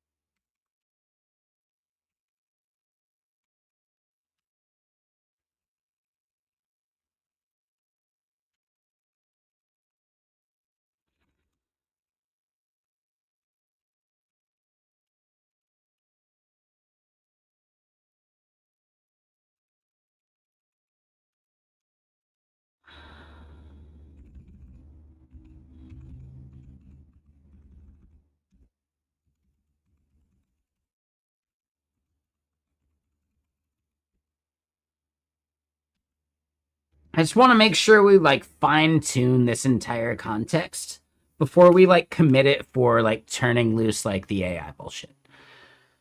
And again, I love fucking coding. So like I really want to get back to like hand coding some shit here soon. But right now, it's part of my job to understand how people use these tools because I work at a company as a developer advocate that's trying to branch into this fucking AI shit. Like, I've basically heard my boss say, like, she is paying me to learn this AI shit. So whether I'm doing it for work or not, learning this is part of my job, technically. Now, do they own any of the stuff I'm building with it? Fuck no, and I would challenge that so fucking far. But they do at least, like, part of my job is to be understanding of all this shit. What is a developer advocate? Every company that makes a dev tool as a product needs a DevRel or dev advocate. They're the same fucking role. What the company needs from that person is going to change from company to company regardless of the title, right? So a dev advocate at one company might be a DevRel at another, and they're the same thing, right? If that makes sense. Like, they're doing the same shit. It's just like the title is a bit fuzzy. Then there's another, it's like developer experience engineer. That's another one. The general gist is, and again, it varies from company to company. At some companies, as a DevRel, you are the person who builds and maintains the documentation and makes tutorial videos and blah, blah, blah. In other companies, you're the person that goes out to conferences and mans the booths, right? It's a fuzzy term. I don't know how to phrase it, right? Like, what does a software dev do? Well, I mean, it really depends. Like, what were you hired for the company you're working at, right? In a lot of cases, yes, you are a public-facing thing, but there are totally companies where you're not public-facing. You're just building SDKs, right? You're just maintaining docs and nobody knows who the fuck you are. So it's not like a public technical face. Like, you know, like, you are maintaining the interaction between the devs who need to use your product and the company building the product. Whether that is like they know your face or you're just doing the other stuff between, that's a different thing, you know?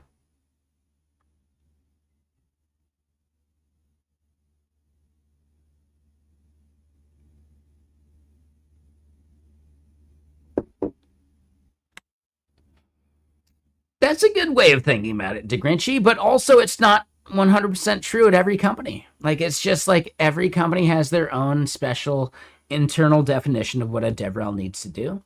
And there's no way that you can actually, like, define that in a major way.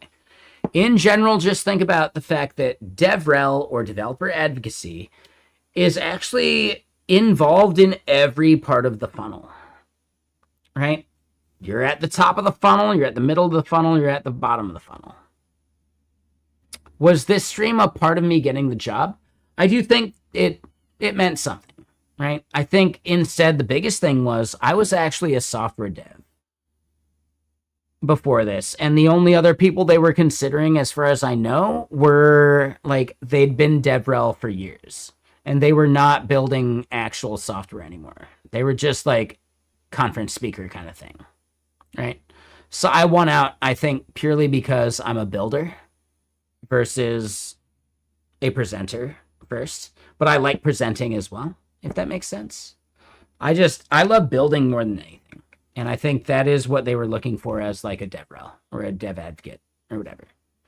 They were especially also hiring like, oh, do you do your own video editing? And that was like the biggest part. Like, they didn't want to hire a fucking video editor. Like, no, you edit your own video. Edit your own video. Do it.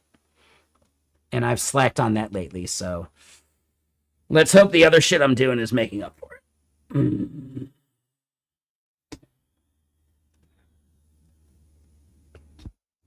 But I need to get back on the video train. For work and for personal and for all that shit. Like, yeah, that's the future of this channel, right? The biggest and best people from this category are so because their YouTube carries them. And then that brings an audience to when they go live, right? I'm just like, but you know what? We are killing it today. I appreciate y'all being here. It proves that I don't have to give a shit that much. I just need to, like, keep building and being productive and not being an asshole. Yeah. I am sometimes not the best on that.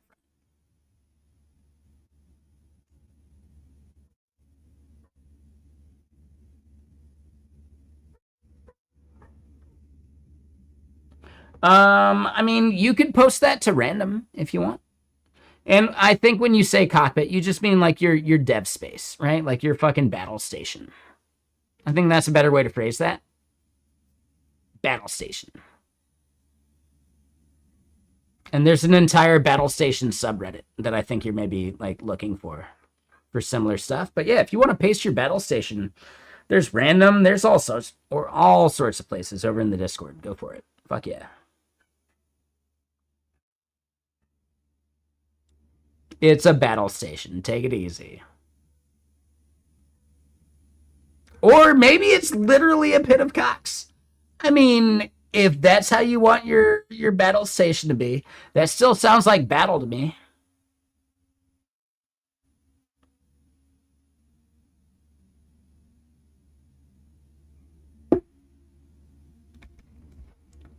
Oh, touche. Like chickens. Oh, yeah, like chickens. My bad. What was I thinking?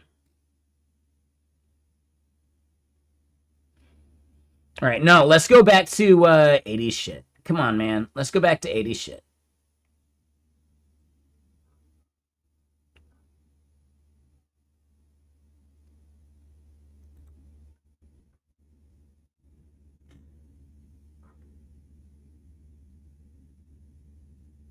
Let's go back to the 80s. Way better.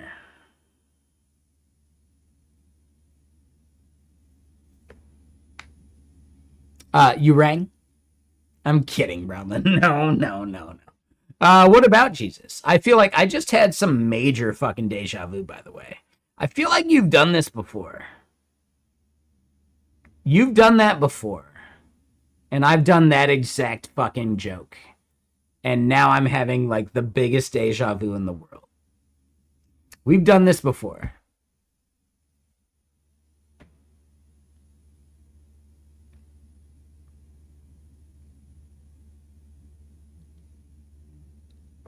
Or I'm a time traveler and I had a dream about this or something. I don't believe that.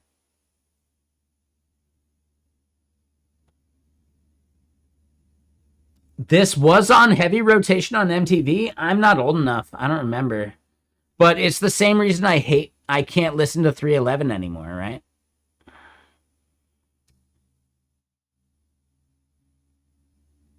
I heard too much 311 on MTV, man. Like, no, dude.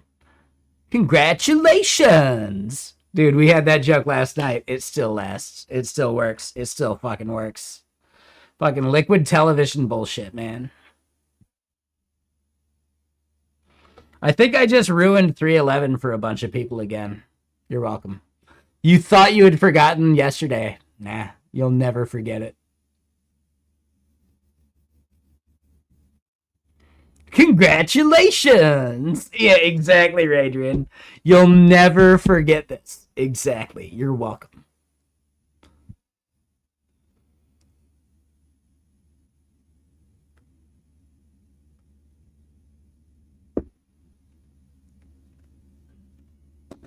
Hold on. Did you paste it over to random? Oh, shit. Yeah, the Grinch, dude. Yeah, your cockpit. Hey, yeah, if you want to check it out, you got to go to the Discord. Wink. Yeah, double wink. That's how you know it's real. But no, that's a solid fucking setup, dude. Do you not find like your neck gets weird like looking at the top screen? I would put like only like entertainment on the up screen and then like I'd only use like the full recline of my chair to look at it. Oh, my shit's burning. I'm gonna watch some fucking League of Legends pro shit. You recline if you need to. I get it. Yeah. That's exactly what I'd do. I would never look at that screen without the recline. So there you go. Yeah. I think we hit the same page. That's solid, man. I do feel like you could do a little more. Like you could squeeze a monitor between like the middle and the big one that's like glanceable. And then you could bring the other shit in. Then you're not like tweaking your neck looking over 90 degrees. I don't know. I feel like there's a condensation you could do, right? Like if you were to use like a window monitor, they would find a better layout. If that makes sense. You know, like try and put it into like a window monitor like algorithm and see how they lay it out and see if you want to like set your monitors up that way. That could be interesting. I'm just throwing it out there as a random idea. Don't change a thing. You do whatever the fuck you want. It seemed like an idea. That's all. Like throw it into a proper fucking like layout algorithm, right? I bet you could do some shit.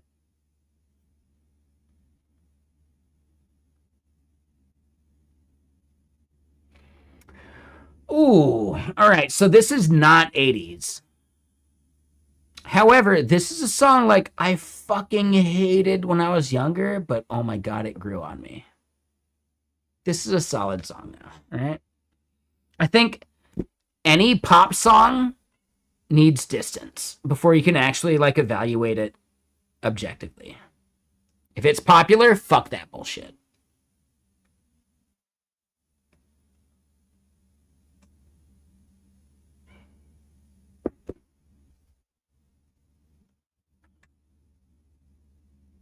I mean, it's a gold oldie too. Like, come on, man. It's like Gold Bond medicated powder, like no rub, man.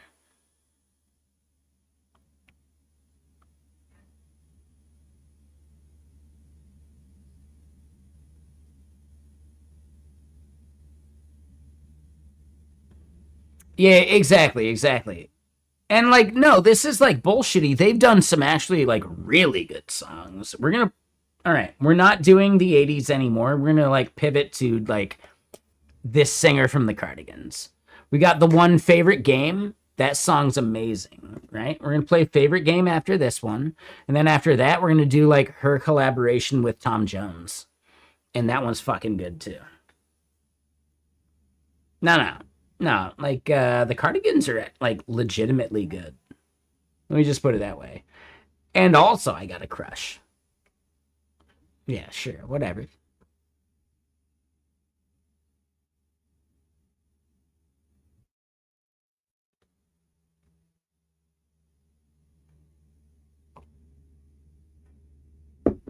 There you go, Brainless.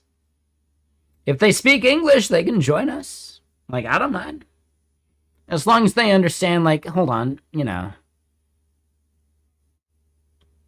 recognize we're streaming, don't be terrible kind of thing. I don't think they would be, but just saying.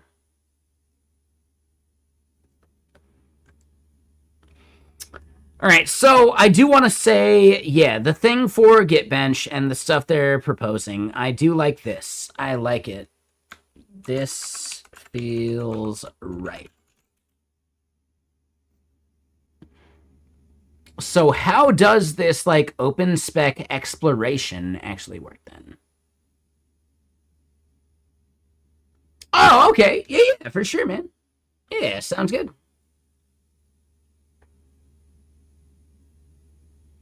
Like, we'll be playing tonight.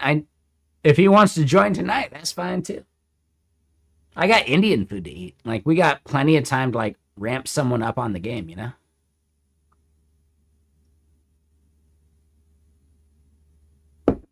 But yeah, next week works too. All right, so yeah, the main decision, architecture wise. And yeah, hold on. Now this is like modern shit. Let's go back to some 80s. Come on, man.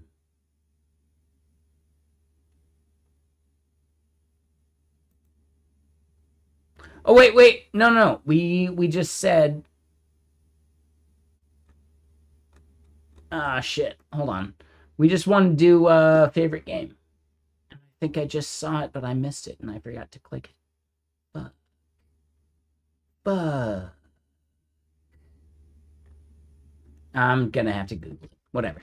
Favorite game is a solid song by the Cardigans, and we're gonna do that because it actually shows you like how much more of like an actual band they were versus like the pop bullshit they had for like the Romeo and Juliet soundtrack.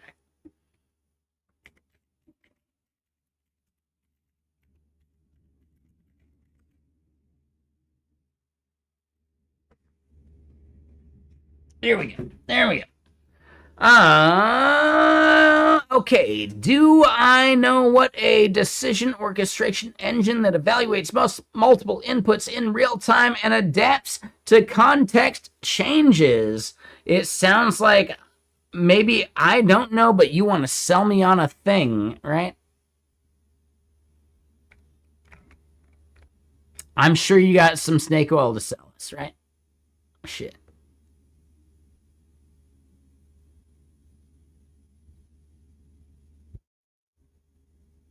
My BS meter was fucking kicking on that statement. Let me just point that out. But if you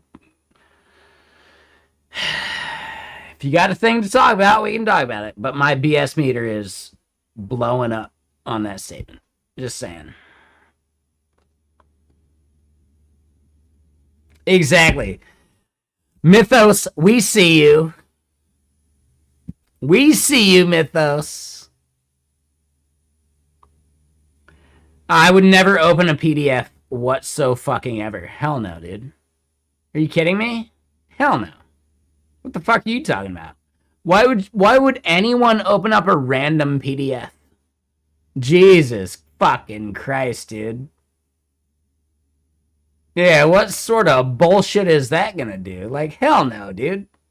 Can you not use your words? Are you not human enough to use your words? No, thank you, bot. Bot, I will pass. Sorry, Mr. Grimm. I mean, bot. Same thing. I pass. No, thank you. I politely decline. No, thank you. That sounds fucking terrible. Nah. Nah, I'm good.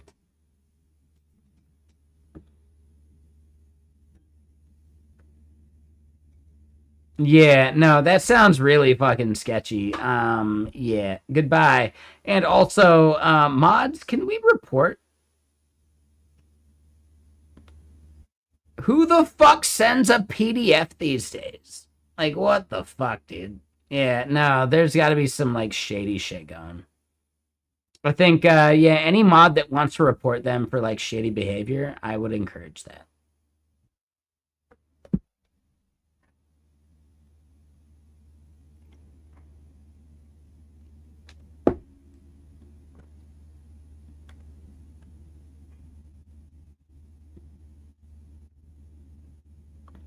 Good song, though, by the way, right?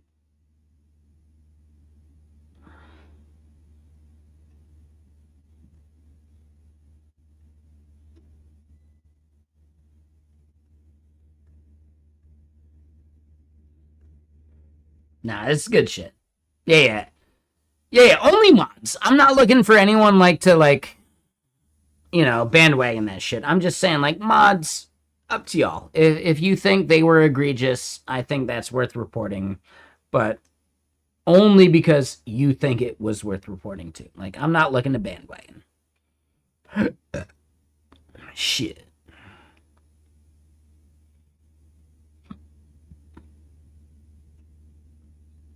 The hat looks good. It is a solid beanie. I like it. It's a good beanie. Oh, damn. Wait, BC Warrior, is that really not a the Primogen emote? No fucking way. I thought that was fucking Rustin. Is there anyone that didn't think that was fucking Rustin? Damn, Emsadov. I totally thought that was one of, like, the Primogen's emotes. I thought that was Rustin, like, the character he plays. That's amazing. Oh shit, dude.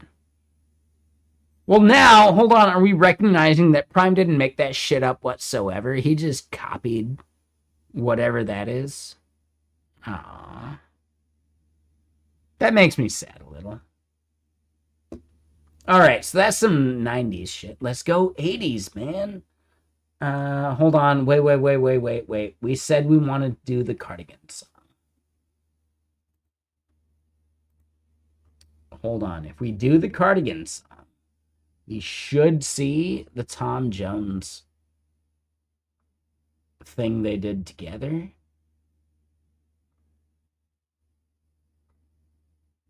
Motherfucker. I'm gonna have to Google this. Oh, God. Whatever. It's really good. It's my house. Wait till the party's over. Like, no, I don't know. Sorry. Tom Jones does the first part. The Cardigans do the other part, and I didn't sing it right. But yeah. Tom Jones Cardigans. This shit's actually good. Burning Down the House, like, it's a solid cover. It's a really well-made cover. I really like this.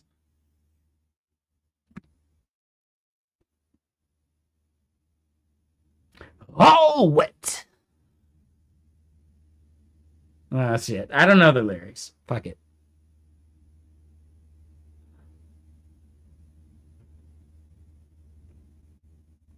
Burning down the house.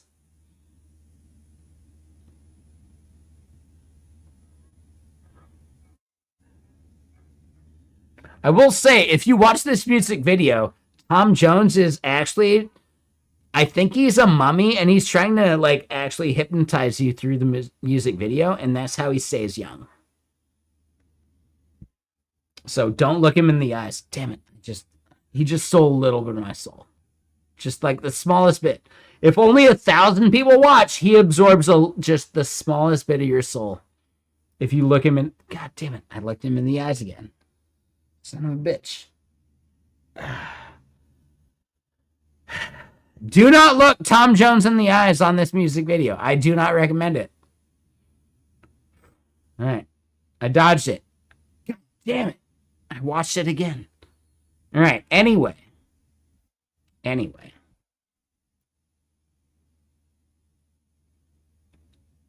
Yes, am I bullshitting? I'm bullshitting. I'm just having fun with it. Come on. It's a stream. We're chilling, dude. Take it easy. All right, so we want to build like an Astro SSG foundation for our bullshit, like, and all this. I want to, yes, formalize all of it. Like, dude. All right, so OpenSpec's explore command is actually the thing I was looking for the entire fucking time. Right? Proposes for like a one-off, just like, let's do it, like, quick. Like, let's fix it. Explore is like, yeah, let's do a back and forth. Let's talk about some shit. All right, so OpenSpec. I was not sold. All right, now I'm getting it. Now it makes sense. I do really want to give Matt Pocock's, like, grill me skill a major test. Like, we gotta do it, right? Like, come on, we gotta do it. That's all there is. I haven't yet, but come on. I can't be objectively evaluating any of this shit until I try it, right? I got opinions, but until I try that, like, my opinions are not complete.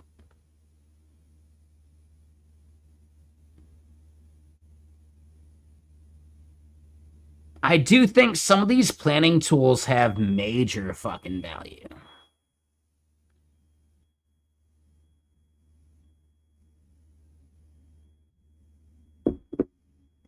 Like, major value. Just like, what value are you looking for from them? Like, do you have an existing product? Yeah, no, GSD does not fucking make sense. BMed is a terrible fucking idea.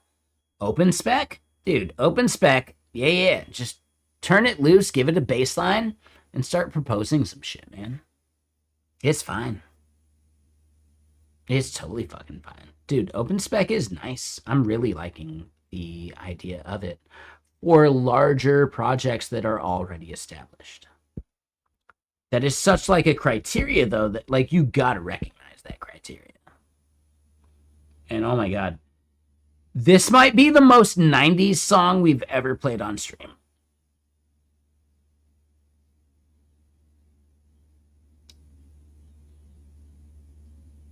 Can you think of a more 90s song? Come on. Like, not even the Cranberries are more 90s than this fucking song. Right? The fucking... Hold on. The Power Rangers movie. Shout it out, baby, I'm ready to go. Like, dude, this shit's so bullshit. Oh my god. This is 90s to the core. Oh my god. This is the most 90s song I can think of. I wish it was Six Underground or whatever, but it's actually this one.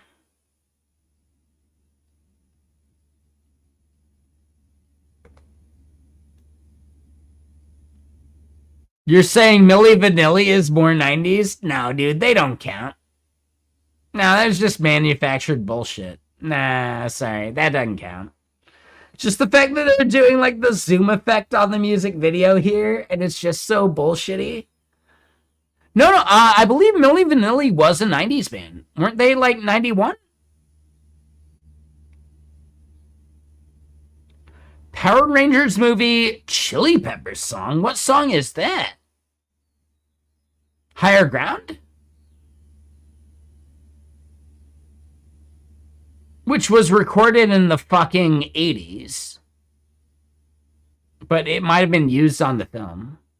What was the actual like Power Rangers Chili Peppers song? I don't even know, man. I have no idea.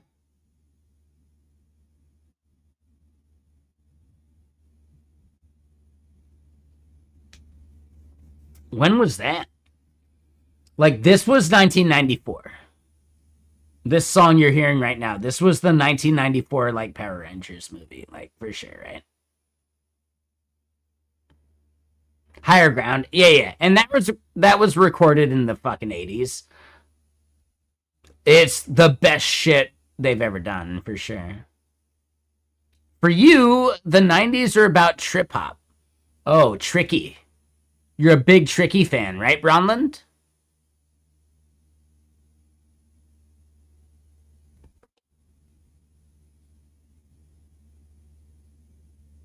Right? You was for a while. Yeah, damn right.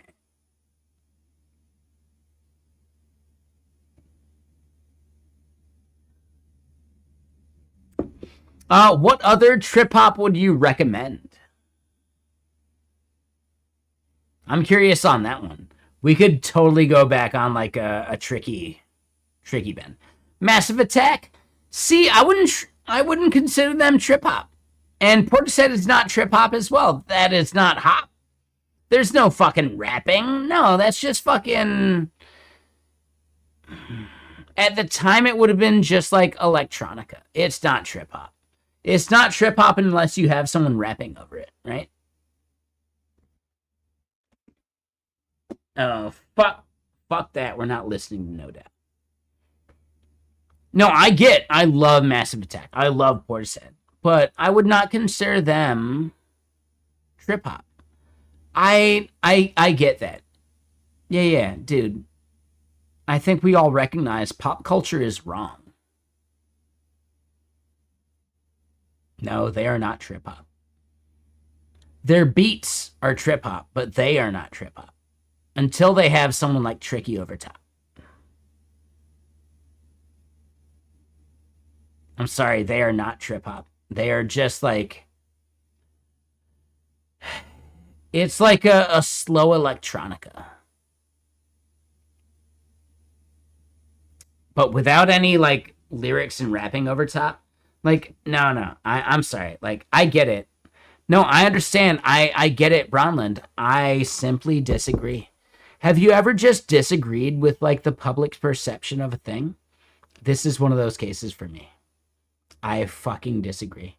I think the neckbeards that maintain that Wikipedia have no idea what the fuck they're talking about. I'm sorry. It's not actually trip hop until someone's actually doing some like hip hop lyrics over it.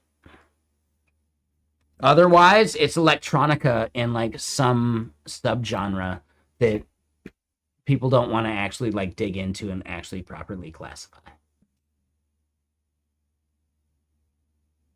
No, and I understand Bronland, but until someone's actually doing something over top lyrics wise, it's not trip hop. I'm sorry. No, I disagree. There is actually a better electronica subgenre that fits instead, right? Like acid jungle or some shit, right? Now, I'm just gonna say it right now. There is a subgenre of electronica that fits way better than trip hop, in my opinion. And I disagree with Wikipedia, but I'm that much of a neckbeard about it. So fuck it, whatever.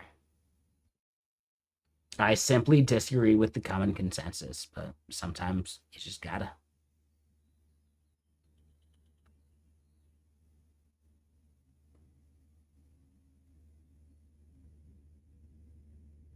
In my opinion, still most of like trip hop without anyone actually doing like lyrics and hip hop over it or rap or whatever over it. No, there is actually a better subgenre of electronica that would fit. What that genre might be, that's worth an argument, sure. But I disagree. That's all, man. Like, I don't know.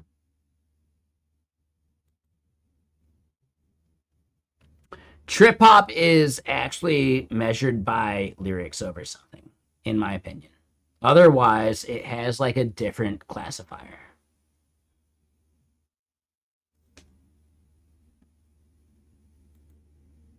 But I lived through it, so I'm welcome to being wrong about it, but I have opinions. That's all. Sorry. I simply disagree. But should we listen to some tricky or something? Because, like, shit's going off the rails. Why not? Like, let me put it this way. What do you consider sneaker pimps? Bronland, specifically you. What is sneaker pimps?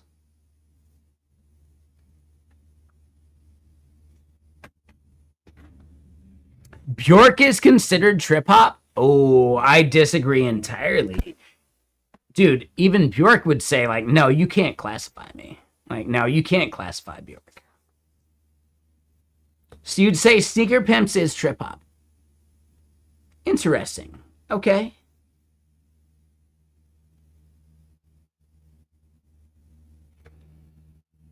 I don't know, man. Whatever.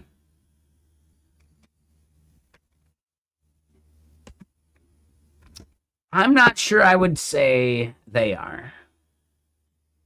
But I'm not sure it's worth actually giving a shit, so whatever.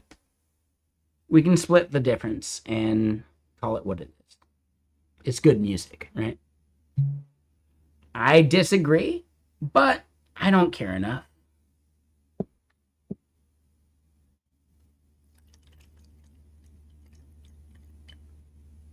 We can just split the difference, right?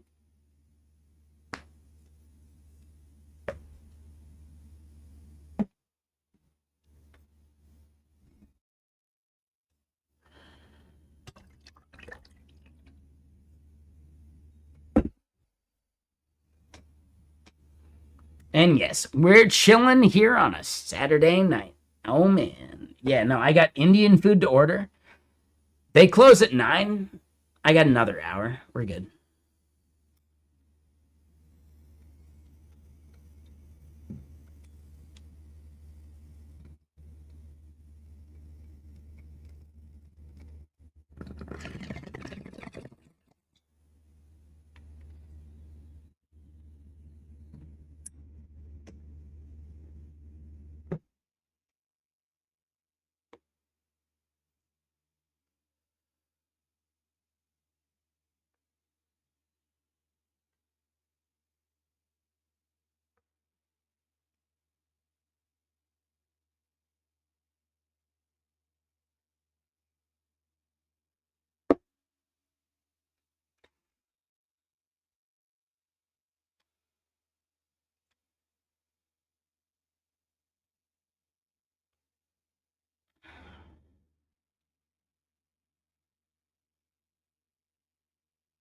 All right, so I do say, Mr. Sir, like, dude, OPSX apply. I think we cooked on the planning for that task. This feels good. Like, how's our token usage going, too? Dude, so fucking chill and cheap. And it resets in, like, dude, less than an hour? Are you fucking kidding me? Oh my god, dude. This, yeah, it's the best subscription I got. Dude, oh llama, man.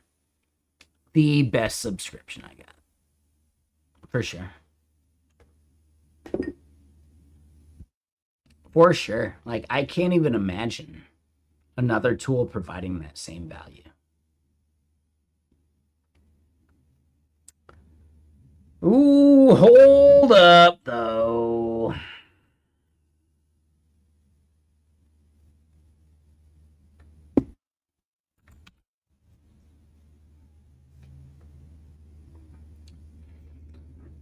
The music just wants to push us to the fucking 90s, man.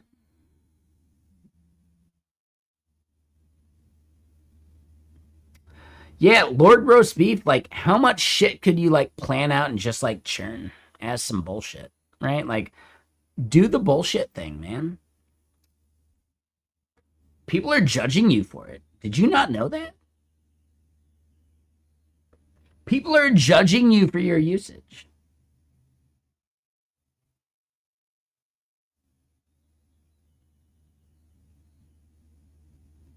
I'm not judging you, but your company is. Come on, man. Take it easy. Witness me. Yeah. No, I get it, man. Take it easy.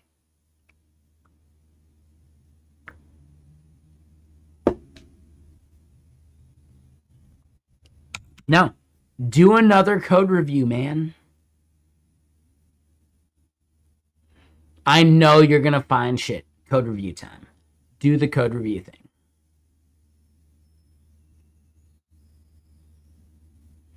Dude, these models, man, like, 0 new findings. All right. I guess. I don't believe it. I don't believe them.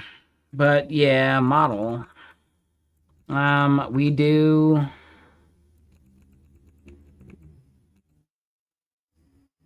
Give me 2.6 through open code go, right? Yeah, why not? Sure, why not?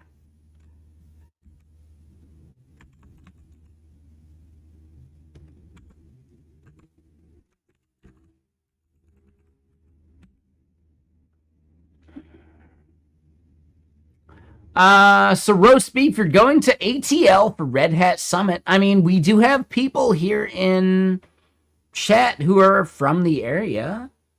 I would encourage y'all to link up, but that's only if you want to, like, do a thing. Like, I don't want to, like, dox anyone for that. We know people from the area. That's up to you if you think it's, like, cool to meet up with the community, man. Right? The VIP badge should mean something. Like, you can trust it.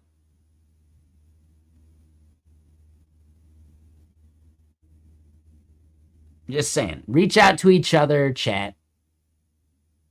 Maybe over in Discord, whatever. And, like, I don't give a shit. But, I don't know, man. Like, meeting up with other cool parts of the community, like, come on, man. So, yes, Roast Beef. We have at least a couple people that might be in your area that might want to chat. That's up to them.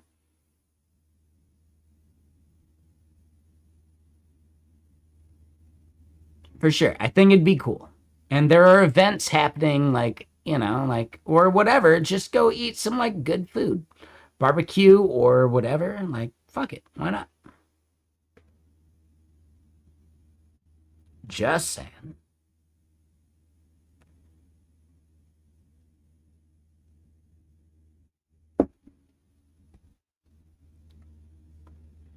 Yeah, I don't know if I'm going to go to Render ATL this year. I know Justin Samuel has, like, teas. Oh, what if we got, like, Rage? I would pay for a ticket to see Rage. Fuck yeah. Oh, 1,000%. Oh my god. Dude.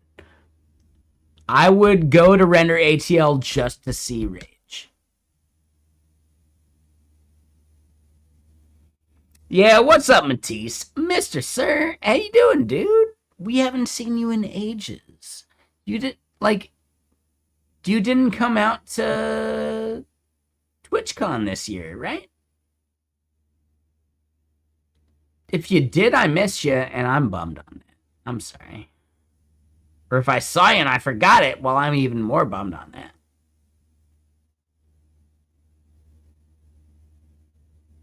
Okay, just double checking. Dude, I would have been way more pissed if you were actually there and I forgot it. And roast beef, am I playing your playlist? No. I wanted to play 80s stuff and it just like kicked into 90s stuff. And like, I love this 90s stuff. So like, fuck it. Good job, YouTube. Take the wheel.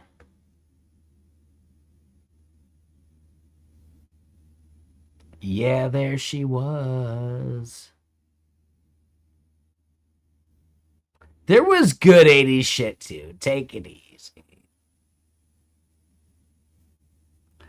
They're both amazing.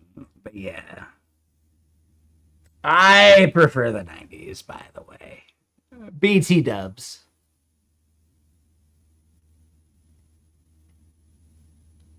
Now, let's keep shredding. Let's keep doing stuff.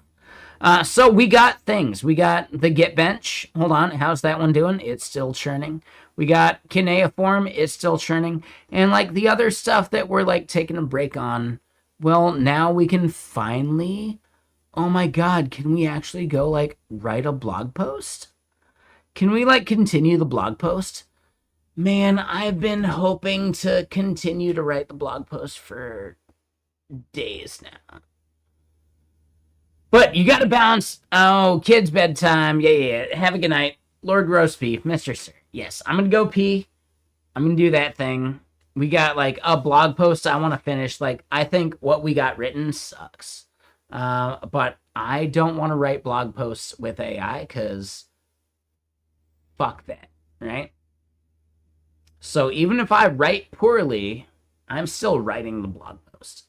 I'll do marketing sites. I'll do like landing pages. I'll do feature pages with AI because who gives a shit, right? But a blog post, like that's like made by a human, you know? And I want it to still be made by a human. All right, so we're talking about 90s, and we got Smashing Pumpkins, Cherub Rock. This is a perfect place for me to take my headphones out because I fucking hate the Smashing Pumpkins. I'm sorry. Oh my God, please don't judge me. They just...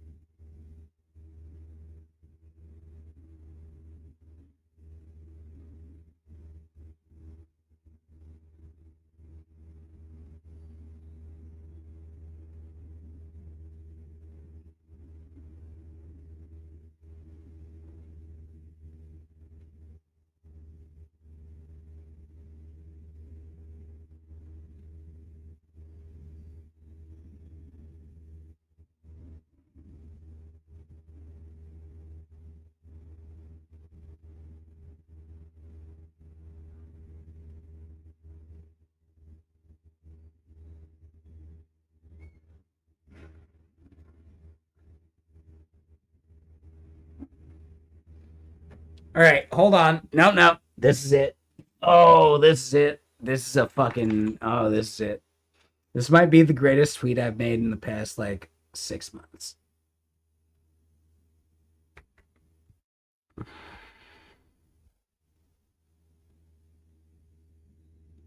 Hold on. Now, this is the thing. This is actually really good. I'm really proud of this.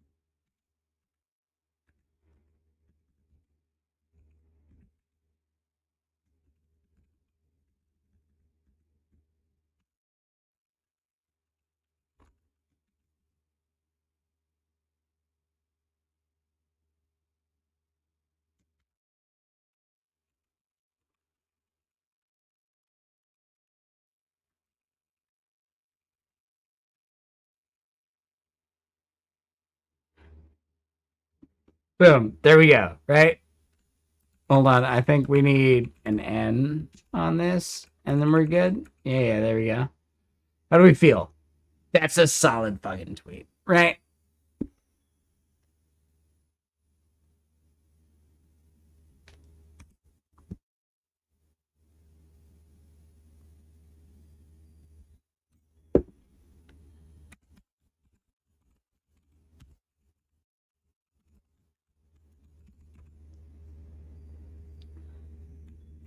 There we go.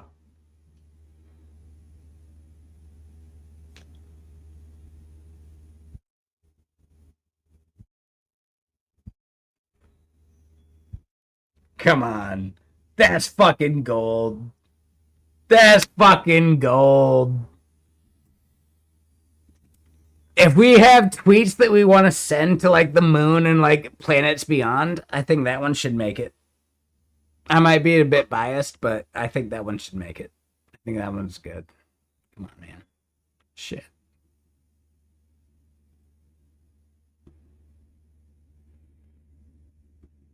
Hey, what's up, Robotic Head? Yeah. All right. So you're about to play some gaming here in a bit. I know Brainless probably wants to play some games too. Yeah.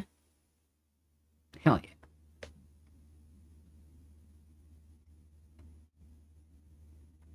Damn, yeah, dude, we're just doing 90s at this point. This is late 90s actually, but I think it fits. No, I have Indian food I want to like order. I will order it by 8 at the latest. So yeah, I'm going to get some Indian food from the place nearby and it'll be good. I am like really bummed we had this dip on our shit, but I think that was just like a deployment thing.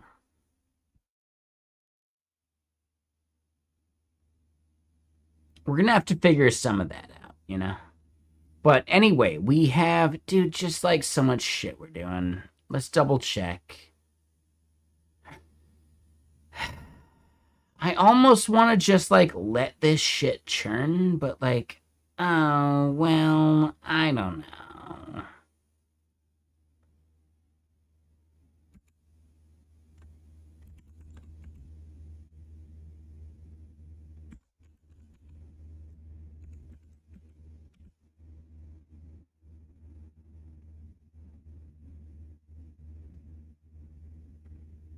All right, so then GitBench, still churning. All right, so we can actually just like hammer out, like, what is this blog post, right? I'd rather get a little bit on this blog post than like respond to the shit that we just like kicked off, right? We can do the other shit we kicked off tomorrow, the day after, right? Like, let's think about this blog post, man. All right, so for Masijo, for the thing we're building, we are built on the backbone of other platforms, right? Fire hoses and jet streams and turbo streams, oh my. Like, we describe like some of the shit and then like sub things are like, yeah, the fire hose, the jet stream, and what they are. Graze socials, turbo stream.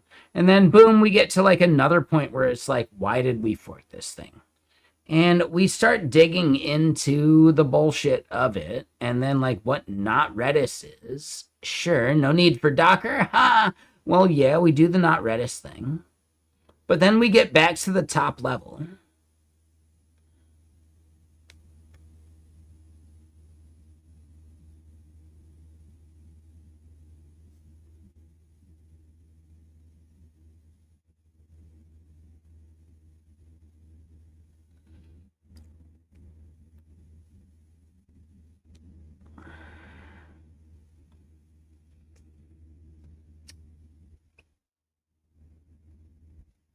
So yeah, like I think a bunch of this, like, dude, these are very short paragraphs. We could add more like visually to a bunch of this stuff that would have value, but still like forking, like no need for Docker. Well, yeah, well, not quite. We had to do the not Redis thing. Beyond the why we, well, hold on. We're at why we forked, which is a double thing. We're seeing the actual fork, which is the triple, and then like a triple for no need for Docker and a triple for not Redis. I feel like some of these should be like quadruples, right? Like Q4 or H4, right? Instead of H1 with like a, like the amount of like ampersands or octothorpes or whatever you want to call it. It's not an ampersand, sorry. It's an octothorpe. It's a hash symbol. It's whatever, right? But holy shit. And like this next double doesn't make any sense unless we really think about what else could we say within this level. And here we go. Here comes the trip hop from Massive Attack.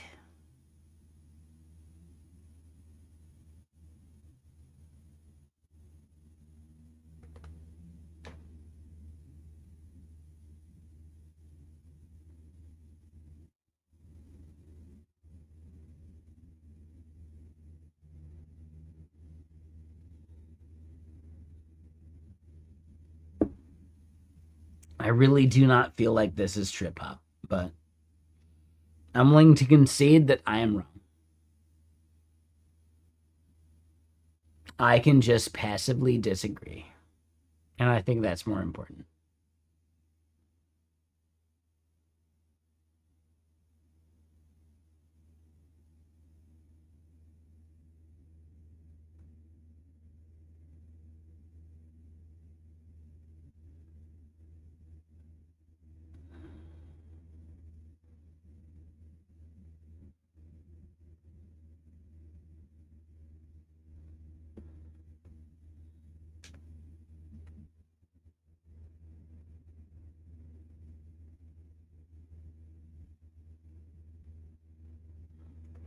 Dude, this shit's just so good. Like, I get it, it's good. Like, is trip hop actually such a fucking hollow category that you have to associate shit like this with it? This is not trip hop. This is like a really like down tempo, kind of like club techno beat. I do not think trip hop is actually like a subgenre of that. I don't know, man. It's just separate. I just think it's separate, but I'm probably wrong. I am probably wrong. I'm not just like I could be wrong. I am probably wrong. It's just I don't know. I have like an old dude's opinion of this shit. So I don't know, man. Fuck it. What we want to do is think about the blog post we're making here about, yeah, we forked the turbo stream, right? Like, what is like the boilerplate and what is like the end result of ending this blog post? What is valuable about like, what is like the learning that we took away and like all that shit? You gotta wrap up even like bare minimum, like just metrics, you know?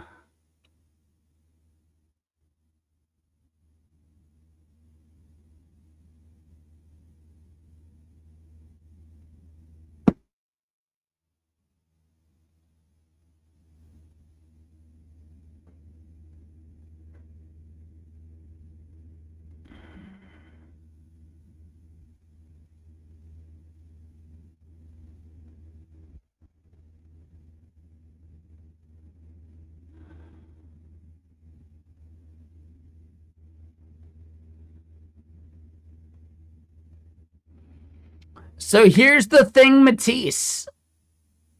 Have you ever been like the cleverest person in the room and you say a thing and then the most charismatic person in the room hears what you said and then just repeats what you said and they're the person that like everyone else in the room is like, "Oh my god, that's so funny."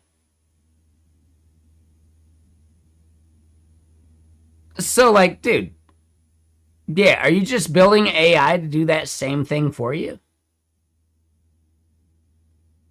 Because it doesn't matter, right? Use AI to do that. Are you the charismatic person to make a joke that people actually laugh at? It doesn't matter if you're funnier. Are you that person? Because that entire dynamic exists today, right now, without AI.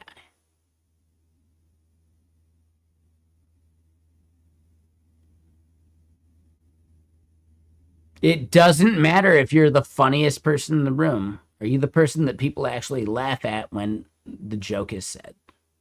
And some people can take the funniest person's joke and actually say it in a way that makes it way funnier. That's a thing. That's Attila as old as time. So, I don't know, man. Matisse, it doesn't matter. Who gives a shit? Just live your life. Just be chill. I don't know, man. If you want to build a product that does something, like, dude, it doesn't matter, because even if you're funnier, are you the person that people are going to laugh at? Like, laugh with? I don't know, man. If you got to build a tool for that, I don't think so. That's my current, just random guess. If you got to build a thing to compensate for it, the answer is no already, right?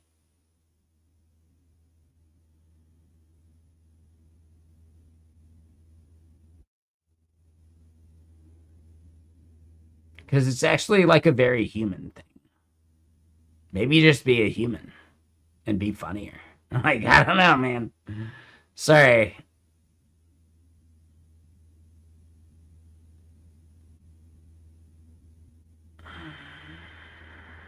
Yeah, I don't know. I do not know, man. This is some classic 90s, though. Here we go. All right, so let's continue doing what we do. Really, like, the blog post. Like, I know we're, like, scripting some shit. I know, oh, shit, we hit a stopping point. All right, all right.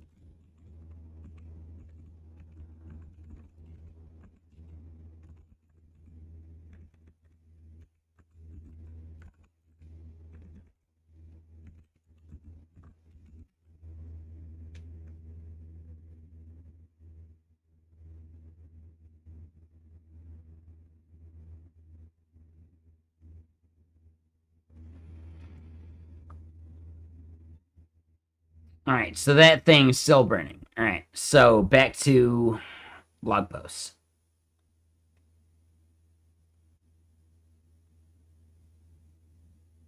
All right, so as far as not Redis goes, as a quick side quest, it's important to recognize that replacing Redis was not a choice we took lightly. But the more we looked at the problem, we realized this entire use case didn't benefit from the scalability that the TCP communication layer provided. It could just be an in-process cache. So we built around the same public API as Redis RS and moved on.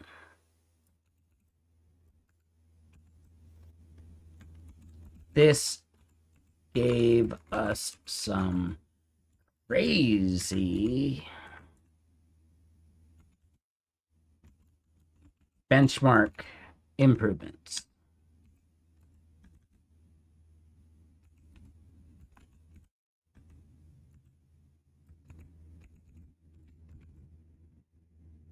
All right, so then after not Redis, what is, like, dude, honestly, like, dude, there would be an image there. Like, we got images to make, right? We can do the image thing.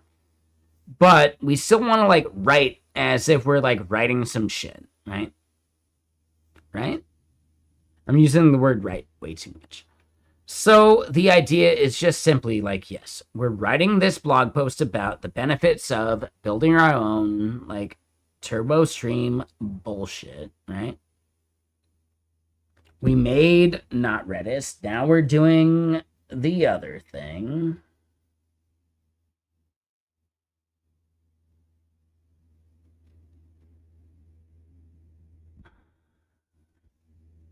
No, I do not want to hear this. We just heard it the other day. I'm not a fan, actually. No, thank you.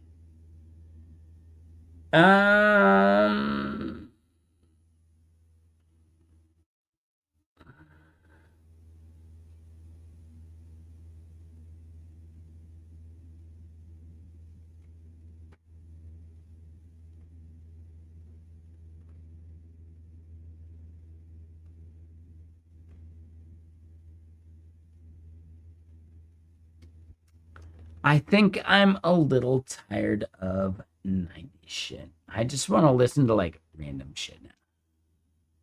And I really like this indie song.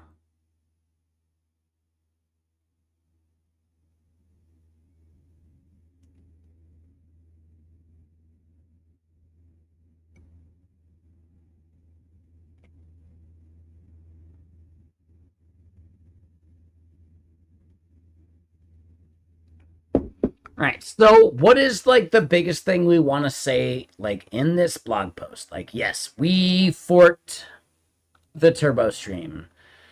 You know, yeah, we didn't have to use Docker. We did not Redis. And now we're doing like just things with our thing, right?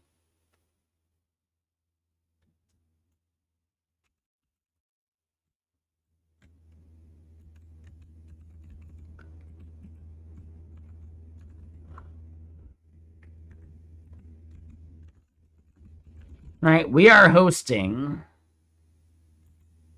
a turbo stream. No, dude, that's gross. Implementation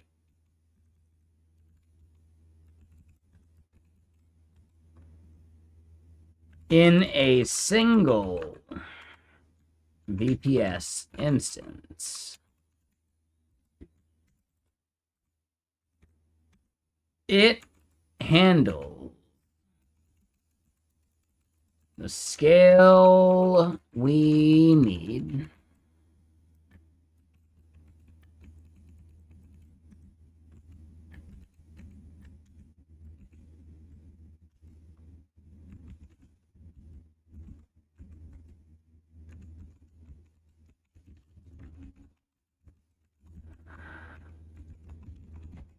And has even more room for improvement.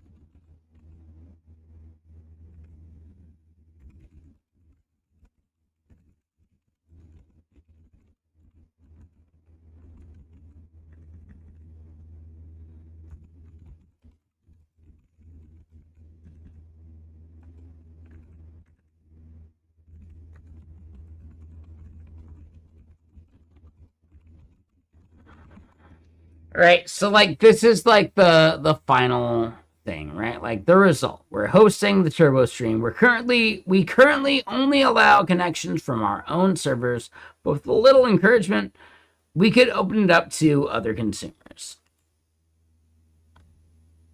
We do all of this with a single API tokens session. And still maintain higher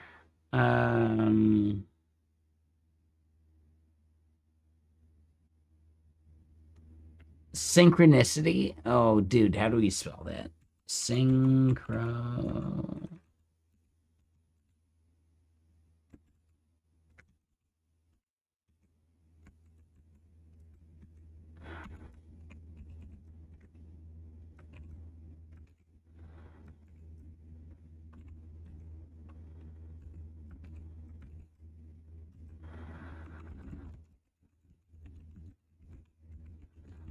Than other providers.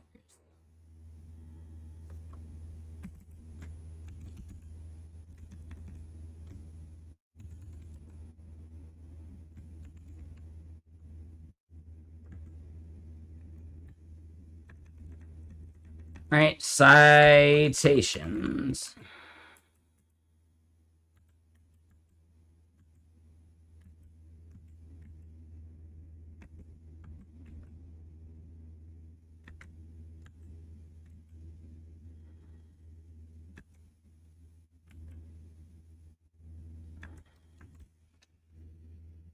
All right, so I think all of this needs like a check here soon. But yeah, like, no, there's a blog post to be made here, and we have like screenshots we need to like take to do so. But like, I don't want to do so today. Like, I think, dude, it's basically 8 p.m. Oh my God. I should order some Indian food and play some video games with some friends tonight because it's a Saturday. Like, come on. We got shit to do next week. I think this blog post could go like public here real soon. Sure, why not?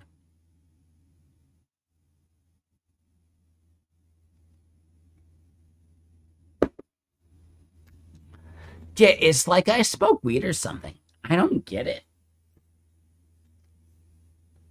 It's the craziest thing I've ever seen. Like, yeah, it's so weird. It's like I smoke weed or something.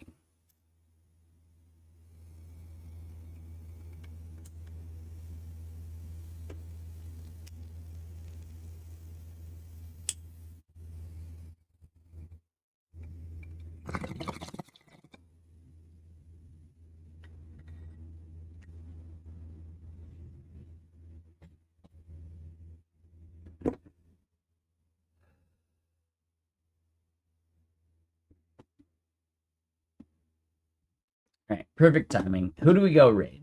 Who's streaming right now? Who's chilling? Who's cool? I will say right here, yeah, let me click it. Twitter, thank y'all for chilling. Have a good night. Twitter, later. We're gonna find someone to raid on Twitch, because obviously, better platform.